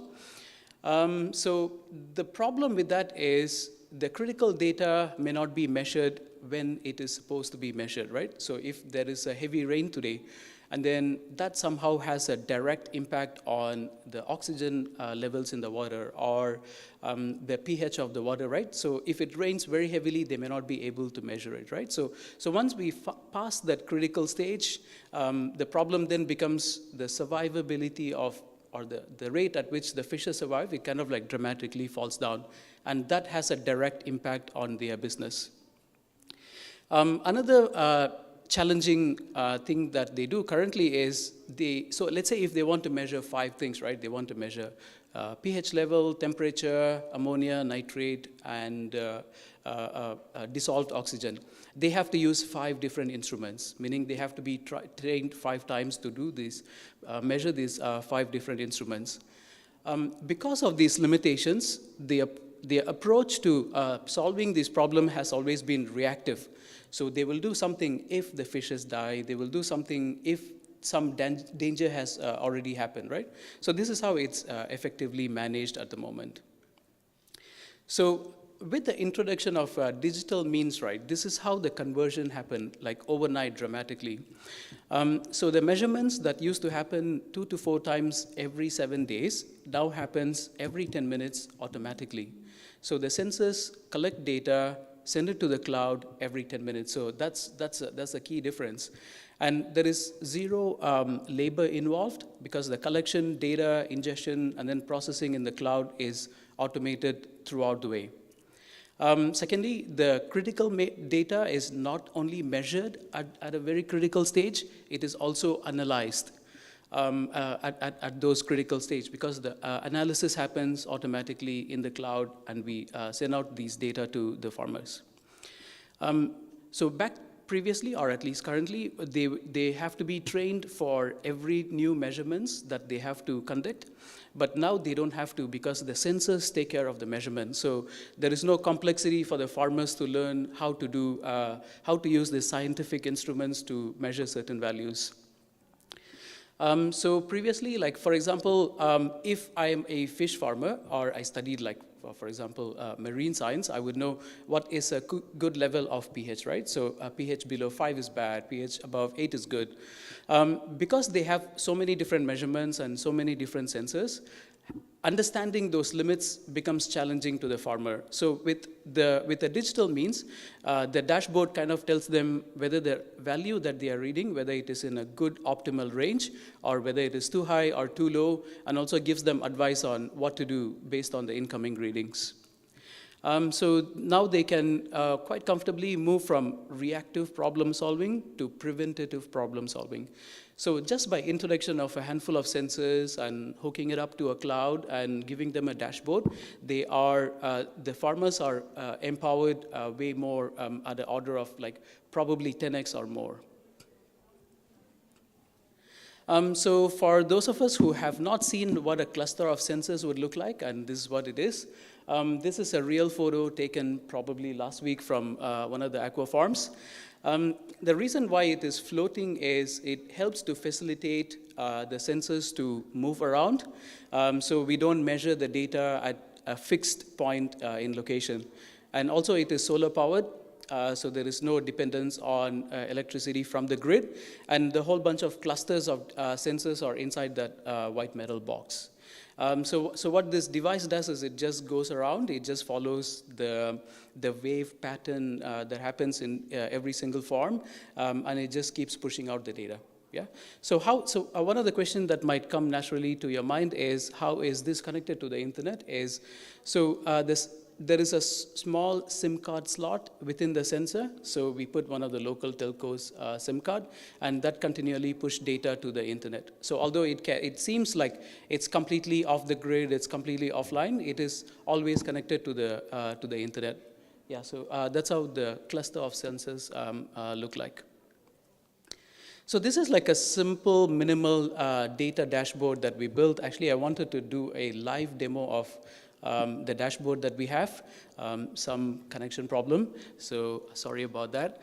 So this is a simple Power BI dashboard that kind of shows like the information that is being shown to the farmer. If we could, there is a place called parameter, so over there we could come and switch the parameters and to do a comparison. So the interesting thing about this is that, let's say if there is 20 aqua farms in Brunei, they come together, and we could do a comparative analysis in real time of what is going on in all the different aqua farms at the same point and at the same time. So, for example, if we look at ODE, which is an aqua farm, and there is, on the one on the right is Golden Carp, a little bit more famous, also an aqua farm. So we do a comparison, and we could very clearly see there is a difference in pH levels. Although they use similar water, they are roughly in the same geographical location. The temperature doesn't vary so much. So we can see a bit of a difference, right? So once we begin to understand where these differences come from, then they can take actions in terms of extending the fish survivability. So the metrics that we kind of measure at the moment is pH levels to see whether it is too acidic or too alkaline, nitrate values, ammonium values, dissolved oxygen values, temperature, and finally water conductivity.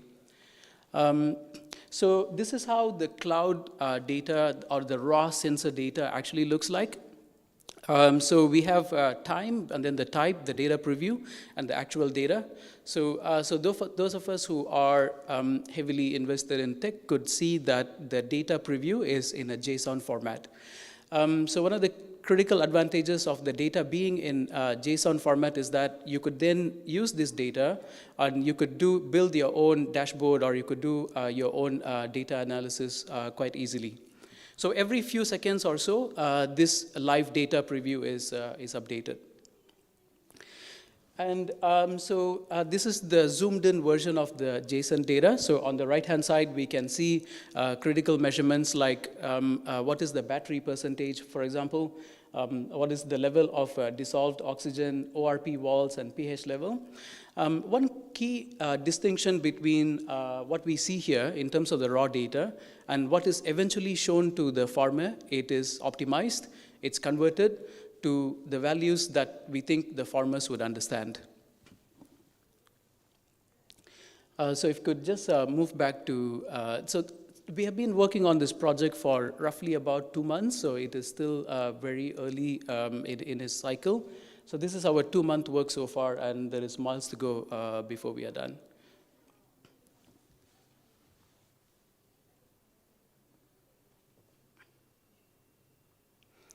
It's in the browser, yeah. Yeah, sure. So this is like a rough dashboard. This is optimized for mobile screen, so the farmers would see something like this. So on the left-hand side is all the different parameters that they are trying to measure. And you could also see the data comes in at real time. So the last updated data is roughly when when the session began this afternoon. And then so on the top side, right? So I could say, like, the farmers don't need to remember whether the value is good or the value is bad. So we tell them, like, whether it is in an optimal range, whether it is too high or whether it is too low. It also automatically calculates whether the values that are coming in, whether it is good or whether it is bad, or something can be done about this. And so this is the real-time data for Golden Carp Aquafarm. On the right-hand side, we can see the grid. We could do some comparison. We could also look at the historical data. Historical data is important because if, let's say, there is seasonal changes, when it rains very heavily, what happens? Or when it's peak summer, what happens? So we could do seasonal comparisons when we look at the historical data. Go to the other one, the second tab. Yeah. So we have also extended a proper dashboard where people who are in charge, including AITI, fisheries, and the farmers, they kind of get like a consolidated dashboard to see all the different values and how many of these values require their attention. So what you're seeing right now, it's a real-time, real data, real dashboard. So we could see, like, there is about 4 too high indicators. So what that means is the farmers have to do something about these 4 items. Yeah? Slides, please. Yeah. I'll be happy to show the rest of the demo if anyone is interested after this session.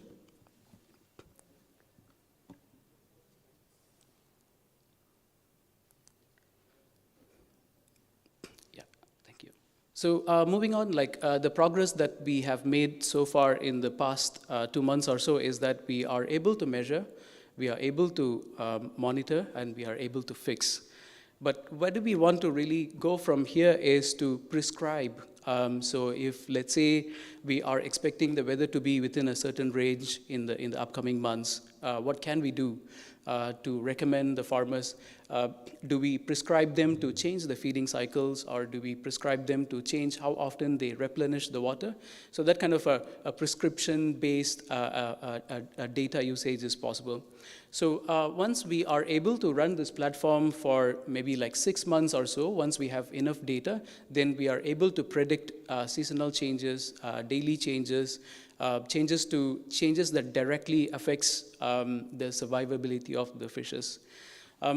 Because we have prescription and prediction, we are also able to preemptively fix critical errors even before they happen.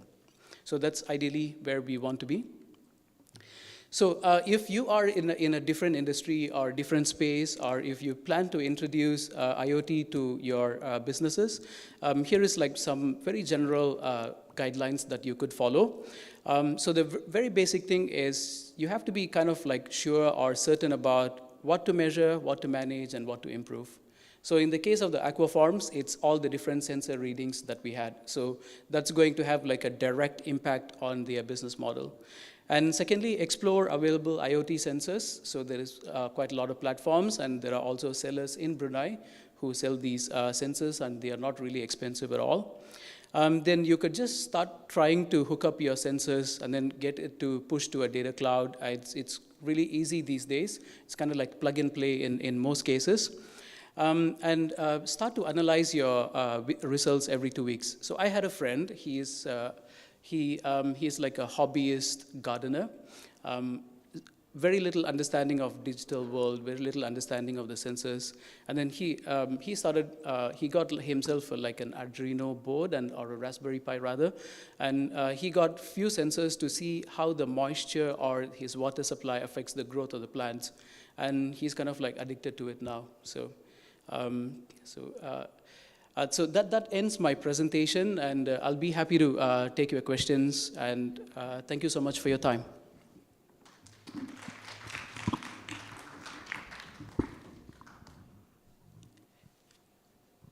Hello, Rahman. Hi. Before we move on to the Slido session, let's keep the conversation running. IoT, widely used all over the world, but somehow Brunei seems to be a bit more slow paced in terms of adopting technology in this case. So what would be the main challenges? As you can see, it's a simple setup. You know, it actually eases less human intervention. There are notifications to inform farmers in this case whether the pH is high or low. Or what's making it hard for the farmers to actually adopt such technology into their farms?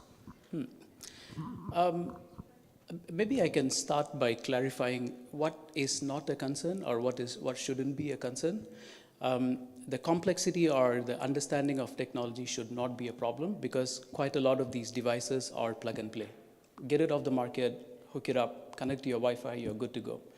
What is also not a problem is the cost of the sensors. So some of the sensors that we personally used is like maybe $5 to $10, right? So what could really be the reason could be is understanding how these sensors can have a direct impact in their business and how it is going to help them. The problem could also be in understanding or having this mindset that the way that they have always done the things is perfect as it is, and there is very little room for improvement. So a combination of these two. But I think the population in general, they are very used to adapting to IoT devices these days. So we have like IoT-enabled light bulbs, garage doors, right? So that adoption is catching up in the retail space because of more availability of the products. And it's only a matter of time businesses can really keep up. Thank you. We got a few Slido questions. Let's jump on to the first one. What other sectors would you want to venture into with data analytics? Yeah, interesting. So if we took whatever we did from an infrastructure perspective, from a sensor perspective, data analytics perspective, right? There is 2 or 3 areas that readily comes to mind. First is our road traffic. If we are able to distribute these low-cost, highly intelligent, connected sensors throughout the road, then we will have a smart nation where the traffic can be optimized and managed. And it's a straightforward implementation. It uses exactly the same suite of technologies that we have used for this aqua farm. The second one is we can use a similar technology in the retail space, in shopping malls, to see what people buy, what is like, for example, if we have this question, what is the national consumption of the chips, Pringles, for example, every Friday? Nobody would know because that data is highly segmented, right? So with employing these little sensors inside the retail stores, we would know local consumption, as in how a family of 5 buys, or how people who live in Gadong eat. And all the way extended up to how people in Brunei Mora who live here, how do they eat and behave and have a healthy lifestyle, right? So we are able to measure and analyze down to a single person all the way to a national level just by deploying these sensors. So road traffic is one really good use case. Telco is really another use case, and retail space is another really good use case that directly affects how we live our everyday lives here in Brunei. Hope that answers the question. Next up is, does the farm or ThinkAxis own the performance data that the sensors collect? AITI owns the data. It's their project. we are just a temporary custodians. So I believe the data ownership in this case can have like 2 layers. The first layer being the farmers may own the data that belongs to their farm, but not to other farms. But the project owner in this case would, AITI in collaboration with Department of Fisheries, they may own all the data. But ThinkAxis don't own anything, so we are just facilitating and we are just making it happen. Thanks. Yeah, I think the question is probably similar with the second one. Will the sensors collected data be made available for public?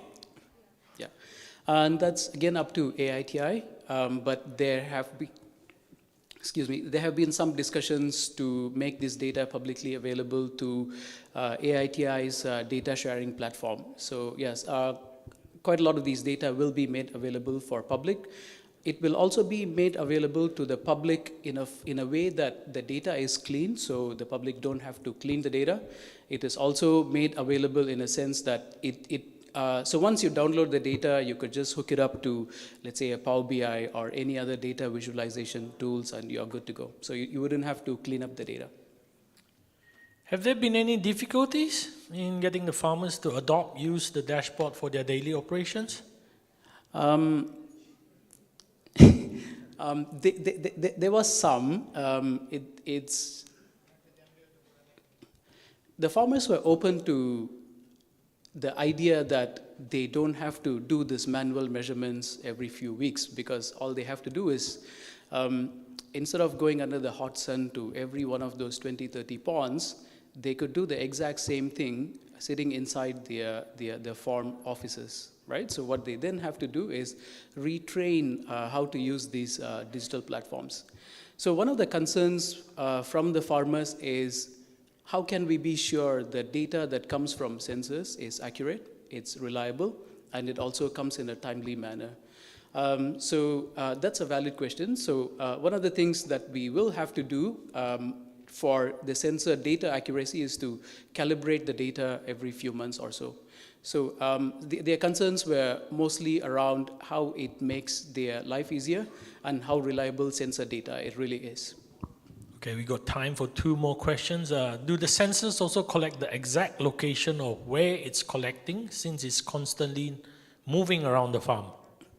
The sensors can have an additional sensor where we can turn on the GPS data. So when we do that, the exact latitude and longitude down to the 4th decimal can be collected and analyzed. This is at the moment a pilot project, so it's being deployed at two different aqua farms in 2 different ponds. So as it scales throughout the country, right, then we can turn on the GPS data, then we would know the exact point where the data came from. From the dashboard earlier, can you explain more where analytics is used rather than just a dashboard showing the current status? Yeah. So how the analytics is going to be used is, the data that we have is very limited for us to do any meaningful analytics. If we do get started very early on, we may end up with inaccurate prediction and inaccurate findings. So what we would do is we would collect the data for a couple of more weeks and then see if there is any pattern that emerge. So the analytics in terms of descriptive analytics to understand what is going on, or prescriptive analytics to see what the farmer should do, and also predictive analytics to predict what is likely to happen, that will be done as we gather more data. Thank you, Rahman, for such an insightful topics on data analytics, and as usual, providing certain insights in terms of the initiatives that are being run in collaboration with the fisheries and together on your solutions. Thank you very much, Rahman. I think thank you, that's everybody. about it, yeah.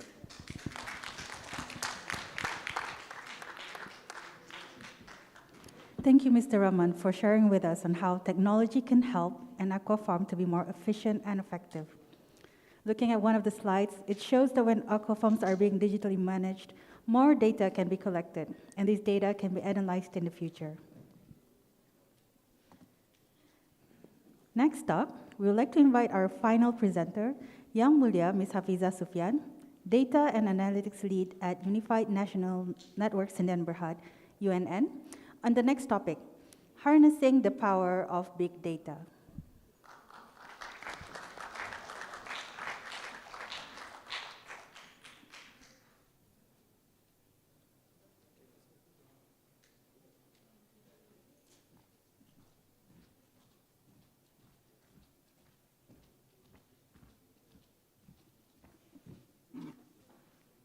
Test, okay.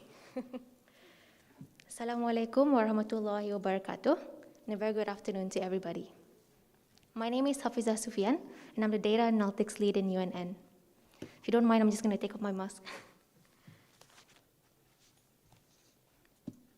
All right. So introductions first. I have more than 5 years of experience in the telecommunications industry. I I first started my career in HR at Progressive and eventually moved to UNN under HR Analytics and Automation. So after that, we set out to set up the Analytics Center, and eventually we merged with Big Data Unit under IT. So as my title suggests, I'm currently leading the data analytics team in UNN. We are responsible for providing data analytics services to the entire organization. So for today's session, I'll be sharing a bit of insights and some experiences on how UNN manages to harness the power of big data.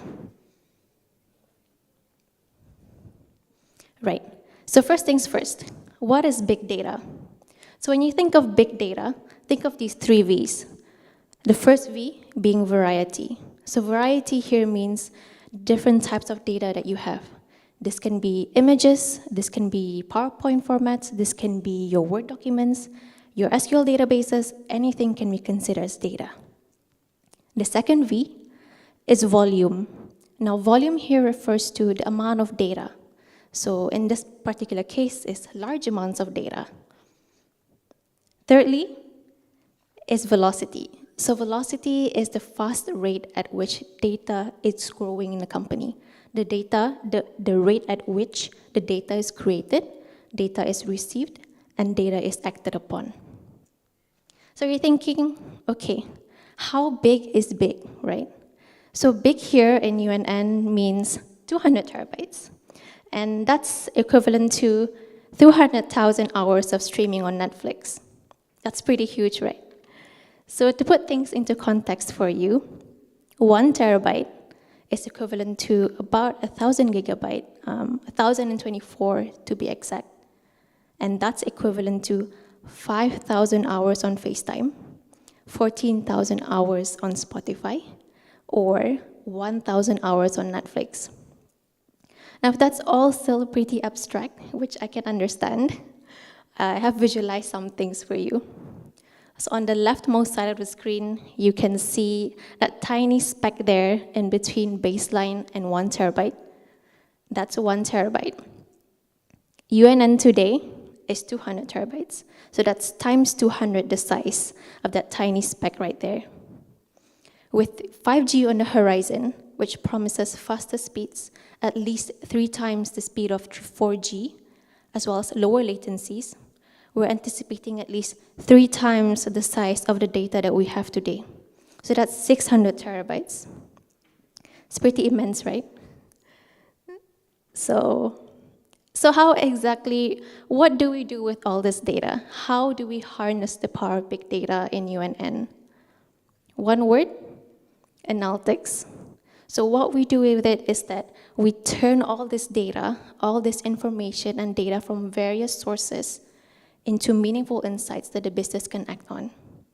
Simply put, we solve problems using data at every opportunity that we can get.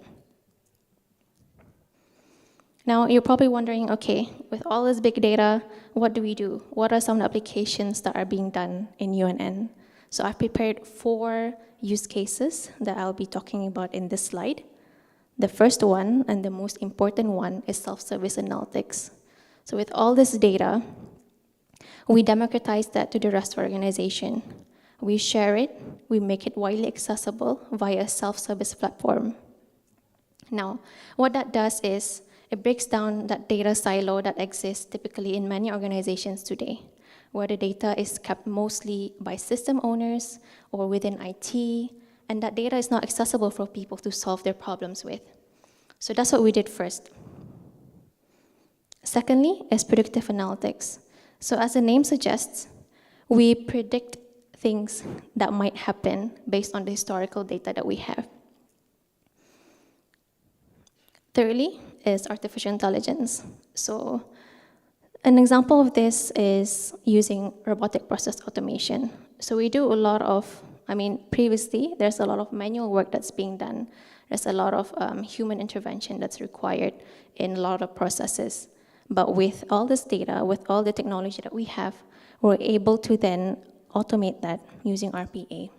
We also use anomaly detection to monitor, for example, any searches in user traffic across the country. Fourthly, is machine learning. So when the data gets too overwhelming and too complicated to decipher using the human brain, we feed that data into a machine learning algorithm, where we're then able to churn out the meaningful insights that then we'll be able to act upon. One such use case will be covered in the coming slides. So, with all this analytics work that we do, what's in it for us? We extract that insight out of all of this work, out of all the analysis, and use that to drive our decision making. We use all the insights to get all the opportunity that we can get to drive business decision making. So the use case I'm going to talk about in the next coming slides is called organizational network analysis. It's a project undertook by my team recently, which I believe the insights derived are applicable to any organization, regardless of the industry. So have you ever wondered in your organization if you're able to get the data and if you're able to measure how people communicate in your organization, how people collaborate, if at all, how people are sending information and receiving it? With ONA, you can do just that.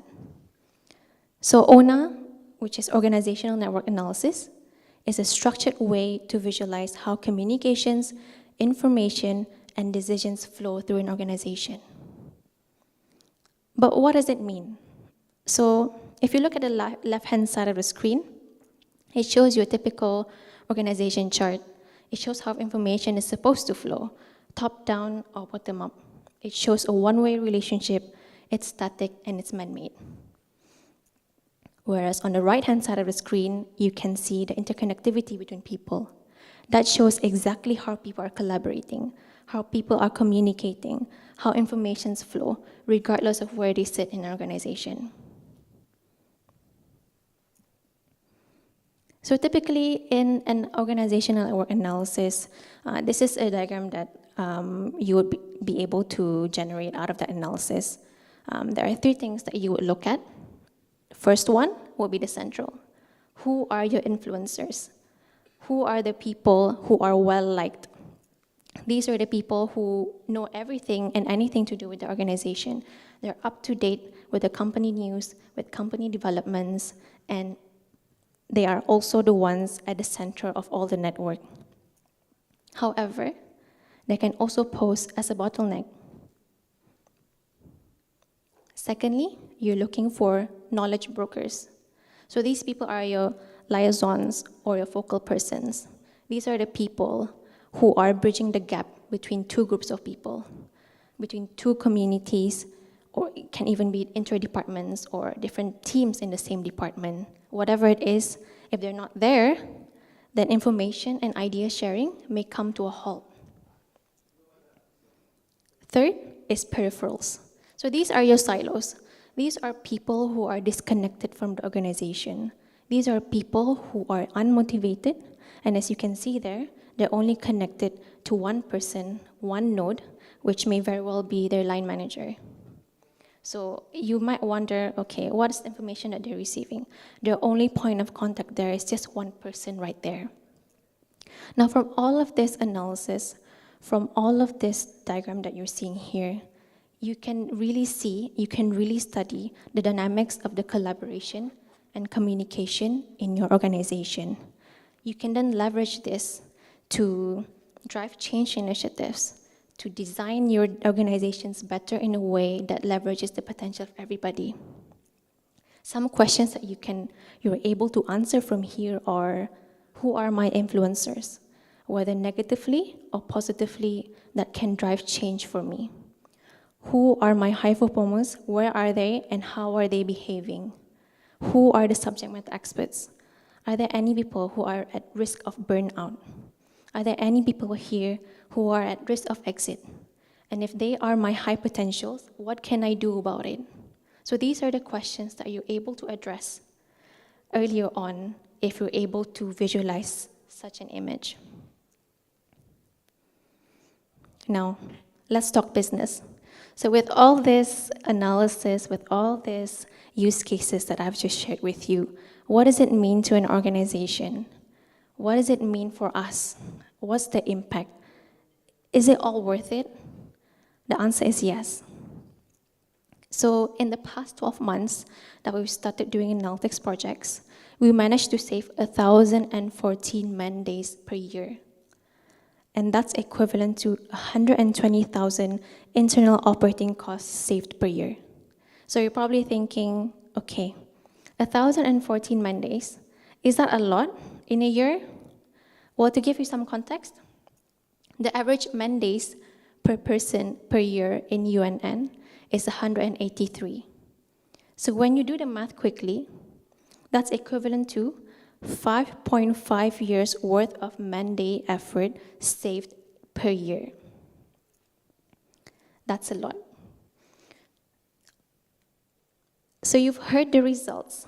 You've seen the applications. You've seen how big the data can get.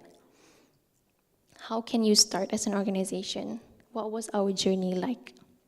So these are some things that I believe have helped UNN from the very beginning in harnessing the power of big data. So firstly, we identify the right people to drive the data agenda. These are the people, probably your aspiring or existing analysts who are doing reporting perhaps, but they have a strong interest in analytics. These are the people that you need to identify, and these are the people who you need to empower and groom to drive that data agenda. Secondly, is just to start measuring things, start collecting, start sharing, and just start using data for decision making. Start to find every opportunity that you can get to solve problems using data. Thirdly, is incorporating data analytics as part of the business strategy.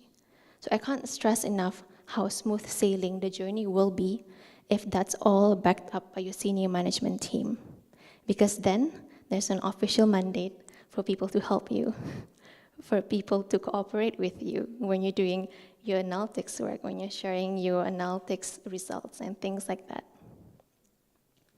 And number 4, you have the right people, you have the right data, and you have the right strategy. You need the right technology. Technology here is the key enabler in getting the results out of your data fast. So this can be business intelligence tool, a data warehouse, or whether it's big data or not, a centralized data repository. It depends on our organization's structure and appetite. And 5th, and most important, is building a data literate culture. So you have all the analysis, all the sophisticated models, but if your end users are not able to interpret the results correctly, then you might as well call it a day.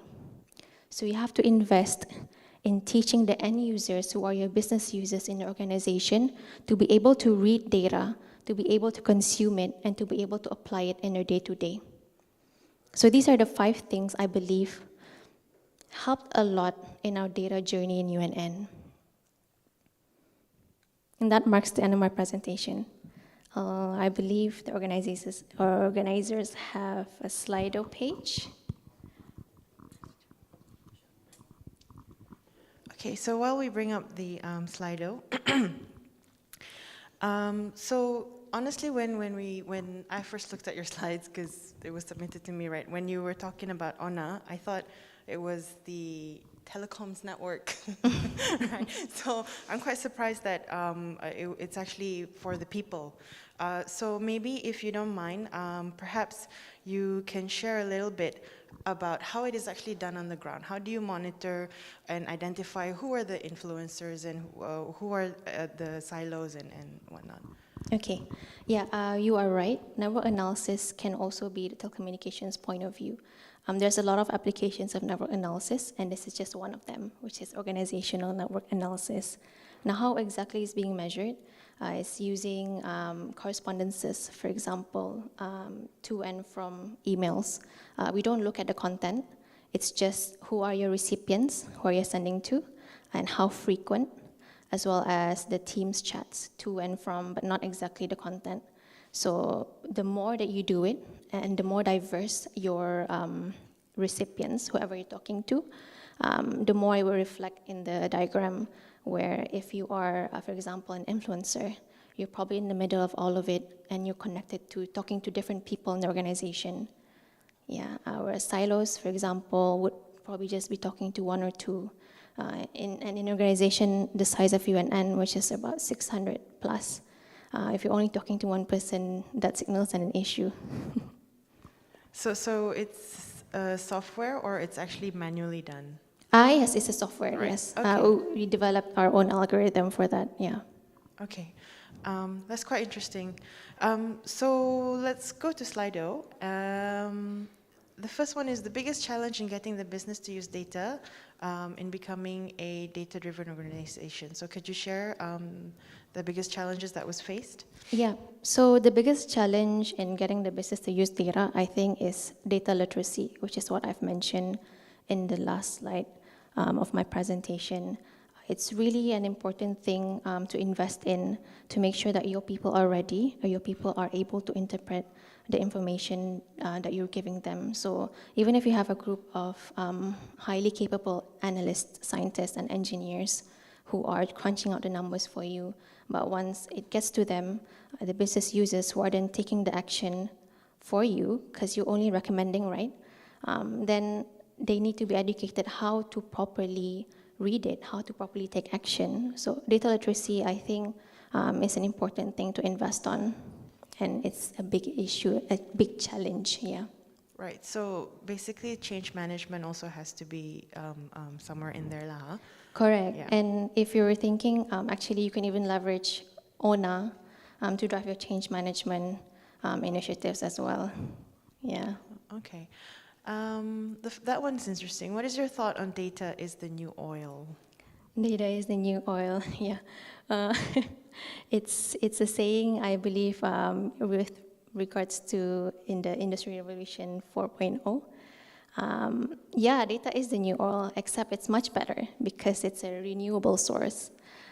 It's the same because it needs to go through refinement, right, to make it valuable for the organization. Yeah, it's an interesting quote. That's a great answer.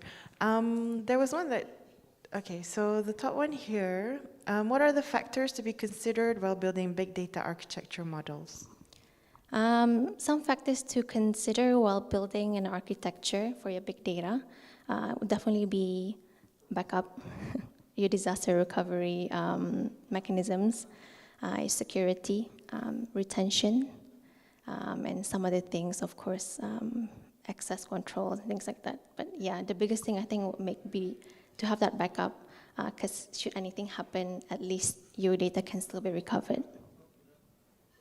Okay, so the second one here probably touches on what you mentioned earlier, that network analysis can actually also be for telecoms perspective. So how does UNN use the data? Does it use it to improve network performance? This is a good question. Yes, the short answer is yes. So we do have dashboards to monitor our network performances, 3G, 4G, and soon 5G. And from there, I think part of my slide as well is predictive analysis. We try to monitor any potential surges in network to ensure that we provide a seamless experience with minimal disruption to our end users. Okay, so there's a request for me to get you to answer the last question there. How do you prepare your team to embark on data journey? That is a good question. So my team was 7 people. Some of them are here. How I prepared them for this data journey would be to be transparent, to involve them in part of your strategy development, to involve them as part of your journey, because you're not the only one as part of the journey. Your team members will be the one to drive that change for you, to drive those activities. So first and most important thing would be including them and being transparent in your strategy. Okay, so that probably would be the mindset perspective of it, right? So you mentioned earlier that your background was HR, and now you're part of the team that's handling some data analytics. What about the upskilling part of it? Yep. So yes, I was in HR, but I'm also a mathematics graduate in background. So I did some programming as well back in my university days. In terms of upskilling, I do believe that it is important to stay abreast with emerging technologies. Technologies do evolve at a very fast rate. It's up to us as an organization to, stay abreast and make sure that we keep an eye out on those technologies that are relevant to us. So Python may be relevant today, for example, because that's the most popular programming language today, but it may not be relevant in a few years' time. Yeah. Okay. So the algorithms you mentioned before for ONA, that's through Python as well? Yes, I believe using some D3 Node.js, I believe as well. All right. The question on the top there, what type of security is adopted in UNN to ensure data is not leaked or lost? And what kind of actions performed if there's a risk on the security? Okay. I'll try to answer this as best as I can. From our point of view, so my team manages the big data architecture. So that means there are systems out there who are system owners where the data is generated.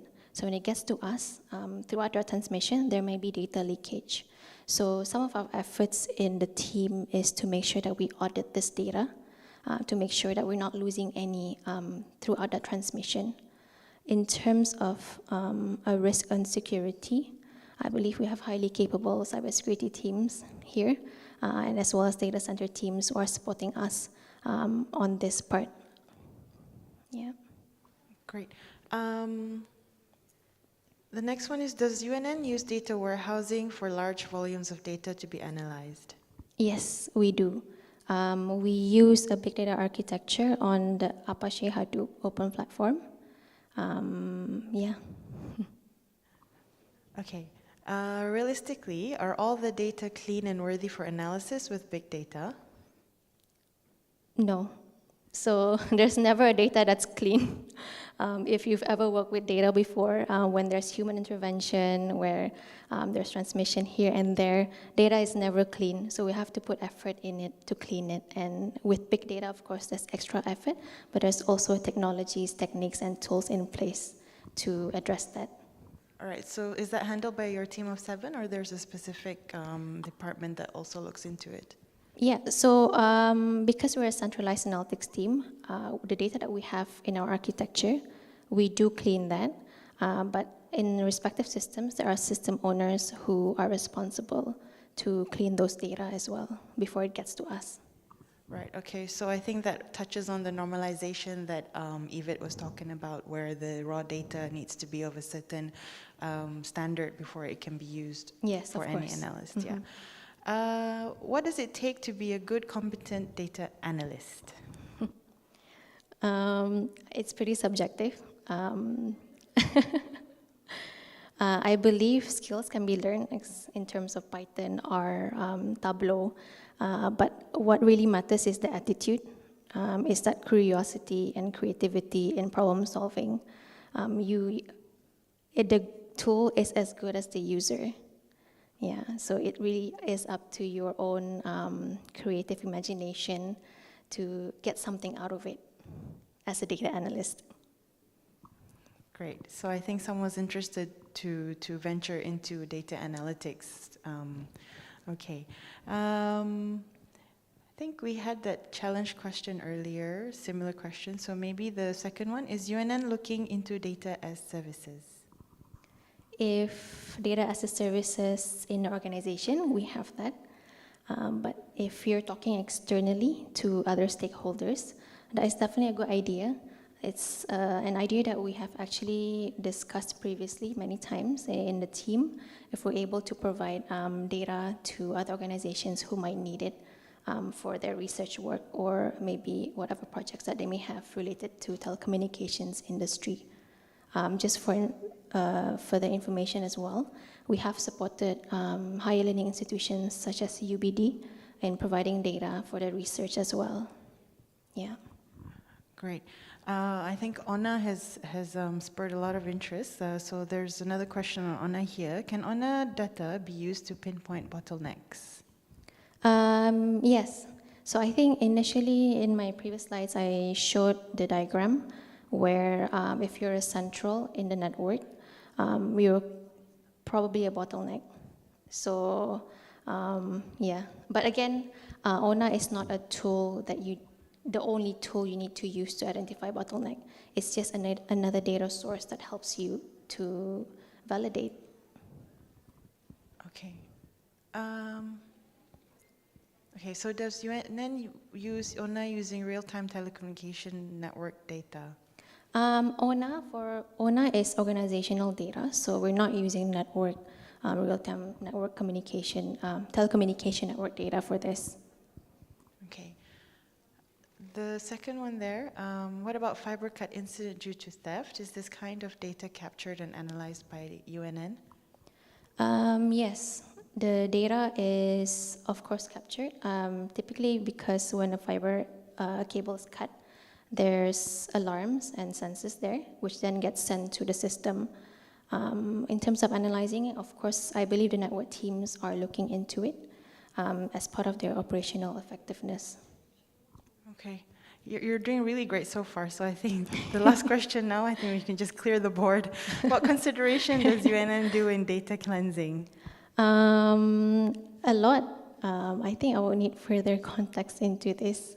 But consideration in data cleansing, typically because of the nature of how our data gets into our Hadoop, because it comes from a system, and sometimes it's through a server and then all the way to our Hadoop, we do a lot of comparison between this data to make sure that it's complete. Completeness is one thing, accuracy is another. Missing data is handled in a way that's acceptable as well, depending on the size of the data. And yeah. Okay, thank you, Afiza. I think I'll hand over to the MC. Thank you so much.